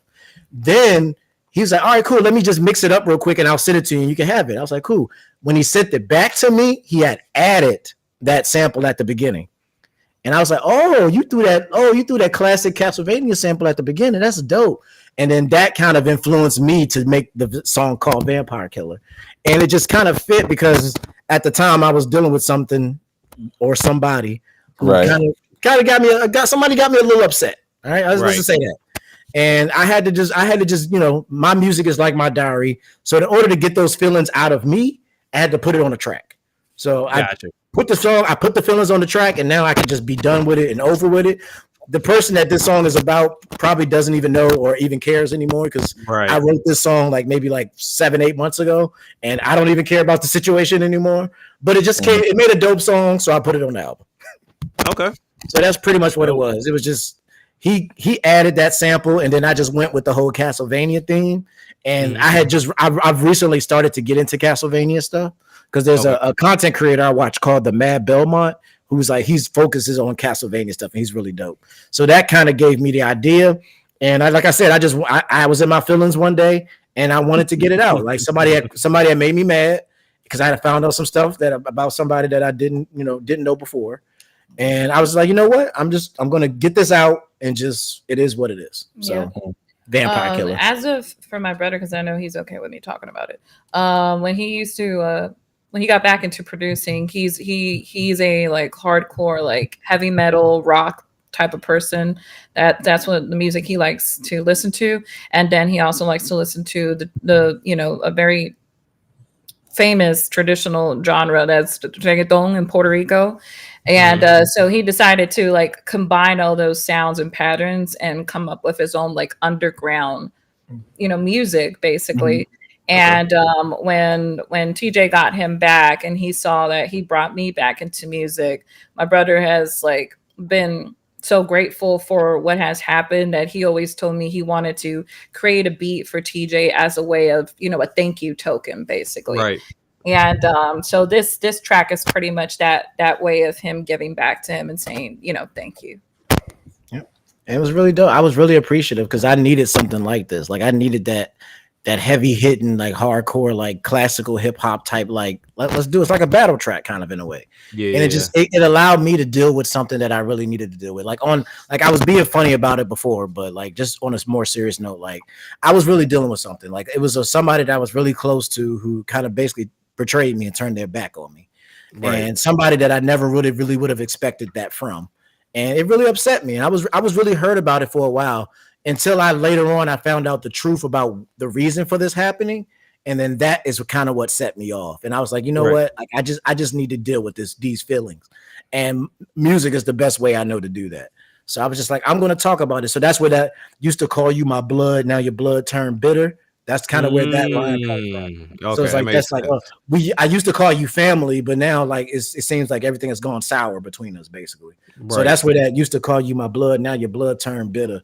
But don't worry about me because I'm a vampire killer. Yeah. So okay. That's basically like the energy of that song. It's like we used to be cool, but like you showed your true colors, and that's not going to slow me down. I'm still going to do what I do, and what do you do in Castlevania? You kill the vampire. And my brother loves you. Like he was driving crazy every day. I love you, bro. I love you, bro. When is this track coming out, bro? Yeah, because I made this. This is one of the earlier tracks that I did. This track was done probably about 7 or 8 months ago. Like a lot of this album I made, like I've been holding on to this album for a very, very, like even For the Ring, we made that song like a long time ago. Yeah, we did. Yeah, we were sitting on that joint for a minute, and like it's to the point where I forgot about it. Like, yeah, even Son of the Ring was like, yo, I got to go back and listen to it again. I don't remember what I said. Yeah. Because when I came back to ask you guys for the videos for it, he was like, man, I don't even remember my verse. Boy, when I tell you, I was like, I had to re-record so many times. I was like, ooh, that I can't hide that. Like, I just really did not know that part. Like, it was like months and months after we actually recorded the song. So that song has been like, and Vampire Killer was one of those type joints. It was just sitting on it for a minute, and I'm glad it's finally out. And sometimes you just gotta say what you feel. Oh yeah, I feel you on that. That's Vampire Killer. Let's rock. Die, monster. You don't belong in this world. It was not by my hand that I'm once again given flesh. I was called here by humans who wish to pay me tribute. Tribute? You steal men's souls and make them your slaves. Perhaps the same could be said of all religions. Your words are as empty as your soul. Mankind ill needs a savior such as you. What is a man? A miserable little pile of secrets. But enough talk. How about you? When it come to game of raps, won't find no one iller. No, I'm not Michael Jackson, but the flow's still a thriller. Used to call you my blood, now your blood turned bitter. Got a whip in my hand, I'm a vampire killer. When it come to game of raps, won't find no one iller. No, I'm not Michael Jackson, but the flow's still a thriller. Used to call you my blood, now your blood turned bitter. Got a whip in my hand, I'm a vampire killer. Bloodsuckers all on my neck, they wanna bite me. Try to ditto my flow, but they ain't like me. Talk so much behind my back, but won't fight me. Focus on my symphony, I do it nightly. I don't say much, I'ma talk with my pen now. Feeling like a Belmont, I just want revenge now. Keep trying to test me, I'ma bring you to your doom. Cause I keep coming back like the circle of the moon. I've been humble for too long, I've been through some hard times, but I'm about to have a son, gotta pass it through my bloodline. Think you can top me, what the fuck is you doing? Cause when I picture you, that's a portrait of ruin. I let you out before, but now I'm pursuing. Must be kin to Dracula, cause you can't stop me moving. Oh shit! TJ going stupid, I'ma call this Dawn of Sorrow, cause you losing. When it come to game of raps, won't find no one iller. No, I'm not Michael Jackson, but the flow's still a thriller. Used to call you my blood, now your blood turned bitter. Got a whip in my hand, I'm a vampire killer. When it come to game of raps, won't find no one iller. No, I'm not Michael Jackson, but the flow's still a thriller. Used to call you my blood, now your blood turned bitter. Got a whip in my hand, I'm a vampire killer.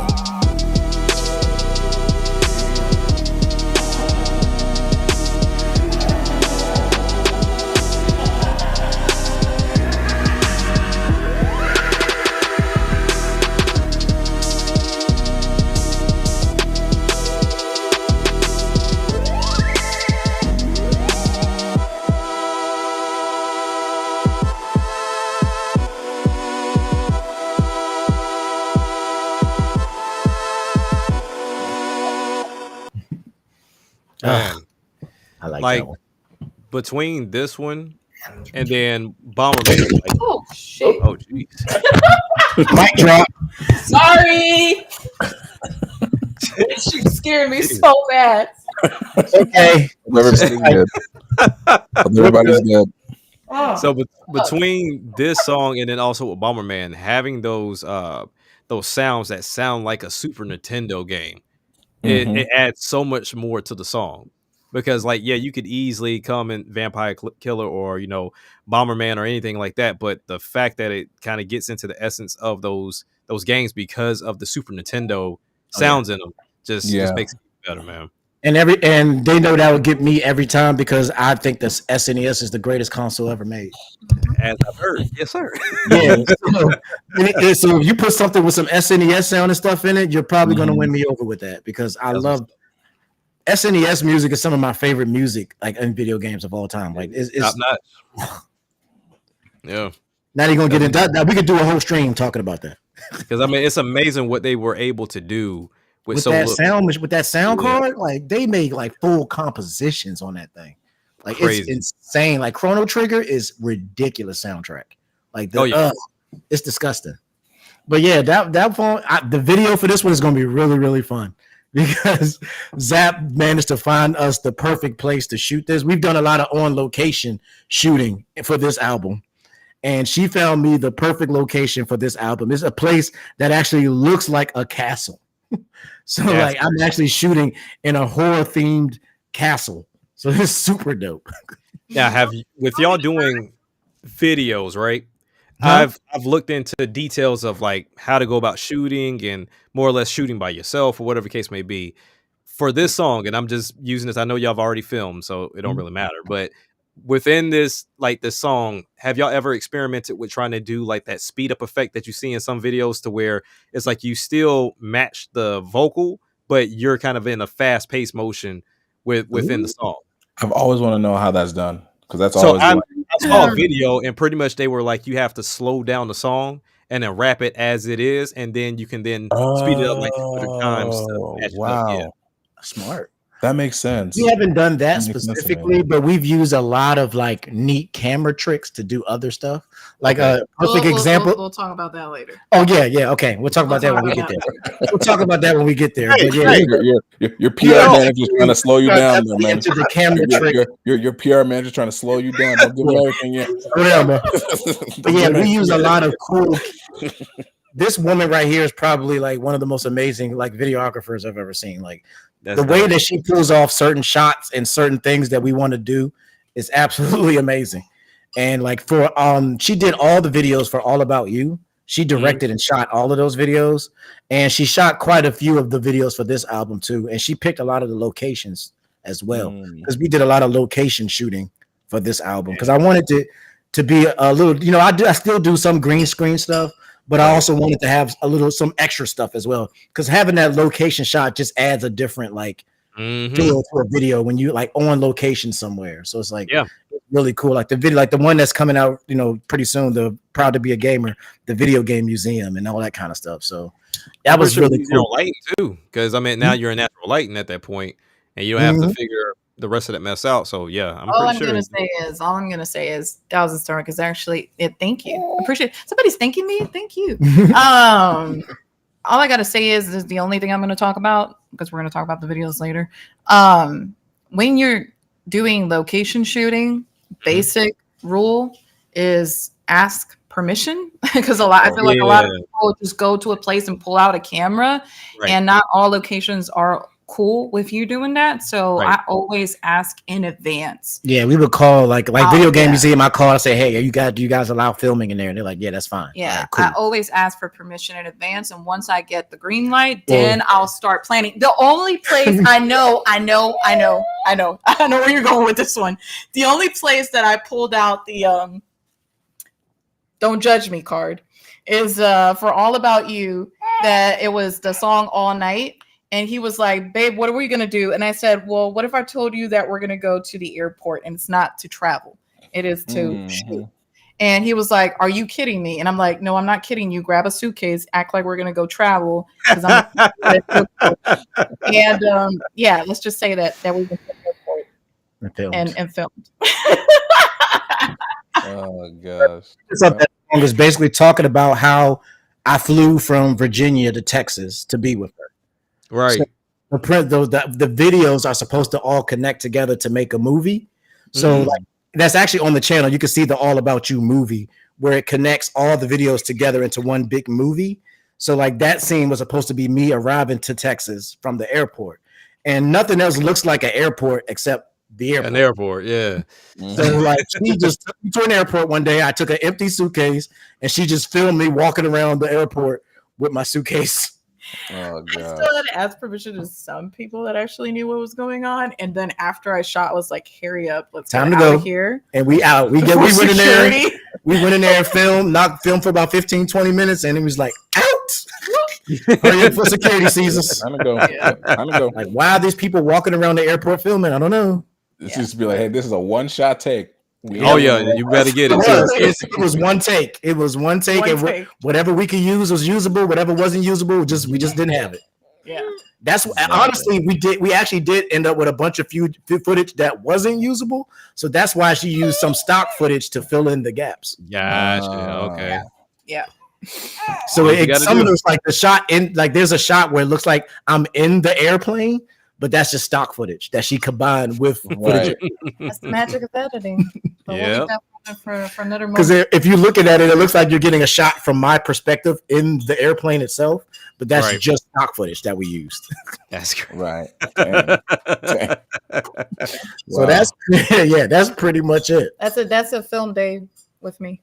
Film days, I said it before, film days are no joke with this lady. When It she said sounds we're going to film, we're going to film. Like most of these, like when we did these videos, I was probably filming like 4 to 5 videos a weekend.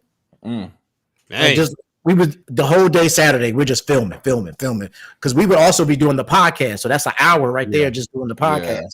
And then we would go out and I would shoot like 2 or 3 music videos that day, and then come home and edit them all. So it's like I probably knocked out all of these videos in like 2 or 3 weekends. And see, that's the thing. Wow. Like I'm still trying to figure out, because once I get everything done, I got to pick 4 songs that I want to shoot videos for. But me, I'm like, okay, well, what if people walking around and da da da? Like that's still my thing in my head of like catching people in my shot or being that person that's out there and people walking around. Like I'm such an introvert in that nature that I'm like, Yeah, and I used to be that way too. But I'll tell you this from experience: most of the time, most people don't care. They don't and care. They'll just walk. They'll see you filming. They'll just walk right past. They don't get right. And in some cases, some people will actually be really nice, because this actually happened when we were filming Monado.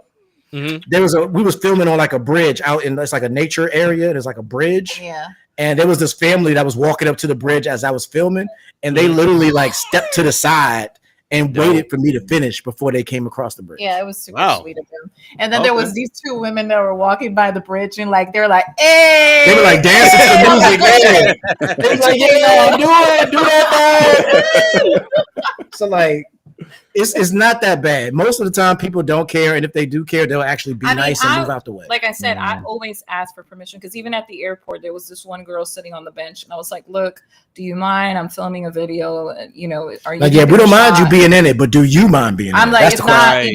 You know, I'm just gonna film in a certain way where you're not gonna be in the video. And you know, some people are okay. Some people will tell you, "No, I'm not okay," and I just kind of adjust my shots, you know, to that. Right. Yeah, I ain't Yeah, asking you to it's- pop nothing in it. I'm just asking you to sit here and be yourself. Yeah, you ain't got to do nothing. You ain't got to just do what you do. You ain't got to do nothing. Right. So you'll see there's some shots in my videos where you'll see people walking by, or we'll be out in public spaces, like when we did the one we shot at the Garden. I can't remember the name of the song, but we shot at a garden. There's people all in the shots, and they didn't even they don't even. It looks like we hired extras. That's what it looks like. But those are just people that are there and they just don't care. So it's not that bad. Sometimes it can be a little nerve-wracking, just depending on the location. But I always got to be trying to comfort you. And I'm like, look, bro, because I think that's the difference between you and me, because I've been doing it for 8 years. So I'm like, I don't care. If people are around, I'm just talking. Yeah, because she's I'm shot fine. at conventions. She's done videos at conventions and that So kind I'm of stuff. fine. So Right. But with TJ, like TJ still has that problem. So I got to be like snapping him out of like, hey, look at the camera. Look at the camera. Like, yeah, come that's on. my problem. I'll be looking, You know. like I'll see somebody and then I'll like look at them. Can't do that, TJ. Can't do that. That's dope. So I got to get into it because, like I said, I still haven't picked up my 4 that I want to shoot a video with. But Yeah, but it really, like doing location shooting, that it puts a whole different level to your videos. Of course. Like it makes it just feel like so much different. And like All About You was the first time I really did stuff like that. And that just like, we literally was able to turn all that stuff into a movie. And that was just, after that, I was like, all right, I'm down for location shooting. right. All right, what we got next? Oh, we got Level Up. Level Up. Was it you? That was me. Yeah, Okay. that was produced by me. And this is just one of those songs where I just wanted to pay homage to my wife. You know, we just recently had our baby boy, Leon, Mr. Kennedy. Not Kennedy. No Kennedy. She got to name him after a Resident Evil character because I lost the bet. Because I won. We bet on whether he was going to be a boy or a girl. And if it was a girl, her name was going to be Zelda. And if it was a boy, he was going to be Leon after Leon Kennedy. And obviously she won. Okay. Because I'm the best. So this Everybody song, else is basic. this song, I just wanted to pay homage to my wife for bringing my baby boy into this world. So I wrote this song, and that's pretty much that's all there is to it. Like I just wrote this song as a thank you to my wife for bringing my son into this world. So that's Level Up. Let's do it.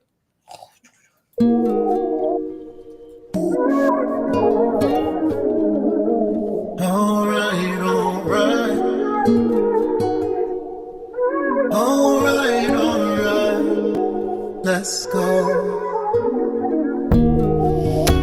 My baby having my baby, yeah, you know it's true. Yeah, you know it's true. Can't be just anybody, so I'm glad it's you. Cause of you, I can't get enough. You changed my heart with just a touch, and now I love just level up. My baby having my baby, yeah, you know it's true. I'm so glad it's true. Can't be just anybody, so I'm glad it's you. I'm so glad it's you. Cause of you, I can't get enough. You changed my heart with just a touch, and now I love just level up. You and me, EXP, don't need nothing else. You're my final fantasy. Long as it's us, gonna be alright. So let's bring forth this child of light. Ain't no battle, you're the winner, and I still want you for dinner. Got me shaking, call you tremor, tremor. It's like I'm racing on the way. Without you, I'm lost in space. Every night for you, I pray. So don't listen to what nobody gotta say. We are forever. Don't want it no other way. We are on the course, forward to our destiny. Call me a geek tank, I wanna give you this energy. My baby having my baby, yeah, you know it's true. Yeah, you know it's true. Can't be just anybody, so I'm glad it's you. I'm so glad it's you. Cause of you, I can't get enough. You changed my heart with just a touch, and now I love just level up. My baby having my baby, yeah, you know it's true. I'm so glad it's you. Can't be just anybody, so I'm glad it's you. I'm so glad it's you. Cause of you, I can't get enough. You changed my heart with just a touch, and now I love just level up. Power, wisdom, courage, my girl the best. When I say I love you, speak from my chest. Cause without you, girl, I know I'm a mess. Must have holy magic, cause I am blessed. Just to have you as my player too. Nothing that I wouldn't do for you. Must have a Wonder Woman less around me, because I am speaking the truth. True blue, just like Sonic. Your love's a potion, I'm drinking the tonic. Keeping you on my arm, Commando Bionic. So you know what's up. Got me feeling like a mobile game, cause I'm really needing your touch. My baby having my baby, yeah, you know it's true. You know it's true. Can't be just anybody, so I'm glad it's you. I'm so glad it's you. Cause of you, I can't get enough. You changed my heart with just a touch, and now I love just level up. My baby having my baby, yeah, you know it's true. I'm so glad it's true. can't be just anybody, so I'm glad it's you. I'm so glad it's you. Cause of you, I can't get enough. You changed my heart with just a touch, and now my love just leveled up. Level up.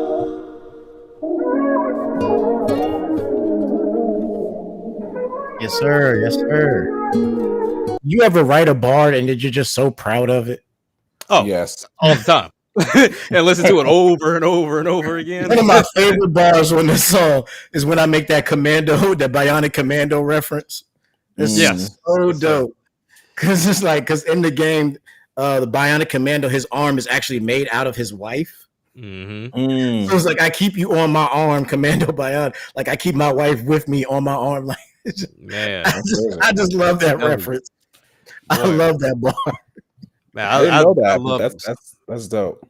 I love this song because I like the fact that you kept it like just very smooth. Like it didn't have to go to no higher level or anything as far as the sound was concerned. You kept the acoustic right where it needed to be. And was that real, or did you use like a sample for the acoustic? Oh no, that was me. That was me. There you go. So it makes it even more personal. I use the acoustic sound, but I played it out on my piano.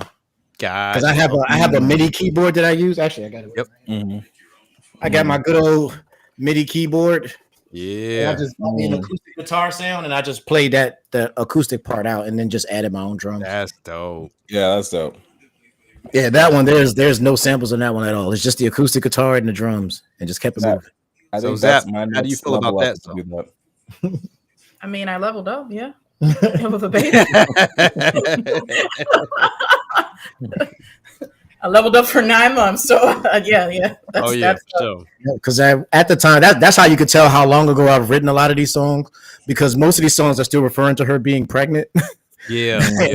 I wrote these songs about the time she was pregnant. So, and Leon is 6 months now. So that lets you know that these songs got some history on it. Yeah. Anyway, on a segue, I do have to share like a really short story. Story time with Zap. All right, go for it. When I was ready to pop this baby, they had scheduled us for a C-section, right? And it was going to be on a Monday.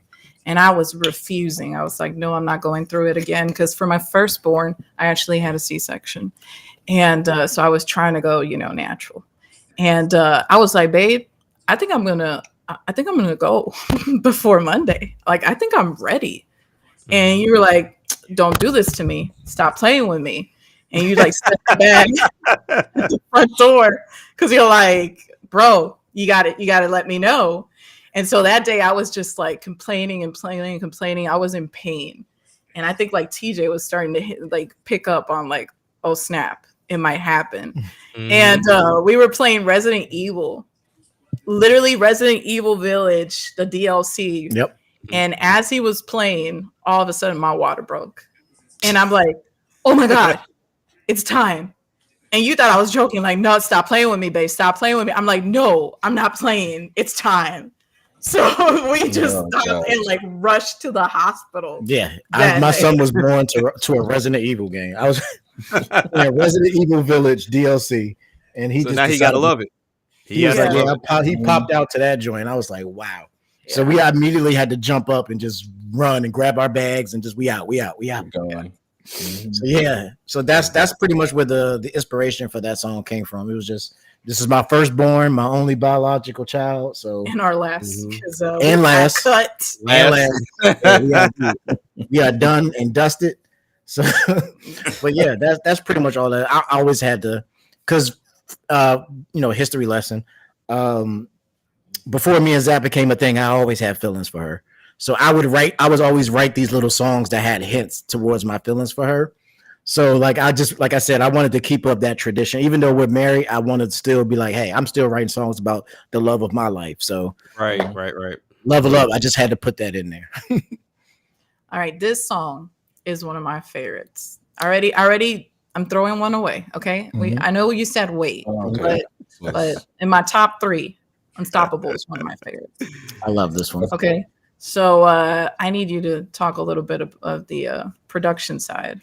Actually, this one has a very interesting. I don't even know if I've ever told Kotetsu this before, but there was a very interesting thing because when Kotetsu first started learning how to produce, I was giving him links to like some of the sites I would go to get like stems and stuff like that. Mhm. And I took him to one of the places that I use Semantics a lot. I love Semantics. They have really good STEM stuff. And I was showing him the website, and we were both like looking at packs and like downloading them and stuff. And we were snagging them. Nope, this is mine. Nope, this is mine. Yeah, they're like, I'm using this. And then the funny thing is actually the stem. There's a stem in this song that we used that we both end up using. Did we really? Yeah, I never told you about this, but I originally wrote Unstoppable to a different beat, but it had the same stem that you used in your version. But the version that you use had that little Afrobeat switch up and all that crazy stuff in it. Wow. And I was like, yo, his version sounds better than the one that I did. I'm just going to take my version off, and I'm just going to use Katetsu's version. And Thousand had already written the verse to the version that I had made. Right. So I just took everything. And the funny thing is, it was even weirder, is that he didn't even, the tempo was the same. So I was able to just take the verses and just slide them over there, and then later on we added Action Jack to it to the newer version. But that's the crazy. funny thing is that we both ended up picking the same stem on the same day, and both made beats. And then I ended up picking his version over mine because I liked his better. I did not know that. That's nuts. Wow, I didn't know that. Yeah, that was one of those days we had that sit down session, and we were both sitting at Semantics, and I was showing you like how to use the stems and stuff. Yeah, and yeah. We apparently that day we both picked the same stem and we're working on the same beat at the same time, but we weren't sharing it with each other. That's when we was having those beat battle things. Because me and Katetsu would do these things called beat battles, where I would send him a beat, and then he would send me a beat back, and we would just be like, "Oh, I got you! Oh, I got you! I got you! I got you!" Yeah. What do we do? It was like, okay, we got like we have to. It was right then and there. But all right, I think Thousand Star started. He was like, "All right, do we have something going on?" I'm like, "I'm down if you want to do it." Teacher's like, "Yeah, let's do it." So we give each other like a minute or two. Okay, throw it up. And Thousand Star was like, "Okay, another one." He's like, "All right, another throw it." And then we had like a last round. We do battles for everything. Yeah, it was like a last round. I was like, "I'm gonna just come out of pocket," and I did something. And TJ was like, "Okay, you won." And a consolation, I want that. Like, yeah, you won the beat battle, but I'm taking that beat. I want that. Right. So I took that, and then like the whole theme of the song is kind of like, it goes with what can I call it? It's this series of songs that I always make that are more on the serious side and talking about just like overcoming adversity and stuff like that. Yeah. I had like songs like Alone in the Dark or Silent Hills or what's the other one? I can't think of the other name of the other one. And I always do one of those type of songs on my albums because Open World. Open World, yeah, that's another one. Open World, and I always have those motivational, positive songs that I like to have at least one on each album. So for this album, I heard this beat, and then I just started coming up with that hook. And once the hook was in place, I was just like, all right, let's just knock this joint out. And then Action Jack jumped on it towards the end, and it just came out really great. And I was just like, this is exactly that kind of feeling that I was missing on the album, because I always do a song like this, and it was at the last minute we was able to get it in. It's dope. It's crazy because it goes back to what I said earlier. It was like what I perceive from when I make a song can be different from what someone else does when they actually write it. And this was something that I didn't when I came up with this, it was a different feeling of what I envisioned. But then when TJ came back with the lyrics, I'm like, I didn't expect to have it attacked in this way, but it still worked. It still worked out perfectly. So I'm like, I feel where it's coming from. I feel what the song is about. So I'm like, yeah, I'm not even gonna, it's one of those things where it's like, yeah, I made I give you the beat, you do what you want with it. And this one came out really good. I like this one too. Yeah, so definitely one of my faves. All right. Unstoppable featuring Thousand Star and Action Jack.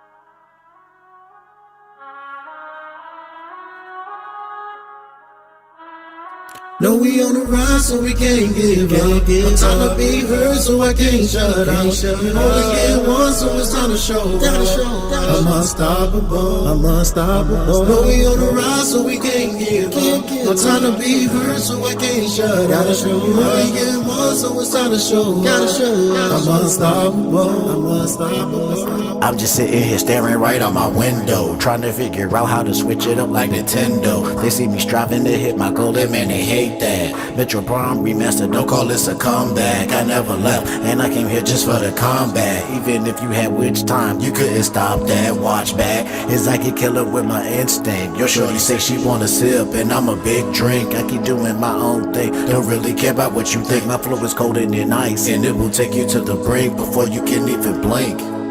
You won't be able to say a word, I'll have you silent like you blink. No, we on the ride, so we can't give up. I'm trying to be heard, so I can't shut up. Only get one, so it's time to show up. I'm unstoppable. I'm unstoppable. No, we on the ride, so we can't give up. I'm trying to be heard, so I can't shut up. Only get one, so it's time to show up. I'm unstoppable. Ha! Call me links, no words from my action. Call me a movie, lights, camera, action. This ain't a faction. You're my subtraction.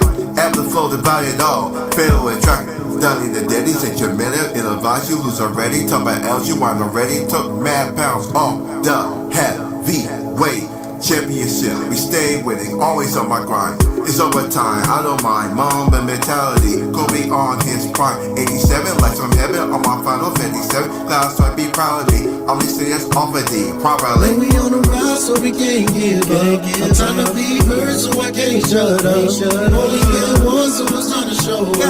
I'm unstoppable. I'm unstoppable. No, we on the ride, so we can't give up. I'm trying to be heard, so I can't shut up. Only get one, so it's time to show up. I'm unstoppable. I'm unstoppable. Yeah, they know I'm unstoppable. Better yet, I'm diabolical. I turn Mr. Hayabusa when I get volatile. I get nasty with the blades. Call me katana when I chop them up in these different ways. When it's me, T, and Star, now you know we gotta be the insane trilogy. When we just kill them beats skillfully. Now I gotta crash out. Anytime I get up on these tracks, I gotta spaz out. Taking my time with my craft, I never take that fast route. On my Dragon Ball is so this truly is the final bell.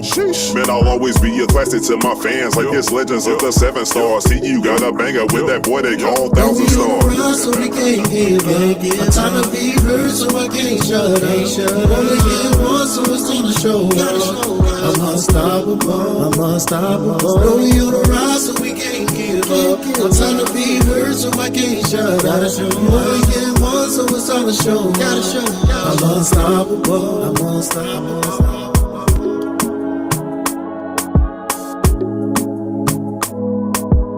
Sir, Gotta do the TJ the Gamer move. Oh yeah. That's my move, right? So That's my jam. I'm curious. So I got a bunch of questions before I got to go. So Let's go. Katetsu, you said that you had a different vision for this. I'm curious. Yeah. What was that vision for this? This one was more of like, because if you can listen to the beat, it's just more like that nice vibe, you and somebody kind of, hey, I'm getting closer to you, you closer to me, kind of vibe. Yeah, when you hear it, you kind of get. So I was like, yeah. So I sent it to TJ. Didn't tell him, like, usually when I send TJ beats, I don't tell him, hey, do this. I'm just like, right here. And so when he came back with Unstoppable, I'm like, that's not what I was. You was expecting me to go into my typical TJ the Gamer bag. That's what you was. But I was, but I'm glad you didn't, because I'm just like, you know what? This is cool, because this is just exactly what I was talking about. Where like people can go into certain things and just can be like, hey, this time I'm going to attack something, and it's going to come out that way. So yeah, it cool came out great. So I was curious. Now, Zap, this question's for you. Now, I've gone into, like, we've had these conversations where we've kind of given our props, whether it's me, TJ, Rain, Katetsu, whatever the case may be. And I'm like, man, you're singing. If I could sing like you, I wouldn't shut up. But he doesn't take any credit of like singing the way that I hold it up. Do you feel like he's like a really good singer? That's a good question. We've never talked about this. Damn, I haven't thought about that myself. I can give you my point of view on that. I think Zap is a much better singer than me. Okay. Like she's like vocally, she just has a lot. Okay. As far as talent at singing, I say I'm pretty good at it. Like I know my notes, I know runs, I know how to do that. The thing I think I lack is the voice. Like the voice, the one thing that you can't teach. And some people just naturally have beautiful voices. Like her voice is just naturally beautiful when she sings. Yeah. So the fact that she actually knows how to use that voice puts her at a whole different level. Whereas like me, I know the technicalities of it, but I don't necessarily have what I would consider a natural voice. So like I have to work a little bit harder to get to those, to hit those notes or to get those parts. Whereas with her, she can just do it like off the top of her head. She naturally has the voice and she knows how to use it because she's learned a lot of the technical side too, because of her dad being a big studio musician. So she knows all the ins and outs of it. So it's like working with her is so easy because she already like knows how the game goes and she just does her thing. Yeah.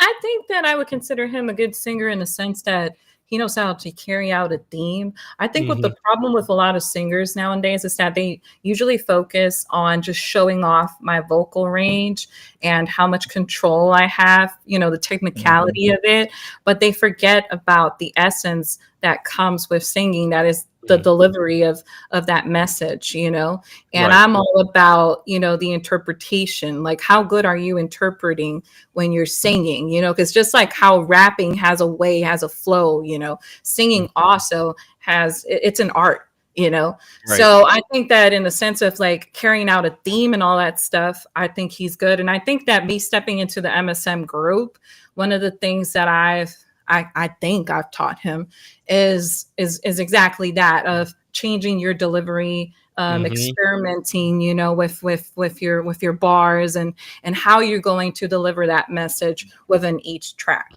Oh yeah. And she's definitely made me a better singer because if we do songs together where we sing together, like it literally forces me to have to like, all right, I gotta push to match that energy, because if her energy is up here and I'm down here, then it's just not going to work.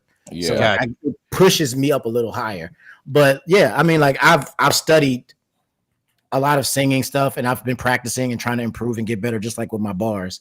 But it's just, there's just a certain level of natural ability that certain people have that I don't have when it comes to singing.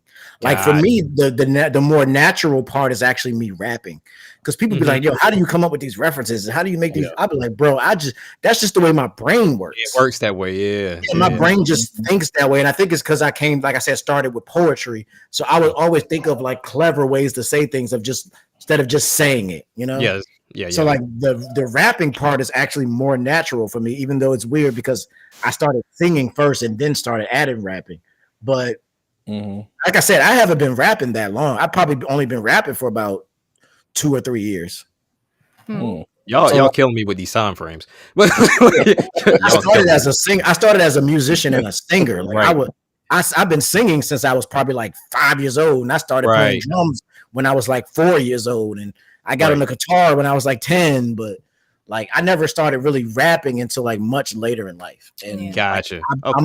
That's why I'm still like trying to like get people to push me and like teach me different techniques and all that kind of stuff. Right? Yeah. Okay. So I have 2 more and then I'm out. So the first one is with this song, like we've worked on plenty of songs together.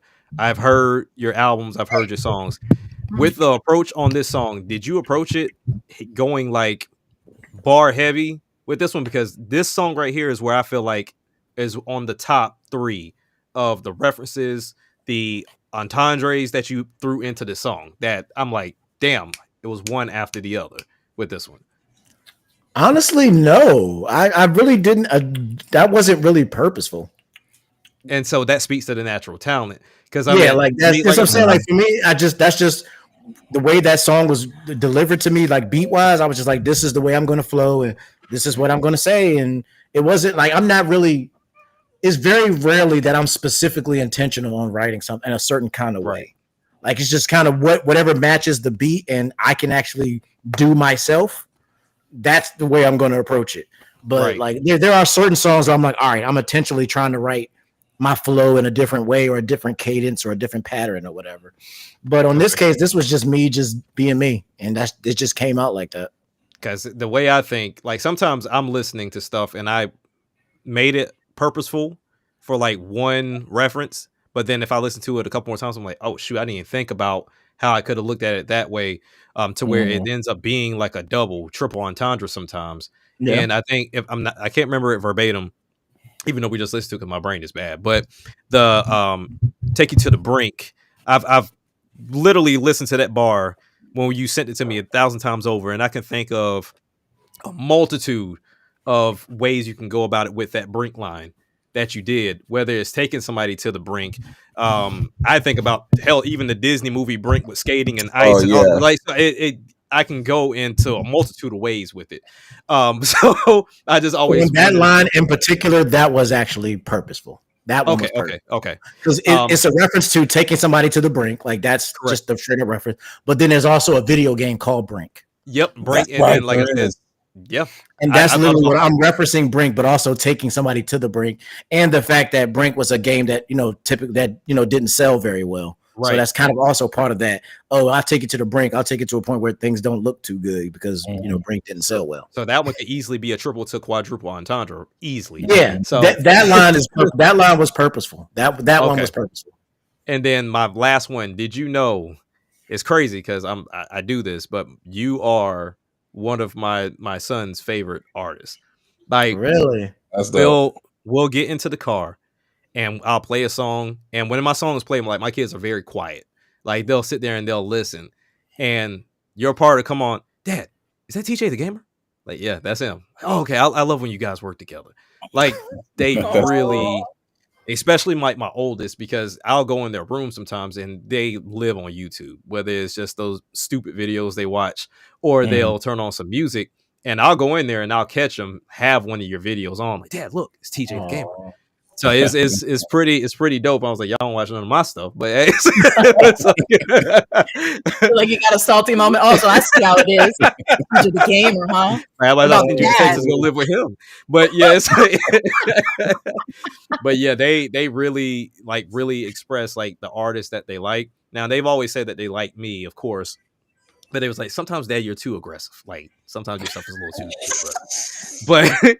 But they like the fact that one, you're singing. You do have the switch up to where you do have those melodic type songs, like, whether it's the love songs or something that's a little bit more on the softer side, to where for me, I can do a whole album just braggadocious going raw hardcore the entire time. But so they like that transformation, if you will. So they'll sit down and they'll listen like, yeah, Daddy, I like TJ the Gamer, especially when you guys work together. So yeah, I definitely had to let you know that, man. That's crazy. That's crazy, man. But you're a spiritual uncle. Yeah, I'm a spiritual uncle. I'm Uncle TJ. Let's go. Yes, sir. So, but yeah, thank you for having me, man. I wish I could be on for the rest of the album listening party. But yeah, we definitely gotta do this again, especially when 1,000 Stars album comes around, man. Or even if we do it in between then, just to kind of kick it. I think I like Zap's idea of us having an MSM stream where we all get on and just chop it up. Yeah, because I think an hour to this went to us just chopping it up. Yeah, I'm gonna say that's kind of how we went longer than I was expecting. It is what it is, But yeah, so thank you all for having me, Zap, Leon, Katetsu. Hey, prayers out to you, brother. So I mean, everything is gonna happen the way it needs to happen, man. So definitely keep your spirits up, man. So yeah, we'll talk about it. I do want to talk about it one day, but we'll talk about it. Okay, no doubt. Hey, what I always say? Sometimes pain makes great music. It does. It does. So, all right. Well, I'll catch y'all later. Y'all have a blessed day, and I'll talk to y'all later. All right, my guy. And now we're gonna go to Screw It, my second favorite song. Hold up, wait a minute. Hold up, and hold up indeed. So Katetsu, take it away. We did this song in one of our sessions. This song was done in one of our. He was working. I think he was working on levels on some. He was working on a song. And I'm like, I want to work on some too. So I'm like, hey, I'm just going to work on some stuff in the back. He was like, go ahead. And I kind of just did it right then and there. And I was like, okay, I got something. He was like, hey, let me just stop and let me take a listen to it. Yeah, I think I was mixing something else from the album, actually. I think I was mixing another track from the album. and he heard it, and he was like, I already know what I'm gonna do. He's like, he did a skit to it and everything. Right? Yeah. Because when I heard the beat, I was like, this sounds like a Rick Ross beat. Like, this sounds like a beat that Rick Ross would beat on. Like, I could just hear him. Wait a minute. Like, I could just hear him doing that. BG Like, said that too. it sounds like straight like some Rick Ross stuff. Like, I was just like, so when I heard it, I was like, yeah, I gotta do something like that. And it was just funny because, you know, Rick Ross is a big guy with a deep voice, and I'm a skinny guy with like a smaller voice. It kind of makes it funny. So it's kind of like, that was kind of like the joke, is that how is TJ gonna like do a song like Rick Ross? But most people probably don't understand that I really pay attention to how people rap and the cadence. So if you listen to my patterns in my rap, I do rap exactly like he would, but it's just in my voice. So yeah. That's kind of how we came up with it. And this was just a fun song to make. Yeah. Like, we was just having fun one day, and I was just like, I'm just gonna have fun with the verses and have fun with the hook, and it came out the way it came out, and it was amazing. Yeah. And I'm actually not gonna go too much into details, but all I'm gonna say is it was an honor to direct this video. Oh yeah, the video for this is incredible. And because the moment I listened to this track, I was like, babe, you gotta let me have this one. Like, I already know the idea, what I want to do with it. Just trust me, trust the process. It's gonna turn out dope. Yeah. And once I did the video and showed it to you, you were like, okay, yeah. I definitely fell in love with the video because the way she shot it, like, talk about that earlier. Jack was talking about using camera tricks and stuff. On that video, she used a lot of camera tricks. Like, those transitions that you see are not real transitions. Those are handmade camera shots that she just made to look like transitions. So like, I can't wait for that video to drop. Because it was one of those things, like, it was like one of those filmmaker moments that I was like, I've always had this idea and I've wanted to experiment with it. And when I listened to this track, I was like, this is the track. This is the track where I can pull it off and see if it works. And then that just turned out so dope. But yeah, I'm like, bro, that's like my second favorite song from this album, for real. Okay. Yeah. That's dope. All right, let's get into it. Get it? All right, TJ, I'm gonna lay down this track, man. Go ahead and do what you do.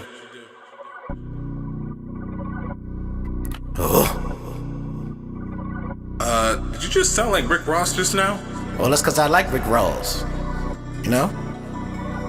I could do a whole song like that if I wanted to. Wait. You're telling me you can do a whole track sound like Rick Ross? Nah, I'm dead serious. I could do a song just like I'm Rick Ross. You ain't hear me?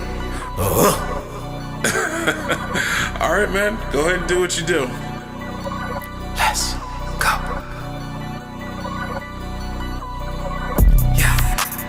Hold up, wait a minute. Hold up. TJ about to kill it. Slow down. They hate me cause I'm winning. Hold up. But I love the life I'm living. Slow down. Hold up, wait a minute. Hold up.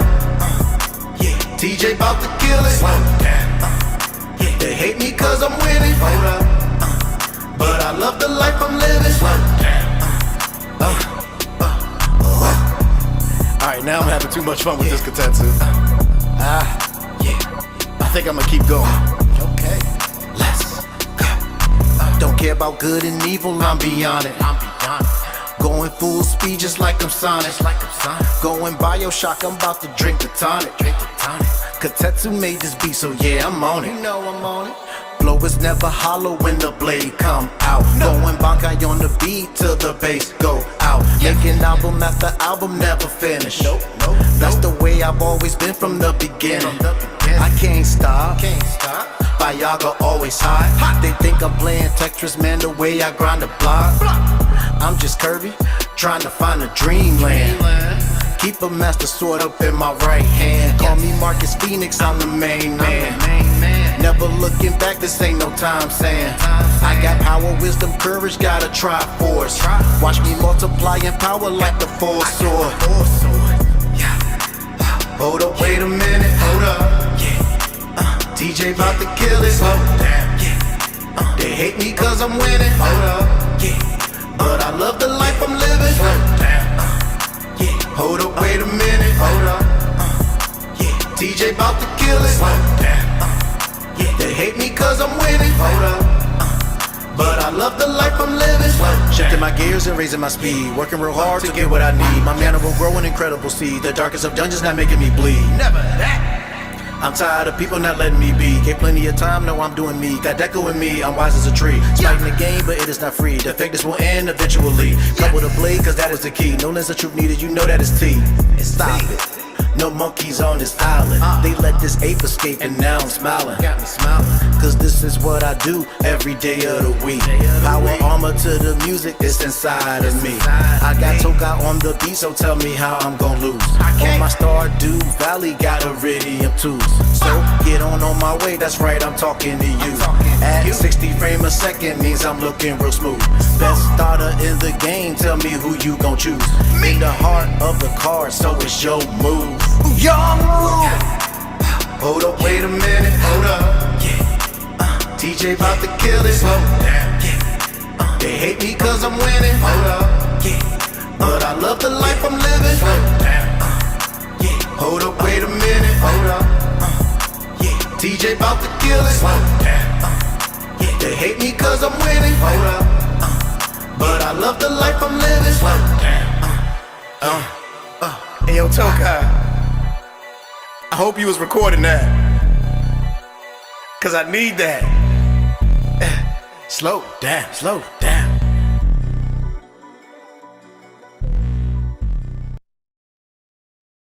Yes, sir. Yes, sir. It Yes. goes so hard on that. Oh, that joint knock too, man. That joint, when you play that in the car, that beat be knocking, bro. Yeah, that's crazy. I guess let's move on to track 15. So this is Fathers in the Game. Mhm. And as you explained originally, you said that this album has been all about growth. And when we talk about growth, we talk about you tapping into a new phase, a new season in your life, which is becoming a dad. Oh yeah. So you want to talk about a little bit what was like the creative process behind making this track? I knew that when I was working on this album, since I said like this album is pretty much a statement of this is where I am in my life right now. And obviously a big part of where my life is now has to do with the fact that I have a son now. You know, that was a big life-changing experience, you know?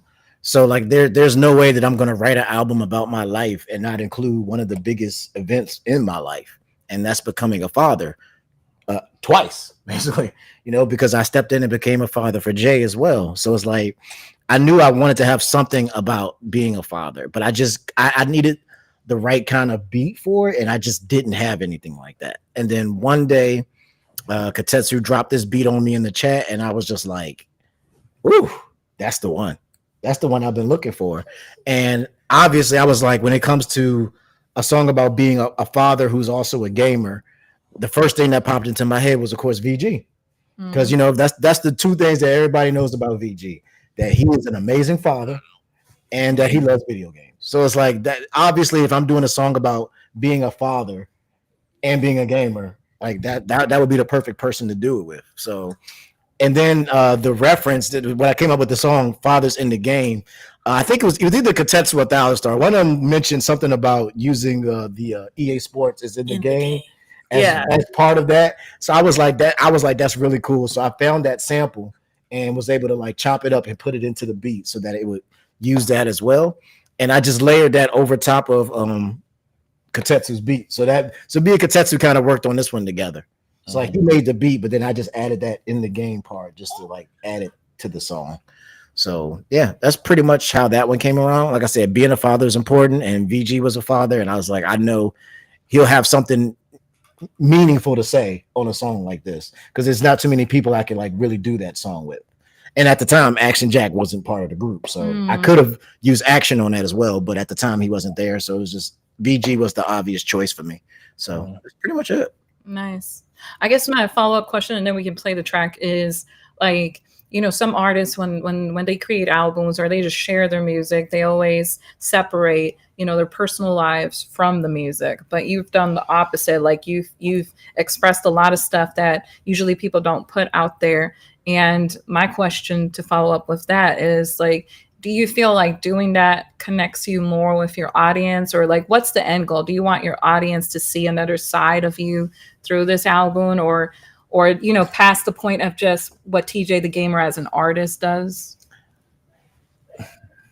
honestly, yeah, honestly, I don't really think about it that way.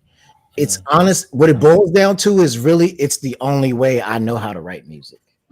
Like I can't like write music and just make up stuff that's not real, you know? Like, so I can't get on the track and rap about being a thug or being a drug dealer or having a bunch of money or like, I can't, I'm not good at making stuff up. Like I'm only good at writing stuff that's actually true to me and what I feel and what I think and where I've come from. And like that, doing it that way makes it easier for me, because trying to like portray something that I'm not doesn't really, like, I can't really write like that, because then it's like, how do I write about being a thug when I have no idea what being a thug is about? How can I rap about having $1 billion if I don't have $1 billion? Like, how can I rap about being the biggest drug dealer in the world if I'm never sold a drug a day in my life? Like, it's just, and that's kind of where the gaming part comes in, because like, oh, I can talk about games because I know games like that. I'm a gamer and I know games, and I also know me. So like, what else can I talk about besides the things that I know, which is me and gaming? So it's like, because at first it was actually really hard for me to put music out because my music was so personal, because I used to be such a private person, and I really didn't want, like I said, at first I didn't even put my face in my thumbnails or in my pictures or in my videos. Like, it was just a screen, some text, doesn't matter what I look like, you know? But part of it is I learned that people want to connect with something when it comes to music. They want to connect with you as an artist and like feel like they know you. Like, without that, you're not really going to see any kind of growth. And then two is like, just being who I am is just, it's just easier. Yeah. It's easier to be yourself than it is to fake being somebody else. Yeah. Yeah. I don't know if Katetsu wants to ask anything, but if not, we can play the track. No, we can jump right in. We can jump right in. Let's get it.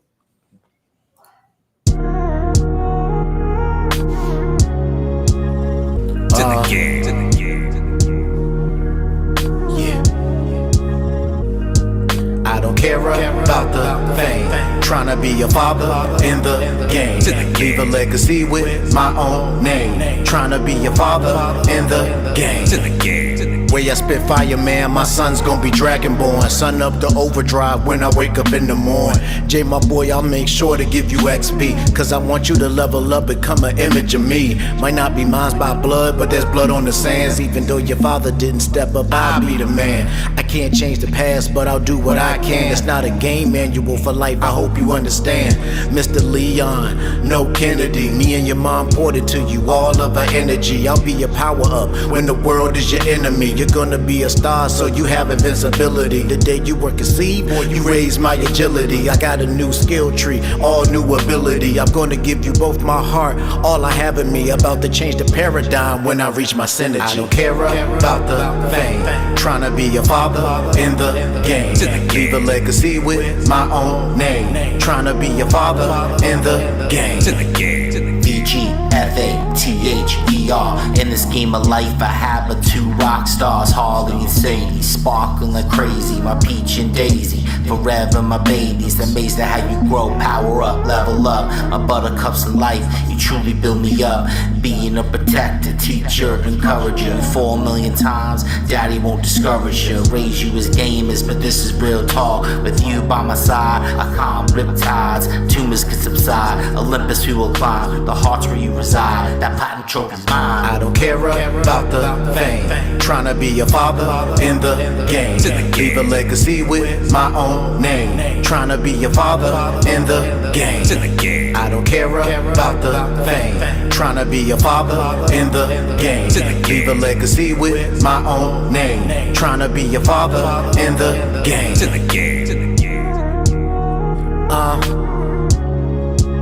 This song goes out to all the fathers out there who work hard every day to provide for theirs, to take care of theirs. I salute you.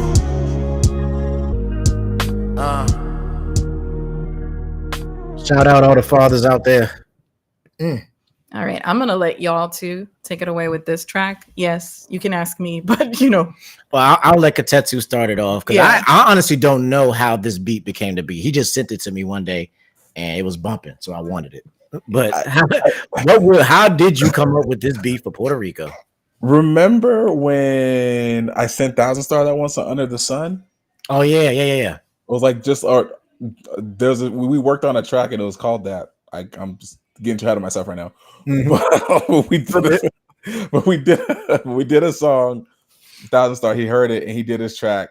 And I think you said, "Hey man, I need a Tokai in his feelings track."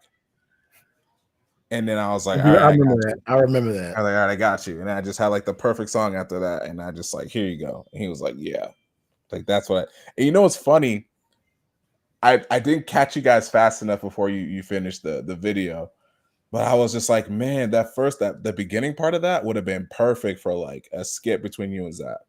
Oh yeah. But I didn't catch you guys fast enough to you guys do it. So I was like, okay, that's okay. But I think it would have been dope, just like a little like skit thing between you two in the beginning. That's not a bad idea. That would have been fire. Yeah.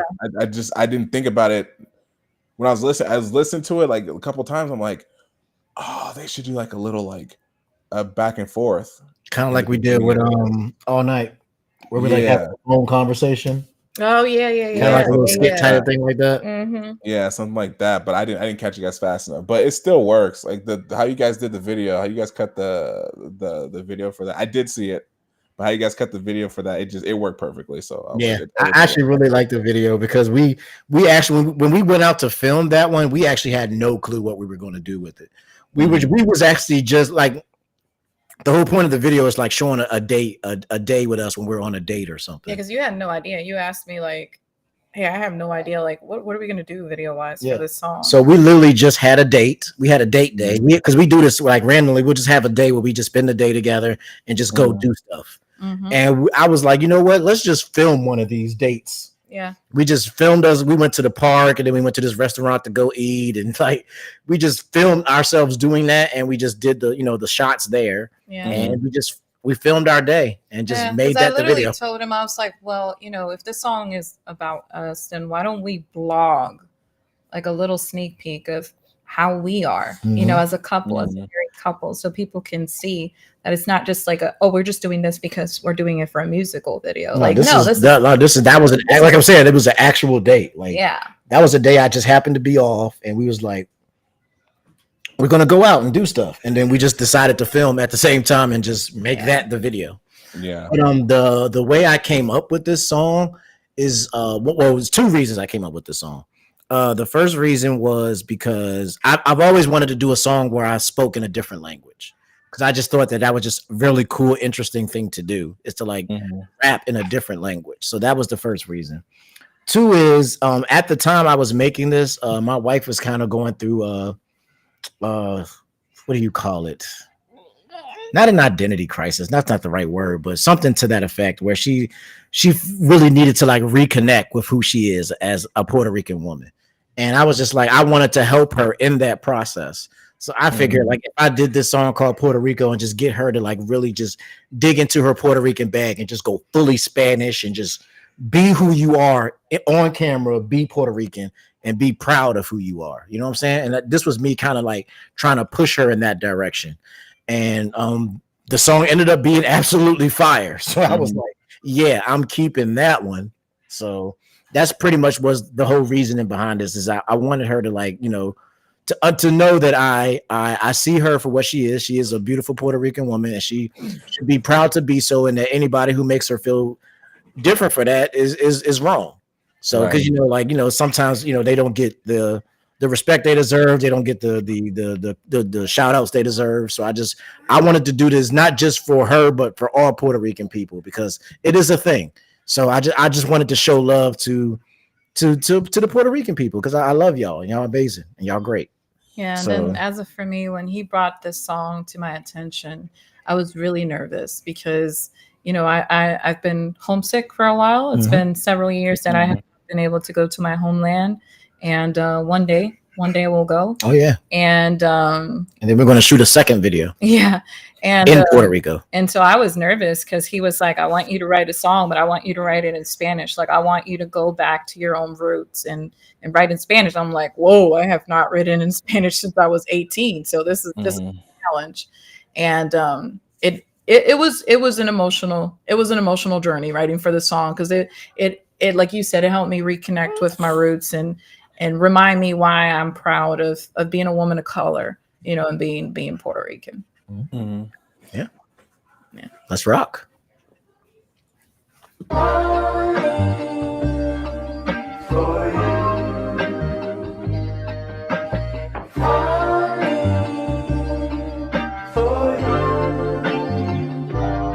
This sample right here, bro.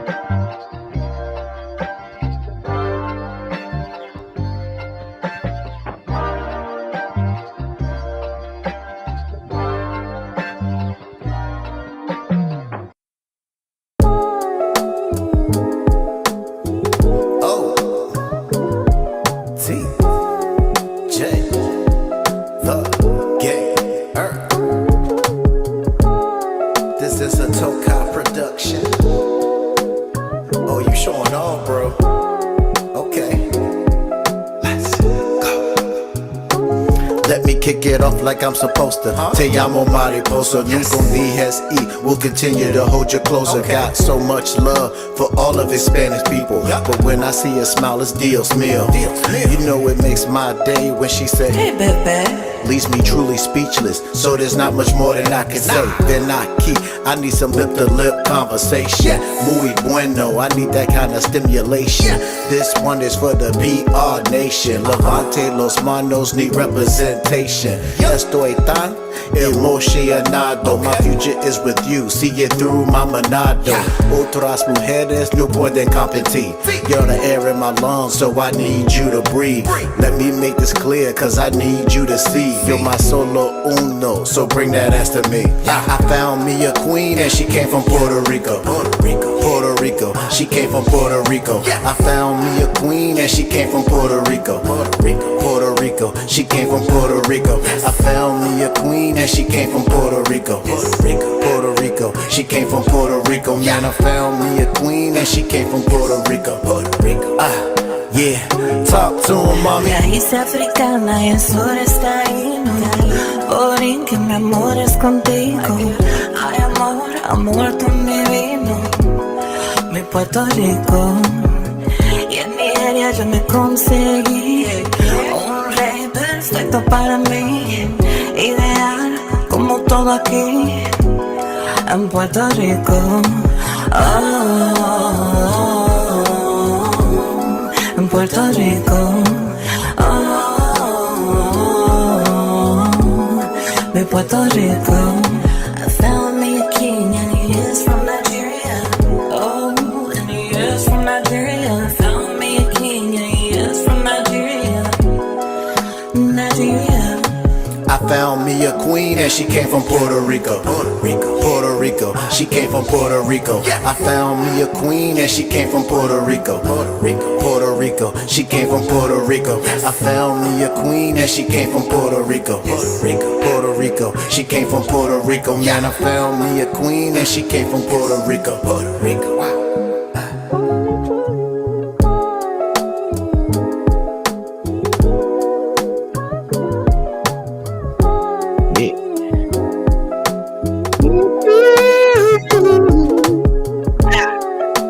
That is so crazy, bro. That song is really good. That sample is so dope. You killed it. Then he already knows that. You know? That was amazing. You know, just to stroke his ego a little bit. That was amazing work, bro. When you sent me that beat, that was one of the times I think you really blew me away. Like when I heard that beat, I was like, this is probably the craziest thing I've ever heard, bro. Like you put your foot in that one. But speaking of I Can Only Be Me, because it's actually this is mind-blowing that you actually said earlier. Mm-hmm. You like, why would I try to fake being someone else? Because it's too much work. Like I can only be me. And hence the track now. Yeah. I Can Only Be Me. That wasn't even planned. So do you mind expand? I feel like this is one of your songs, like, you know, Alone in the Dark, Open World, even like Heart Container. Oh yeah. Like, is it one of those songs? Definitely. Because actually, this song was one of those songs that I really crafted, because like those songs that you had mentioned are songs dealing with like depression and like how to get over it and how to move through it and just that kind of stuff. And it's like I love having those kind of songs, but like it's hard to write those kind of songs now because I'm not in that space anymore. Like I've grown, I've gotten better. My mental health has been better than it's ever been. I've been stronger than I've ever been. So I was like, how can I do a song that still invokes those feelings, but what's true to me now? And before I've gotten a couple comments on videos before saying you're a really good rapper, but like you drop the video game stuff, or like you're really good, but like nobody's ever gonna like nobody really cares about video game like hip hop, you know what I'm saying? And wanting me to go into a different direction and wanting me basically to, and then like I was saying earlier, people like faking who they are and pretending to be this and pretending to be that, and I'm just like, I'm not with none of that. Like I can only be me. And I only want to be me. Did you ever consider it at some point? Like, did you take into consideration these comments? I've thought about it. Okay. I've thought about it. But then it's like I say in the song, why would I walk away from the thing that I created? And like I say that in the line and say, why would I walk away from what I created? Because it's mine. Like, this is mine. I created it and nobody else has it. So I it may have crossed my mind a couple of times, but eventually it always comes back to what I love and what I do. And that's kind of the cue in the song. Cause like I'm trying to write a song without making a video game reference, but then I accidentally make references anyway. So it's like the references are very like hidden. So they're not purposeful, but if you pay attention, you'll be like, oh, he's still actually making video game references. So I'm actually still able to make video game references and still put it into a song where you completely understand it. And if you're not paying attention, you're going to miss it. And you'll actually hear me refer to it because I know how sometimes people don't really pay attention to the lyrics fully. So I'm like, I wonder how many people are really going to catch on to the fact that I'm talking about taking gaming out of my rhymes and I don't want to do that. But then I'm rapping without making gaming references, but I accidentally slip up and make a couple references here. I guess my next question is for both of y'all. So shout out to Goddess with a pen. Shout out to the Goddess. I think she did an amazing job. Yes, she did. So I guess my follow-up question is like, why her? Like, how did this come to be of bringing her into the track? But also when you were working on your, writing for the song, how did it come to be with Katetsu? Like, did you tell him in advance, like, hey, I'm writing something about this and I want you to create a track around what I'm writing? Or like, how did it come to be? I actually, I knew I wanted to do something with Goddess, but I didn't know what it was going to be because I just wanted her, because I think she's really talented and I just really wanted to work with her again on something, but I just couldn't think of what it was. And I told Katetsu at some point, I was like, I want to do like a real heavy song, like something really deep and really heavy. I don't know what I want to talk about yet, but I need that track. I literally said, I think I said, like, I need my Alone in the Dark. I need my Silent Hills. Like I need that song. This album is missing that kind of track because it's kind of a staple of the Legend of TJ series is to have those songs on there. So I literally just said, I need a song that feels like that. And I didn't tell him what I was going to do because I didn't know what I was going to do. And he came back with this beat. And then after that, I kind of just took off and started writing. And I felt like it just needed that extra little punch. And since I already had in my mind that I wanted to do something with Goddess on this album, I was like, this is actually a really good like spoken word type of beat. So like maybe I could get her to do like some spoken word stuff. And I asked her if she want to do it. And she actually didn't respond to me for a while. And then when she did respond back, she had already finished it. Wow. Like her response back was, here it is.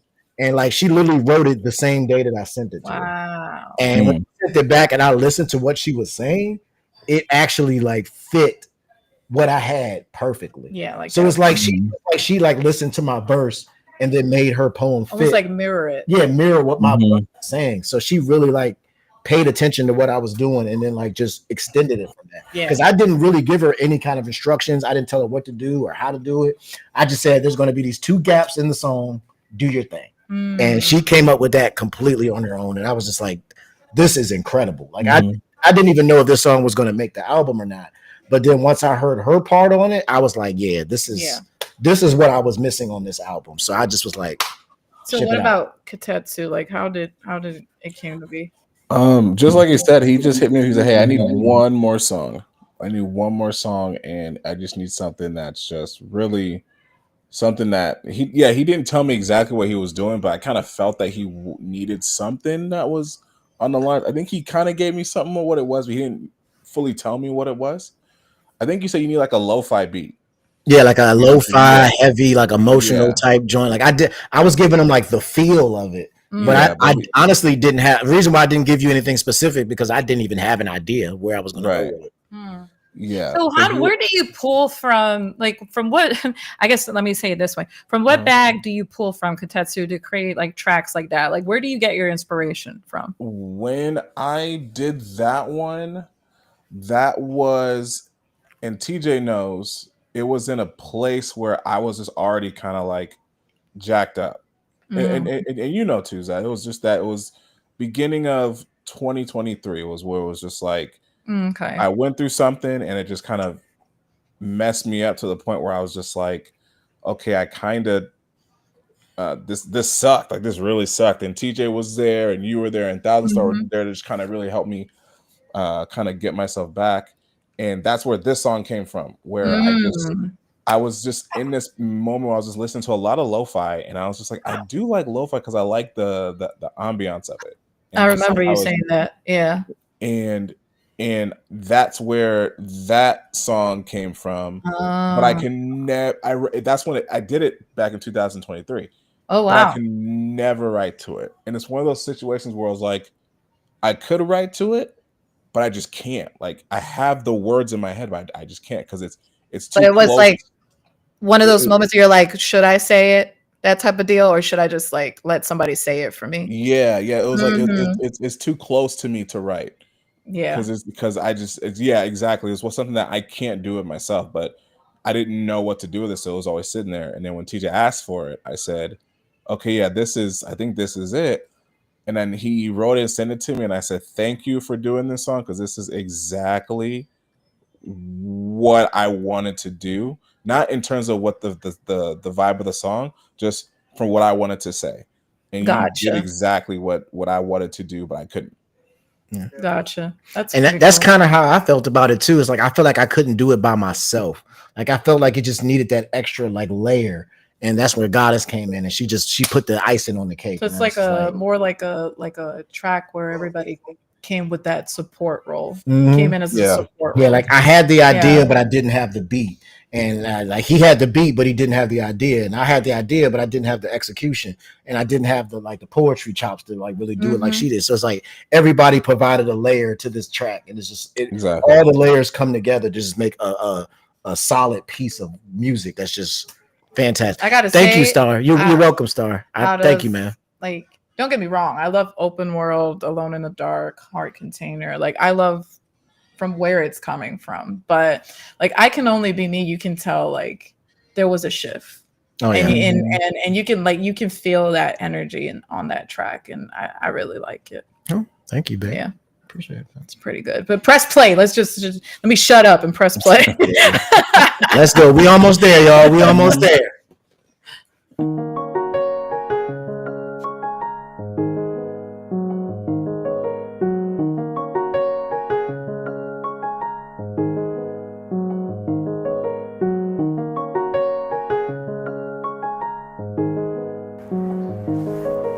I want my time now, I don't wanna be forsaken. So I keep grinding this music so I can make it. They tell me stop putting gaming in all of your rhymes, but why would I give up what I created, cause it's mine. I still put every ounce of strength in all my lines, but like everyone else, that's an offer that I must decline. You see, it's not all about me, I want my whole crew to shine. So I'm screaming MSM forever till the end of time. Oops, I did it again, I can't help myself. I will still keep it moving even by myself. Music low on calories, so it's good for my health. Might even be the path to increase my wealth. So every move I make is for my wife and my 2 sons. God said I was chosen, so I gotta be the one. And I'm only getting started, so I'm not close to done. But people try to count me out before I even begun. I'm in the struggle artistically. Yeah, the struggle against negativity. You say I'm not where I need to be, not at the top. But but the talk doesn't even exist in me. There is no limit to what I can do, where I will go, what paths I will create for others to follow. The struggle indeed. No struggle in this world has ever seen the likes of me. I once was bound, but now I'm free. Gotta tell the truth, I can only be me. I once was blind, but now I see. Gotta tell the truth, I can only be me. I once was bound, but now I'm free. Gotta tell the truth, I can only be me. I once was blind, but now I see. Gotta tell the truth, I can only be me. I can only be me. I am a soul, not a body. That's all I need to be. All I care to be is me. I was down like a basement, a rain puddle, and still they played in my face. Now I bear my fangs and a grin for all to see. Move however my fairy wave moves me. It's all poetry to me, all food for our souls to eat. If you don't also feel free, is that my fault? I always struggle trying to understand my purpose, but growth is so slow, sometimes I wonder if it's worth it. Even in my darkest hours, I stayed working, trying to give the world my vision, but inside, yeah, I was hurting. I remember a time when meals were hard to come by. Don't like to speak on it much, but now it's time to try. I've been through some hard times, bad relationships, and lost so many friends, and there was once a time where I wanted it to end, but a light came into my life, believe what I could be, help me change my ways and show me what I should be. Now I got a whole new drive, reason to stay alive. Had to fix a lot of mistakes, called it a guilty strive. Had to get one more in before the show comes to an end. I'm just trying to make the right move so I win. This is something different from what I usually say, but I'm on a different level, so I gotta try a new way. I hope you think it's okay. Gotta tell the truth, I can only be me. I once was blind, but now I see. Gotta tell the truth, I can only be me. I once was bound, but now I'm free. Gotta tell the truth, I can only be me. I once was blind, but now I see. Gotta tell the truth, I can only be me. I can only be me.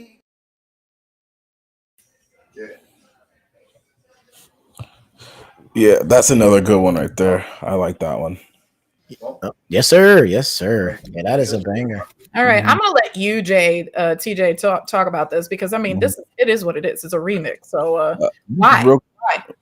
Real quick before we go, I'm a head out. I gotta finish some stuff up. But thank you for allowing me to come on here late, and thank you, TJ, for allowing me to work on this project with you. I know you talked about wanting to do something like this, and it was just even an honor for me to work with you and get this project going for you. So thank you. Oh, we got Action Jack back in the chat. We love you, bro. You're welcome to crash. Yes. Thanks for working on this album, bro. I really appreciate you. I wasn't even expecting you to come on because I know what you're going through right now. So I appreciate you even hopping on to talk about it because I really wanted you to be here. Because like I said, we work so closely together on this project that I feel like this album is half you, half me anyway. So it's like you really put your foot in on this project, and this project would not be possible without you. So thank you, bro. Yeah, like I'm definitely down to do a MSM thing because I definitely do want to talk about everything that happened because I feel like that's just something that it's just do it in a safe space. Yeah, like it's something I do want to talk about, and I feel like we're better to talk about it with you guys and all that. So definitely one day whenever you say, hey, let's do it, I'll be there, and then I'll just kick it off with a lot of the stuff. So put a date on it. Yeah, I'm down. Yeah, I'm gonna have to put that together. We're gonna have to put together an all MSM stream where we just get on here and just chop it up, man. Just talk and answer questions and listen to music and just do whatever, man. Yeah. I'm feeling that idea, man. But thanks for coming. We're about to wrap this thing up. But thank you. Salute my brother. All right, you guys take care. I'll see you guys. All righty. Well, TJ the Gamer, let's continue. So Konami Code, right? Oh yeah. There's so many songs you could have made a remix of. So why did you choose Konami Code? Honestly, it kind of was an accident, is what kind of happened. Okay. Like it was a situation where I was just kind of playing around. Like this song was never intended to be on the album. I was just messing around, just doing a remix of a song just for fun, just working on music one day. And oops, I messed up. Oh, you're Gotta do good. that again. But I was just messing around and I just really liked how it turned out. And traditionally, well, not traditionally, but on the last few albums, I've done remixes to like an old song because I feel like a lot of those older songs don't get the love that they really deserve because they were made at a time where I wasn't as big as I am now. Yeah. So it's like most people probably don't even know that there are, 6 other albums before this one. Yeah. Some people are only catching up to me since All About You because All About You was kind of that point where a lot of people really started paying attention. Gotcha. So like All About You and Up, most people know that catalog. Yeah. But everything that comes before that kind of people don't really know about it. They don't. So I wanted a way for people to like hear these songs, but like add all the new stuff that I've learned, like new mixing techniques and better microphones and better editing. And you know what I'm saying? Because those songs were great. They just were made at a time where I didn't know as much as I know now. Gotcha. So I've always tried to look for ways for those old songs to get some kind of love. Gotcha. So that was kind of my idea. And when I put it together, I just really liked it. And it really like showcased that song. And I just was like, hey, you know what? Since I traditionally do this anyway by putting a remix, I'll just use this song. So it was kind of just like a happy mistake, really. Nice. I've always mentioned this to you, but I'll just say it again. Like from my top favorite songs besides Combo Breaker, which I've always told you I love Combo Breaker. Oh yeah. Konami Code is definitely up there too. Oh yeah. I love it. Konami Code was one of those songs I think that really caught people's attention because it was so like unique and catchy. And just the up, down, down. That was just a really cool thing to do. Yeah. So I thought that was a really cool song to bring back, and I want to do more of that in the future. Like let people hear some of the old catalog, but like just in a newer, more refined way. Well, I mean, let's give it a listen. Let's see what it's all about. All righty.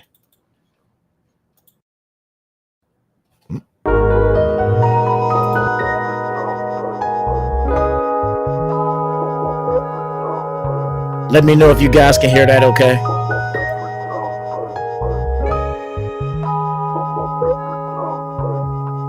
You break me down so easy. You got that economical. You keep on play testing me, but I just can't let you go. Up, down, left, right, BA. Economical. Up, down, left, right, BA. Economical. I must admit I want you. You get me harder than country. Clearly arts in the bedroom. You wanna find out, don't you? The sun is in your hands, so I melt in your presence. And I think you out for blood, like the harmony of dissonance. I think you on the right course, training all my life. Force no NBA, but give and go. Can't stay, of course. All your friends been telling you that you shouldn't mess with me, but hop on me, frog, cause adventure time for you to rescue me. You break me down so easy. You got that economical. You keep on play testing me, but I just can't let you go. Feel free to drop questions in the chat. Left, right, BA. Economical. Up, down, left, right, BA. Economical. I'm willing to teach you, cause you got so much to learn. Dark Knight is in the building, so I guess Batman return. You got me lost, like I'm a turtle in time. It's a Drummania, you beat me out of my mind. On my way, nothing to say, this is Silent Hill homecoming. Yo, I'm always shooting for the best, yeah, I'm top gunning. You must be a racing fighter, cause you drive me crazy. We gon' be MLB, Power Pros, making love, baby. You break me down so easy. You got that economical. You keep on play testing me, but I just can't let you go. Up, down, left, right, BA. Economical. Up, down, left, right, BA. Economical.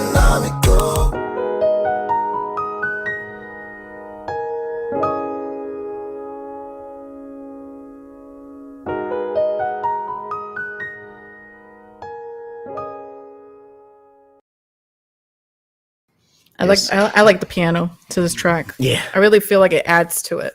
Oh yeah. Piano just really adds to it. It really does. And I love a good piano. Thousand Star says, "What's your favorite bar in this album?" Favorite bar in this album? Honestly, I would have to say it's from the first song. Actually, I'm aiming for first like a blue shell up in a kart race. I love that line because it's like if you don't play Mario Kart, you won't get it at all. But like when you use that blue shell, it automatically goes for the player in first place.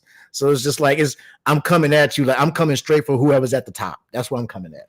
So I just think that was such a dope sign. All righty, so we're gonna. We got another question from Action Jack. What songs didn't make the album? Okay. There was actually. Oh no, I can't say that.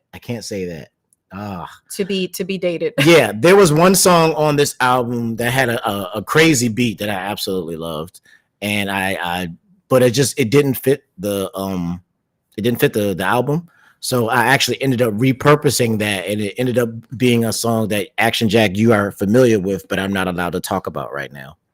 There we go. So that's a song that didn't make it. And there is another song that didn't make it. It was a song based around Halo, and it was called Master Chief.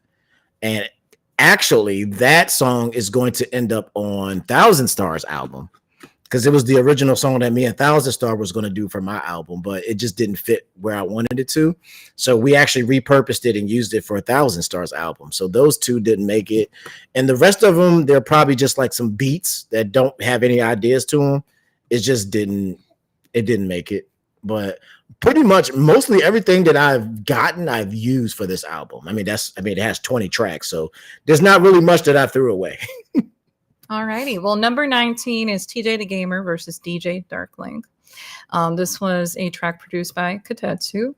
I've heard, a little birdie tell me this is one of your most complex tracks you've created on this album, because it features two individuals, two characters, one being you and the other one being Darklink. So my question is, how difficult was it to not only like from a songwriting standpoint, but also from the production side to create something like this? Because I don't know, I might be wrong, but is this like your first attempt into like a storytelling track?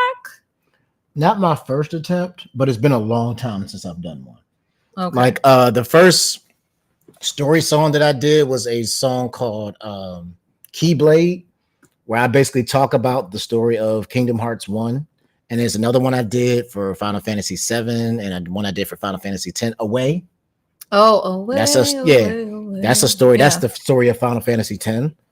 And but that was literally the last time I had done a story type song.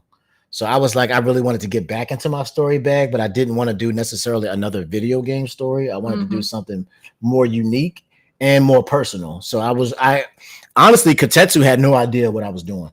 Like he just gave me this beat and was like, hey, just do your thing. And he had no clue what I was going to do with it. So basically to explain, like I actually was talking about this earlier. I hope Action Jack is still in the chat, because I know he asked me about this. But originally DJ Darklink, like I said, was just a character I invented to like the host Master Sword Radio and to do like intros and interludes and stuff. He was just like a character I catered to, like, ooh, nice list. Those are good songs.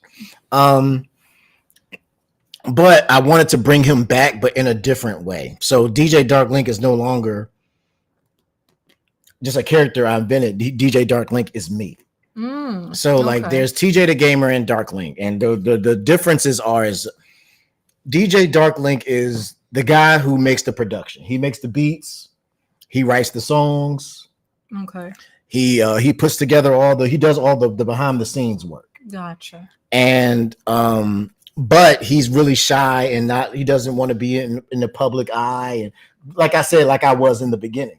More of an introvert. Yeah. In the beginning, I was DJ Darklink. I didn't put my face on the screen. I didn't want people to see me or look at me. I just wanted them to hear the music and just move on. So that was DJ Darklink. But eventually TJ the Gamer came out, and he's the in front of the camera guy. He's the personality. He's the suave one. He's the smooth one. He's the slick talker. He's the little bit arrogant, a little bit cocky. Like he's that in your face. Like I'm that guy. And he basically, but he's not a writer. He's not a producer. He doesn't do all the hard work stuff. He's more of just the face. Yeah, the host. He's the face of this two-sided, arrangement. And there's always this conflict between the two. Like TJ the gamer is more lazy. He doesn't really, it's like, I just give me the lyrics, let me rap it, and then I'm gonna go on about my business. You know what I'm saying? Whereas DJ Dark Link is more of like, hey, let's sit down, let's work, let's knock out this project, let's do this thing. But he doesn't have that camera presence. He doesn't have that energy to be the one on film. And it's basically a reference to the two different sides of me, basically. There's TJ the gamer, who's like who most people see is, hey everybody, what's up? It's your boy TJ, and we are back with a brand new video. Today we about to do this remix. That's TJ the gamer. And DJ Dark Link is more of who you would see on a day-to-day basis. Yeah. Like it's just I'm Your laid average back. Joe. Yeah, I'm laid back. I'm cool. I don't talk much. I just do my thing. I go to work. I handle my business. I come home. I don't, you know what I'm saying? Like that's pretty much it. And this song is basically talking about the conflict between those two different sides of me. But in the end, it's like at the end of the day, we're both the same person. So we have to deal with who each other is.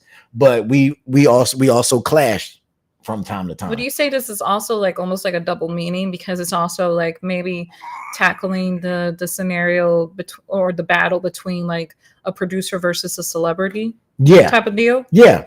It also, because that's pretty much what it is. It's like TJ the gamer is the producer, the mixer, the master, the engineer, and TJ is the artist. He don't write, he don't do nothing. He's the face, and he's the one that's in the camera to look good and get this energy across. Gotcha. Where he's the guy behind the scenes. So it's like it's that dichotomy of that as well. And it's also like for content creators, it's like the persona versus your real life self. Yeah. You know what I'm saying? It's like this TJ the gamer is who I am for Master Sword Music, and that's my persona for the brand.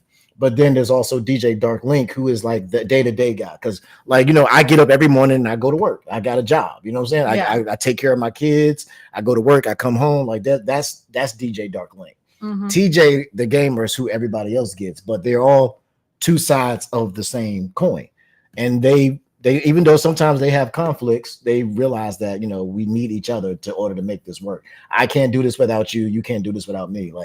And like I said, for content creators, like your persona may be a persona, but it's still you. You know what I'm saying? So it's like you can't.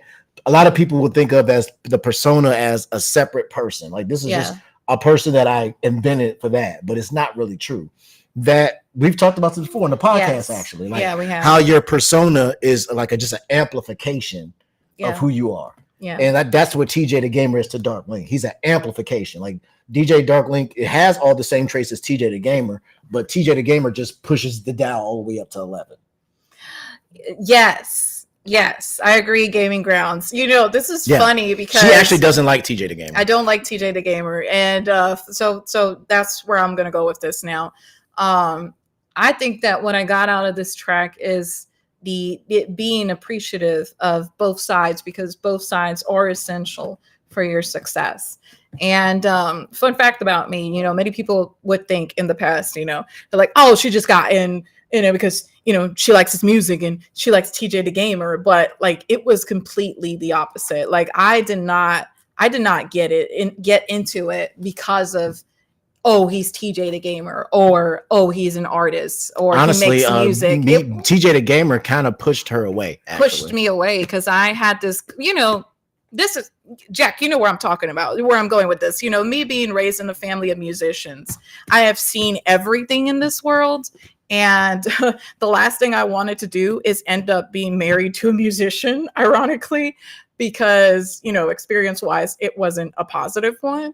And, but, when TJ stepped in, he actually showed me a different side of like, not all musicians are like this. And if you give me a chance, an opportunity, you're going to see that what I'm saying is true. So yeah, in a way, I have to say I did marry Dark Link. Like I'll take Dark Link over TJ the gamer. Yeah. But what I wanted to follow up with is that, as an artist and as a producer, you've evolved so much, which I've always told you I'm very proud of you, because I've seen your growth over the years. And I have to say, since All About You, and this is like taking me, out of it, I have to say, like, you really blew up musically, technically. Like your music has just gone on a whole different level. And I think it's also due to your team. You know, your team bringing the best out of you. So, 100%. you know, my follow-up question is like, you having so many roles, so many hats to fill in, you know, how does it feel now to actually be able to, one, fulfill your dream of a label and have so many artists join you on this in this vision that you've created? And how does it feel delegating, like trusting your label to other artists, like having producers now on board where it's not just you producing, but other people coming in with those creative juices, you know, letting them flow and doing something for MSM? To be honest, in the beginning, it was kind of hard because in the beginning I was doing everything by myself. And I had gotten myself into a certain work pattern where it's like, this is how I work and this is what I do. So I'm just going to continue to do that because I know how it works. But it got to a point where I couldn't keep up with the demands of that. Like it's a lot of work. Like people don't really know what goes into making an album or making a project or working with other artists. And it's a lot of work. Like it's like I said, I sometimes can spend 1 to 2 hours working on mixing and mastering one song. And I'm doing that for everybody on the label at one point. You know what I'm saying? So it's like, it's a lot of behind the scenes works, but like, it was hard for me to like delegate that to somebody else because I had to like basically put my trust in somebody that wasn't me. Like with me, I know I'm going to get it done because I'm me. Yeah. And that's just how I work. I'm and gonna that's get your it. baby. Yeah. So like nobody else has a reason to work as hard as me. Yeah. Because this is, you know, at the end of the day, it is my thing. So I can't expect other people to work as hard for my thing as I do. Yeah. So, but slowly over time, people just kind of started like doing stuff. Like over time, like, you know, like I said, Katetsu just out of the blue just asked me to, you know, to start producing. I was like, all right, cool. So that took a weight off my shoulder. And 1,000 Stars always there if I need advice on how to do something. Like, and VG, you know, always comes through with the promo stuff. Like he's been amazing at doing promo and pushing stuff and teaching me new techniques for doing this and adding this. And I'll become after I make my first. Nice. But and then, like I said, Action Jack comes in and he brings like pretty much all the same tool sets that I bring. And then you come in with teaching me how to do video and teaching me how to be better with audio and teaching me how to do thumbnails and teaching me more about promo and how algorithm stuff works and how to better title my stuff. And just like everybody kind of brings their own expertise to me, and it makes me a better leader and it makes me a better, you know, person at what I do. And so over time, I think since it was like a slow, gradual process of people coming in, it kind of helped me get used to it. But it was difficult to basically trust other people to be able to, you know, work on this thing with me and to have the same vision as me. Yeah. I don't want to take credit for anything, but I do remember telling you once, and because I was, you know, when we were talking about leadership, we were talking about how difficult being a leader can be.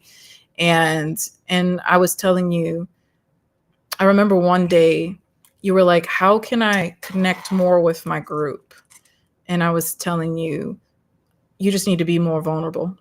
Like actually like open up to your team and show that side of you so they can relate to you and see like you're just a normal human being that also has a lot to do, you know, has a lot to deal with, and bonding that way beyond music. And now seeing you do that and how everybody has come together. Like I've always said it, like I love MSM, not because I'm just married to you, but because MSM really has been that family that has become more family than my real family. Oh yeah, you know? 100%. So being able to connect with them and share that special bond through music lets me know that you as a leader have been one hell of a leader. Oh, so I appreciate. So with that being said, let me shut up. Oh, I forgot. I did never track. I never answered your second question. Actually, I just realized. Yeah. As far as the difficulty in making this song, the reason why it was difficult was first of all writing the premise, like of the why these two are having a conflict. Like, why are we battling? So I came up with the idea of, they're getting ready for a studio session and DJ Darklink is ready to get in, but TJ's like, I don't feel like doing it right now. So that was building the conflict was the first difficult channel. Like, why are we going against each other? And then making them different, differentiating between the two, like trying to find a way to make so you could tell who is who and who's who. Yeah. So like for TJ the Gamer, I went for more of a higher pitched, more energy enthused voice. And then for DJ Dark Link, I went for a deeper, lower tone that's more like monotoned. So like you can kind of tell the difference between DJ Dark Link and TJ. And then how I did it was I was just being honest with myself. If TJ the Gamer and DJ Dark Link were actually two different people, what would I say to him? So I started off as TJ and I wrote what I would say to DJ Dark Link. Then I would just flip around. I would go ahead and record that part and leave it there. And then I would just listen to it and then like write my response to that. And then I would just keep going back and forth that way until the story completed itself. But it was hard because it's hard to like, all right, since both of these are me, I have to remember who I am in this particular moment. And the same thing happened when it was time with the video. Like I had to do the same thing in the video. I had to remember, all right, only do TJ's lines in this shot and only do DJ's lines in this shot. Yeah, I don't know how you did Don't that. step over each other's lines because you have to make it look like you're actually talking against two separate people. Yeah. So that was really the challenge of the song, is just like making sure that people know that these are two different characters, but at the same time they're both me. So it's like they have to sound like me, but also sound different, and they also can't be talking when the other one is talking. So it's like that was the real challenge. You want a song with DJ Dark Link? That's cool. I'll bring him out. This is an inside joke, but Action Jack, you should do a song like that with all your characters. It's funny that you say that because I can't really talk about it yet, but let's just say that. Oh, okay. All right. I got the inside scoop that something like that may exist. Oh, okay. All right. Well, with that being said, let's press play.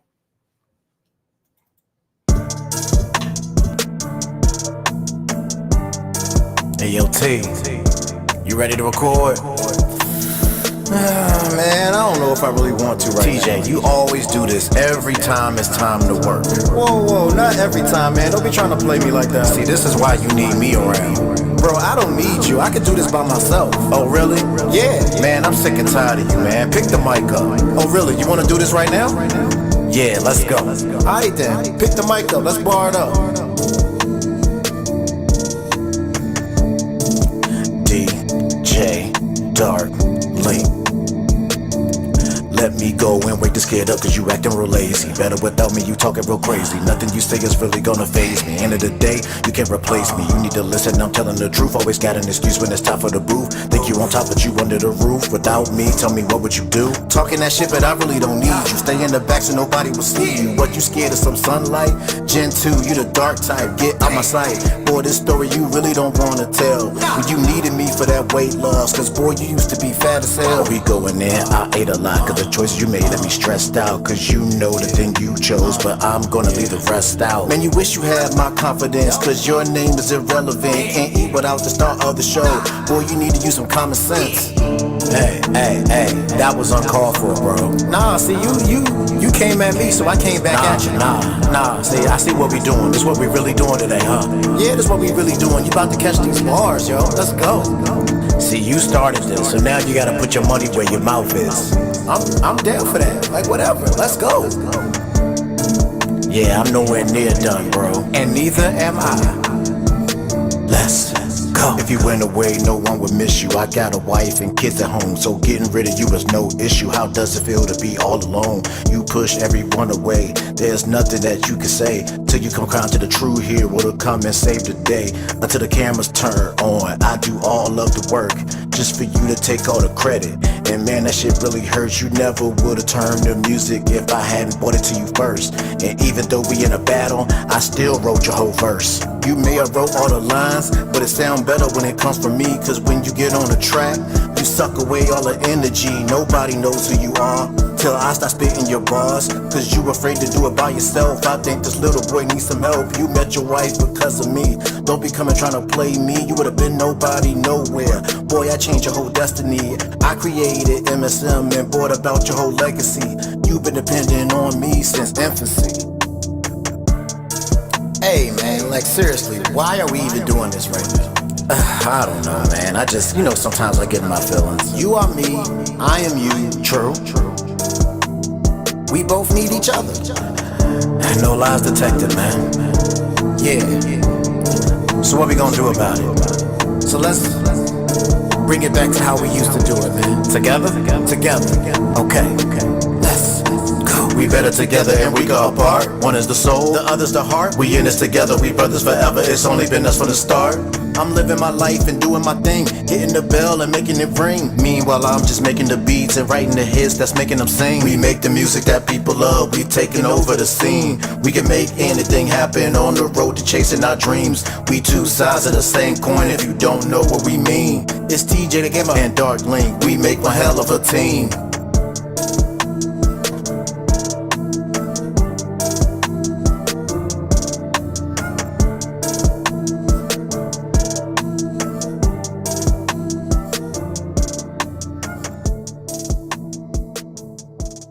Yeah. All right, I've cheated at this point because you've told me leave your best three for last, but I've been revealing them little by little. So at this point, I'm going to give it away. My number 3 top three. choice is On the Move. Ooh. I love On the Move. Actually, I don't know if I'm allowed to talk about this. Go for it. But I remember this was one of the tracks that almost was not going to make it to the album because you just could not figure it out because there was the beat didn't quite fit for the lyrics. Mm-hmm. And I remember telling you, like, I really like this song. Like, no, it's going to stay. We're going to figure out something. Like, maybe you should just change the beat. And you gave it a shot, went through a whole, like, a concentrated beat session just for this one track. And then this is how it came to be. And I really, really love the end product for On the Move. Oh, yeah. This is actually, I feel like this is probably one of my most lyrical songs. Like, I just really got in my bag with the lyrics. And yeah, this is actually funny because this is a song that I originally started on stream one day. Yeah.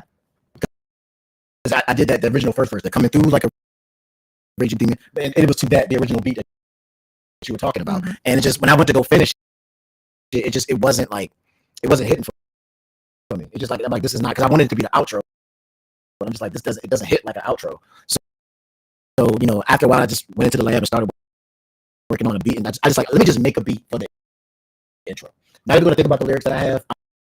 I'm just going to make a beat that's specifically for my outro. Mm-hmm. And then I made it, and then it just so happened that the lyrics I wrote for the other song fit this new beat. Yeah. And I was just like, this is perfect. So let me just line this up and just redo. I had to redo the vocals because the tempos were different. Mm-hmm. But the flow pattern still fit. So I just redid all the vocals, and I was just like, boom, that's my outro. So I guess a good question is, what does On the Move mean for you? Like you're on the move for what? Like what does on the move mean for you with this track? But also, what does On the Move mean? Like, what's the next thing? On the Move basically just means to the next level, moving up to the next level. I'm on the move. Like I'm not standing still. I'm moving forward. And like it's a statement that I always say all the time. As long as you're taking at least one step forward, you moved forward. You're going forward and not backwards. So like it's progress. It don't matter how much progress it is. As long as you move forward, you're closer to where you're trying to get to. So On the Move is just saying that, look, I'm not stopping. I'm gonna keep going and keep going. It's in the spirit of a lot of my other outros, like it's not over till it's over. Yeah. Like that song. Like it's in that spirit. It's like I'm not done until I'm done. I'm keeping pushing. That's kind of like what I like to do, say on my intros. Like, hey, this may be the last song on the album, but this ain't the last song you will get from me. Gotcha. Like this ain't the end. Gotcha. This may be the end of the album, but it's not the end of what we got, because we got more stuff coming next and next and next and next. And I know you might hate this question. You might, from a producer side, okay. But I just have to drop it. Do you feel like there's anything you would change from from this album, or do you feel like for once in your life, like you'd be like, this is what I want it to be? I'm satisfied. I'm not going to change anything. It is what it is. This truly, delivered, fulfilled my expectations, basically. Yeah. Because I know that's hard, but this is the reason why I'm asking. Because we've had this talk before. It's actually not hard, though. Oh, okay. It's actually not hard in this particular case because I think in this case, this is probably the longest time I've spent working on one project. Okay. Like usually usually with my project, especially when I was mostly by myself, I was dropping projects back to back to back. Like one album would come out and the next album would come out, and I never got a break. So you felt rushed? Yeah, so I always felt like there's something that could have been different because I didn't have enough time. I had to be ready for the next era of content because I'm trying to keep up with this content. But now you had like a but now that you guys are dropping albums, you dropped the album.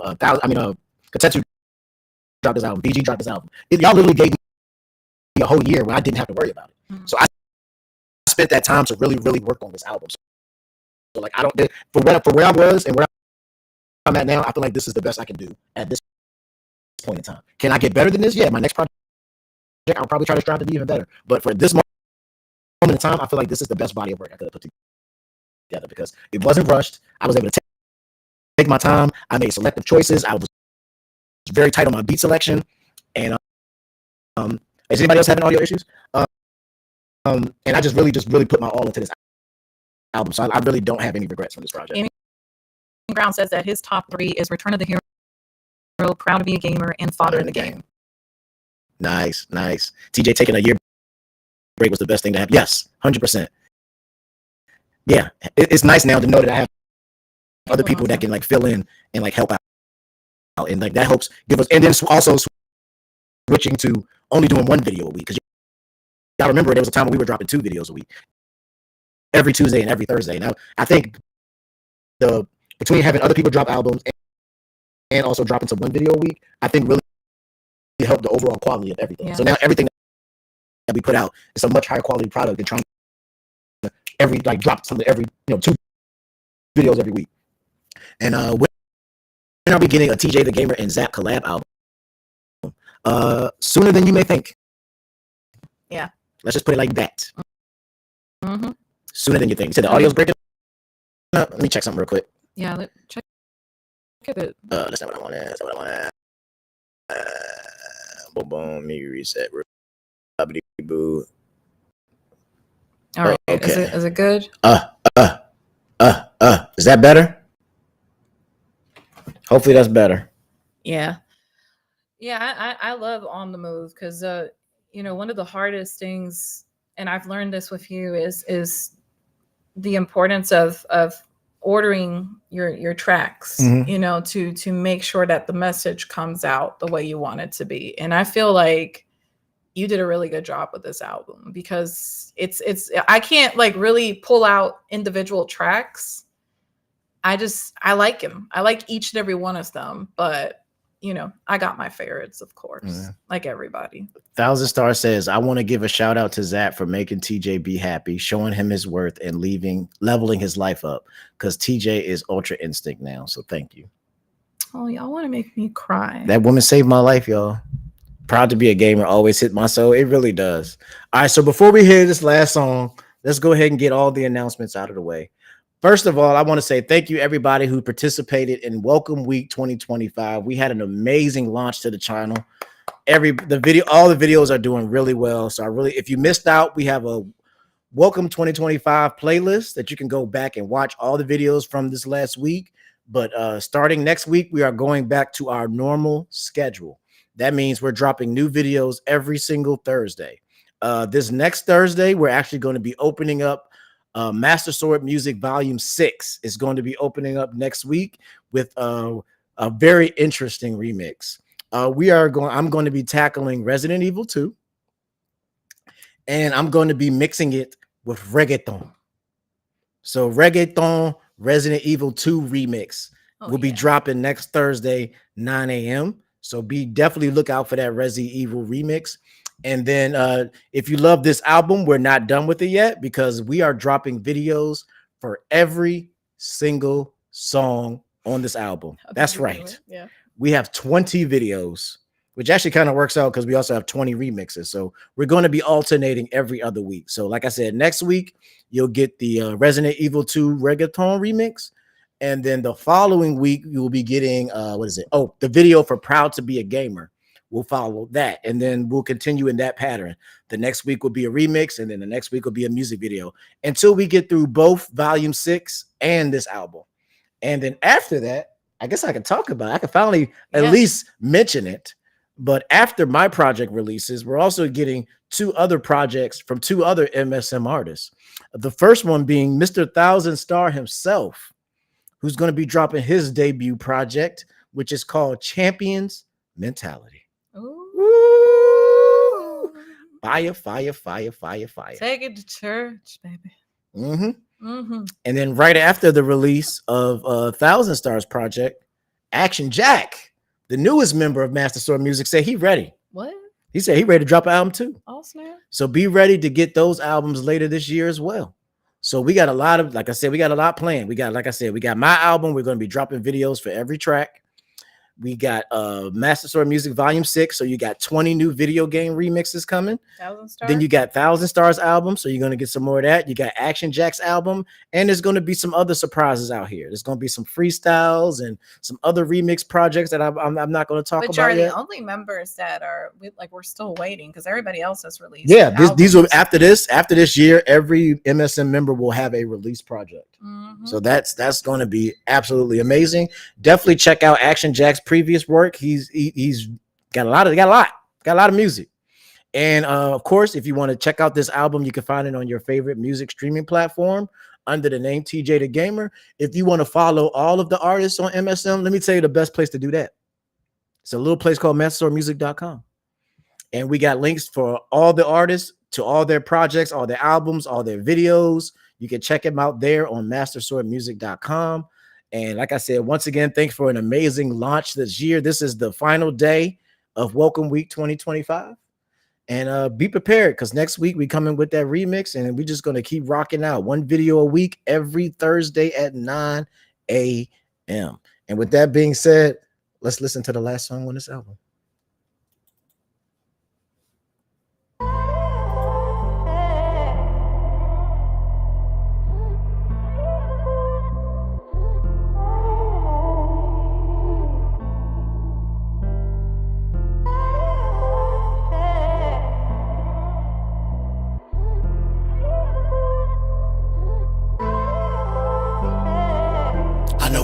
People hating, but they can't do what I do. They can't do what I do.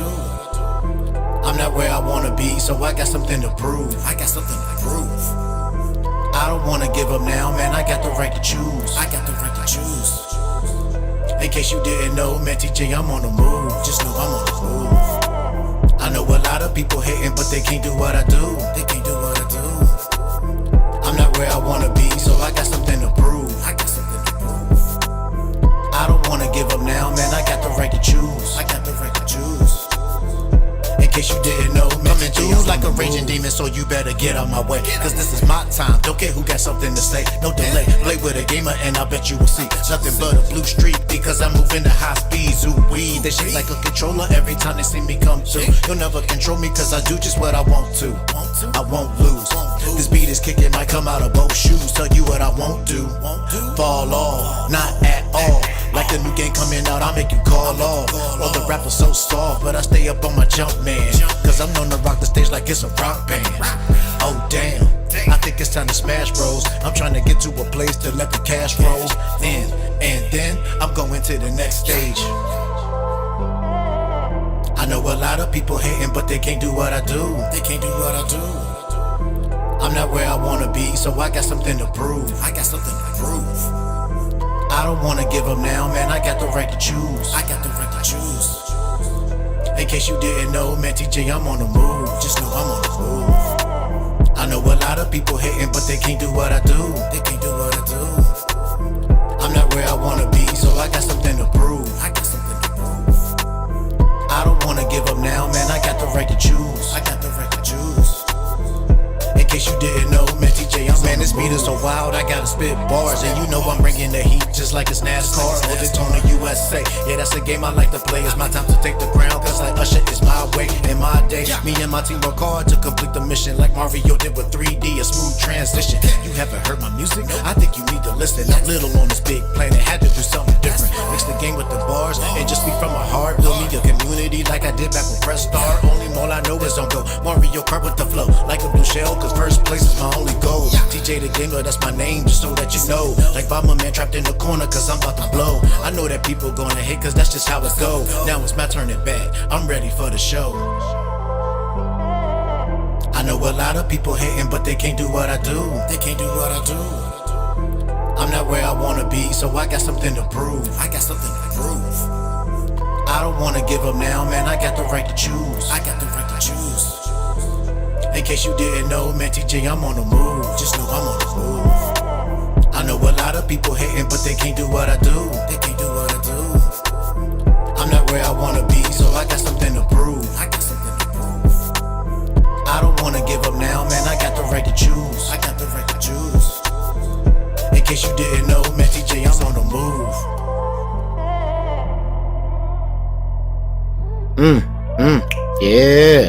Yeah, and that's a wrap. Yes, sir. Yes, sir. Yes, sir. That is a wrap. Once again, thank you guys for. I was not planning on this stream to be this long, so let's go ahead and do what we got to do and wrap up business so we can all get out of here. Get some food. Yeah, because I'm hungry. So we're just gonna go down the list. TJ the Gamer, new album is out now. The Legend of TJ, Return of the Hero. Go check it out on your favorite music streaming platform and stay tuned for the videos. We're gonna be dropping new videos every Thursday at 9 a.m. Next week, like I said, we're getting the Reggaeton Resident Evil 2 remix, and then we're gonna go into the next song on the album for the videos, and we're gonna keep going to like that until we're done. Like I said, Mr. Action Jack is preparing his project, so be prepared for that to be dropping soon. Mr. Thousand Stars also working on his project, so be prepared for that soon. Mr. VG Mobster has already dropped his project. You should check it out. It's called the VGLP, which is also available. Look up VG Mobster on your favorite music streaming platforms. You can also check out Action Jack's gaming channel called Gaming Grounds. You can also check out Thousand Stars channel where he does fighting games and Overwatch. My man Katetsu Tokai, he dropped his project Tokai and Friends Volume 1, which is also available. He also has his podcast on his channel. He does stuff over there, so follow him over there as well. And of course, we have Miss Zap Crystal, who had her project, which is called Our Love Journey, which is available on all music streaming. We got a lot of music, y'all. We got Master Music. We didn't call Master Music for a reason. We got a lot of music. Okay, but where else can they find you, Miss Zap Crystal? Go ahead, you do your own promo. I ain't doing your promo. Well, ladies and gents, I'm proud to announce that R&Z is back. Yes, full swing. We just dropped a recent episode. It is available on all of your favorite podcast platforms. So just type in Reset and Zap. We just dropped episode 8. If you could go back in time, what would you say to your younger self? Mm-hmm. It's featuring the entire community. And this past Thursday, we dropped the very first video for season 3. I'm super excited with the new format. I hope you guys have been enjoying it. You guys have showed a tremendous support. And do expect as my main content a new video, a bi-weekly show, both on YouTube, but also, like I said, on all streaming platforms. So yeah, expect a lot of more R&Z and of course, some more collaborations when it comes to music. Oh yeah, you're going to see her in quite a few videos on my channel. I'll tell you that. Mm-hmm. She's in 2 songs, and I got her to do a couple videos with me as well. So you're going to see her. You're going to see a little bit of everybody everywhere. All right, we all over the place. So definitely keep your eyes open on the podcast. Thank you once again. Check out masterswordmusic.com. Join that email list, because every week I send out an email to all of my followers so they can know exactly what videos are dropping, when they're dropping, what albums is out, the CD store, everything is there. So get on that email list and follow us there. Shout out to everybody who was here today. We truly, truly appreciate you. Follow us on social media, because there you'll get updates as we do future things. There'll be future streams. We already planning an MSM stream later. We'll probably do one for every album when they drop. So definitely stay tuned to that. And I want to thank you guys for stopping in. And we'll see you next time. Peace. Peace.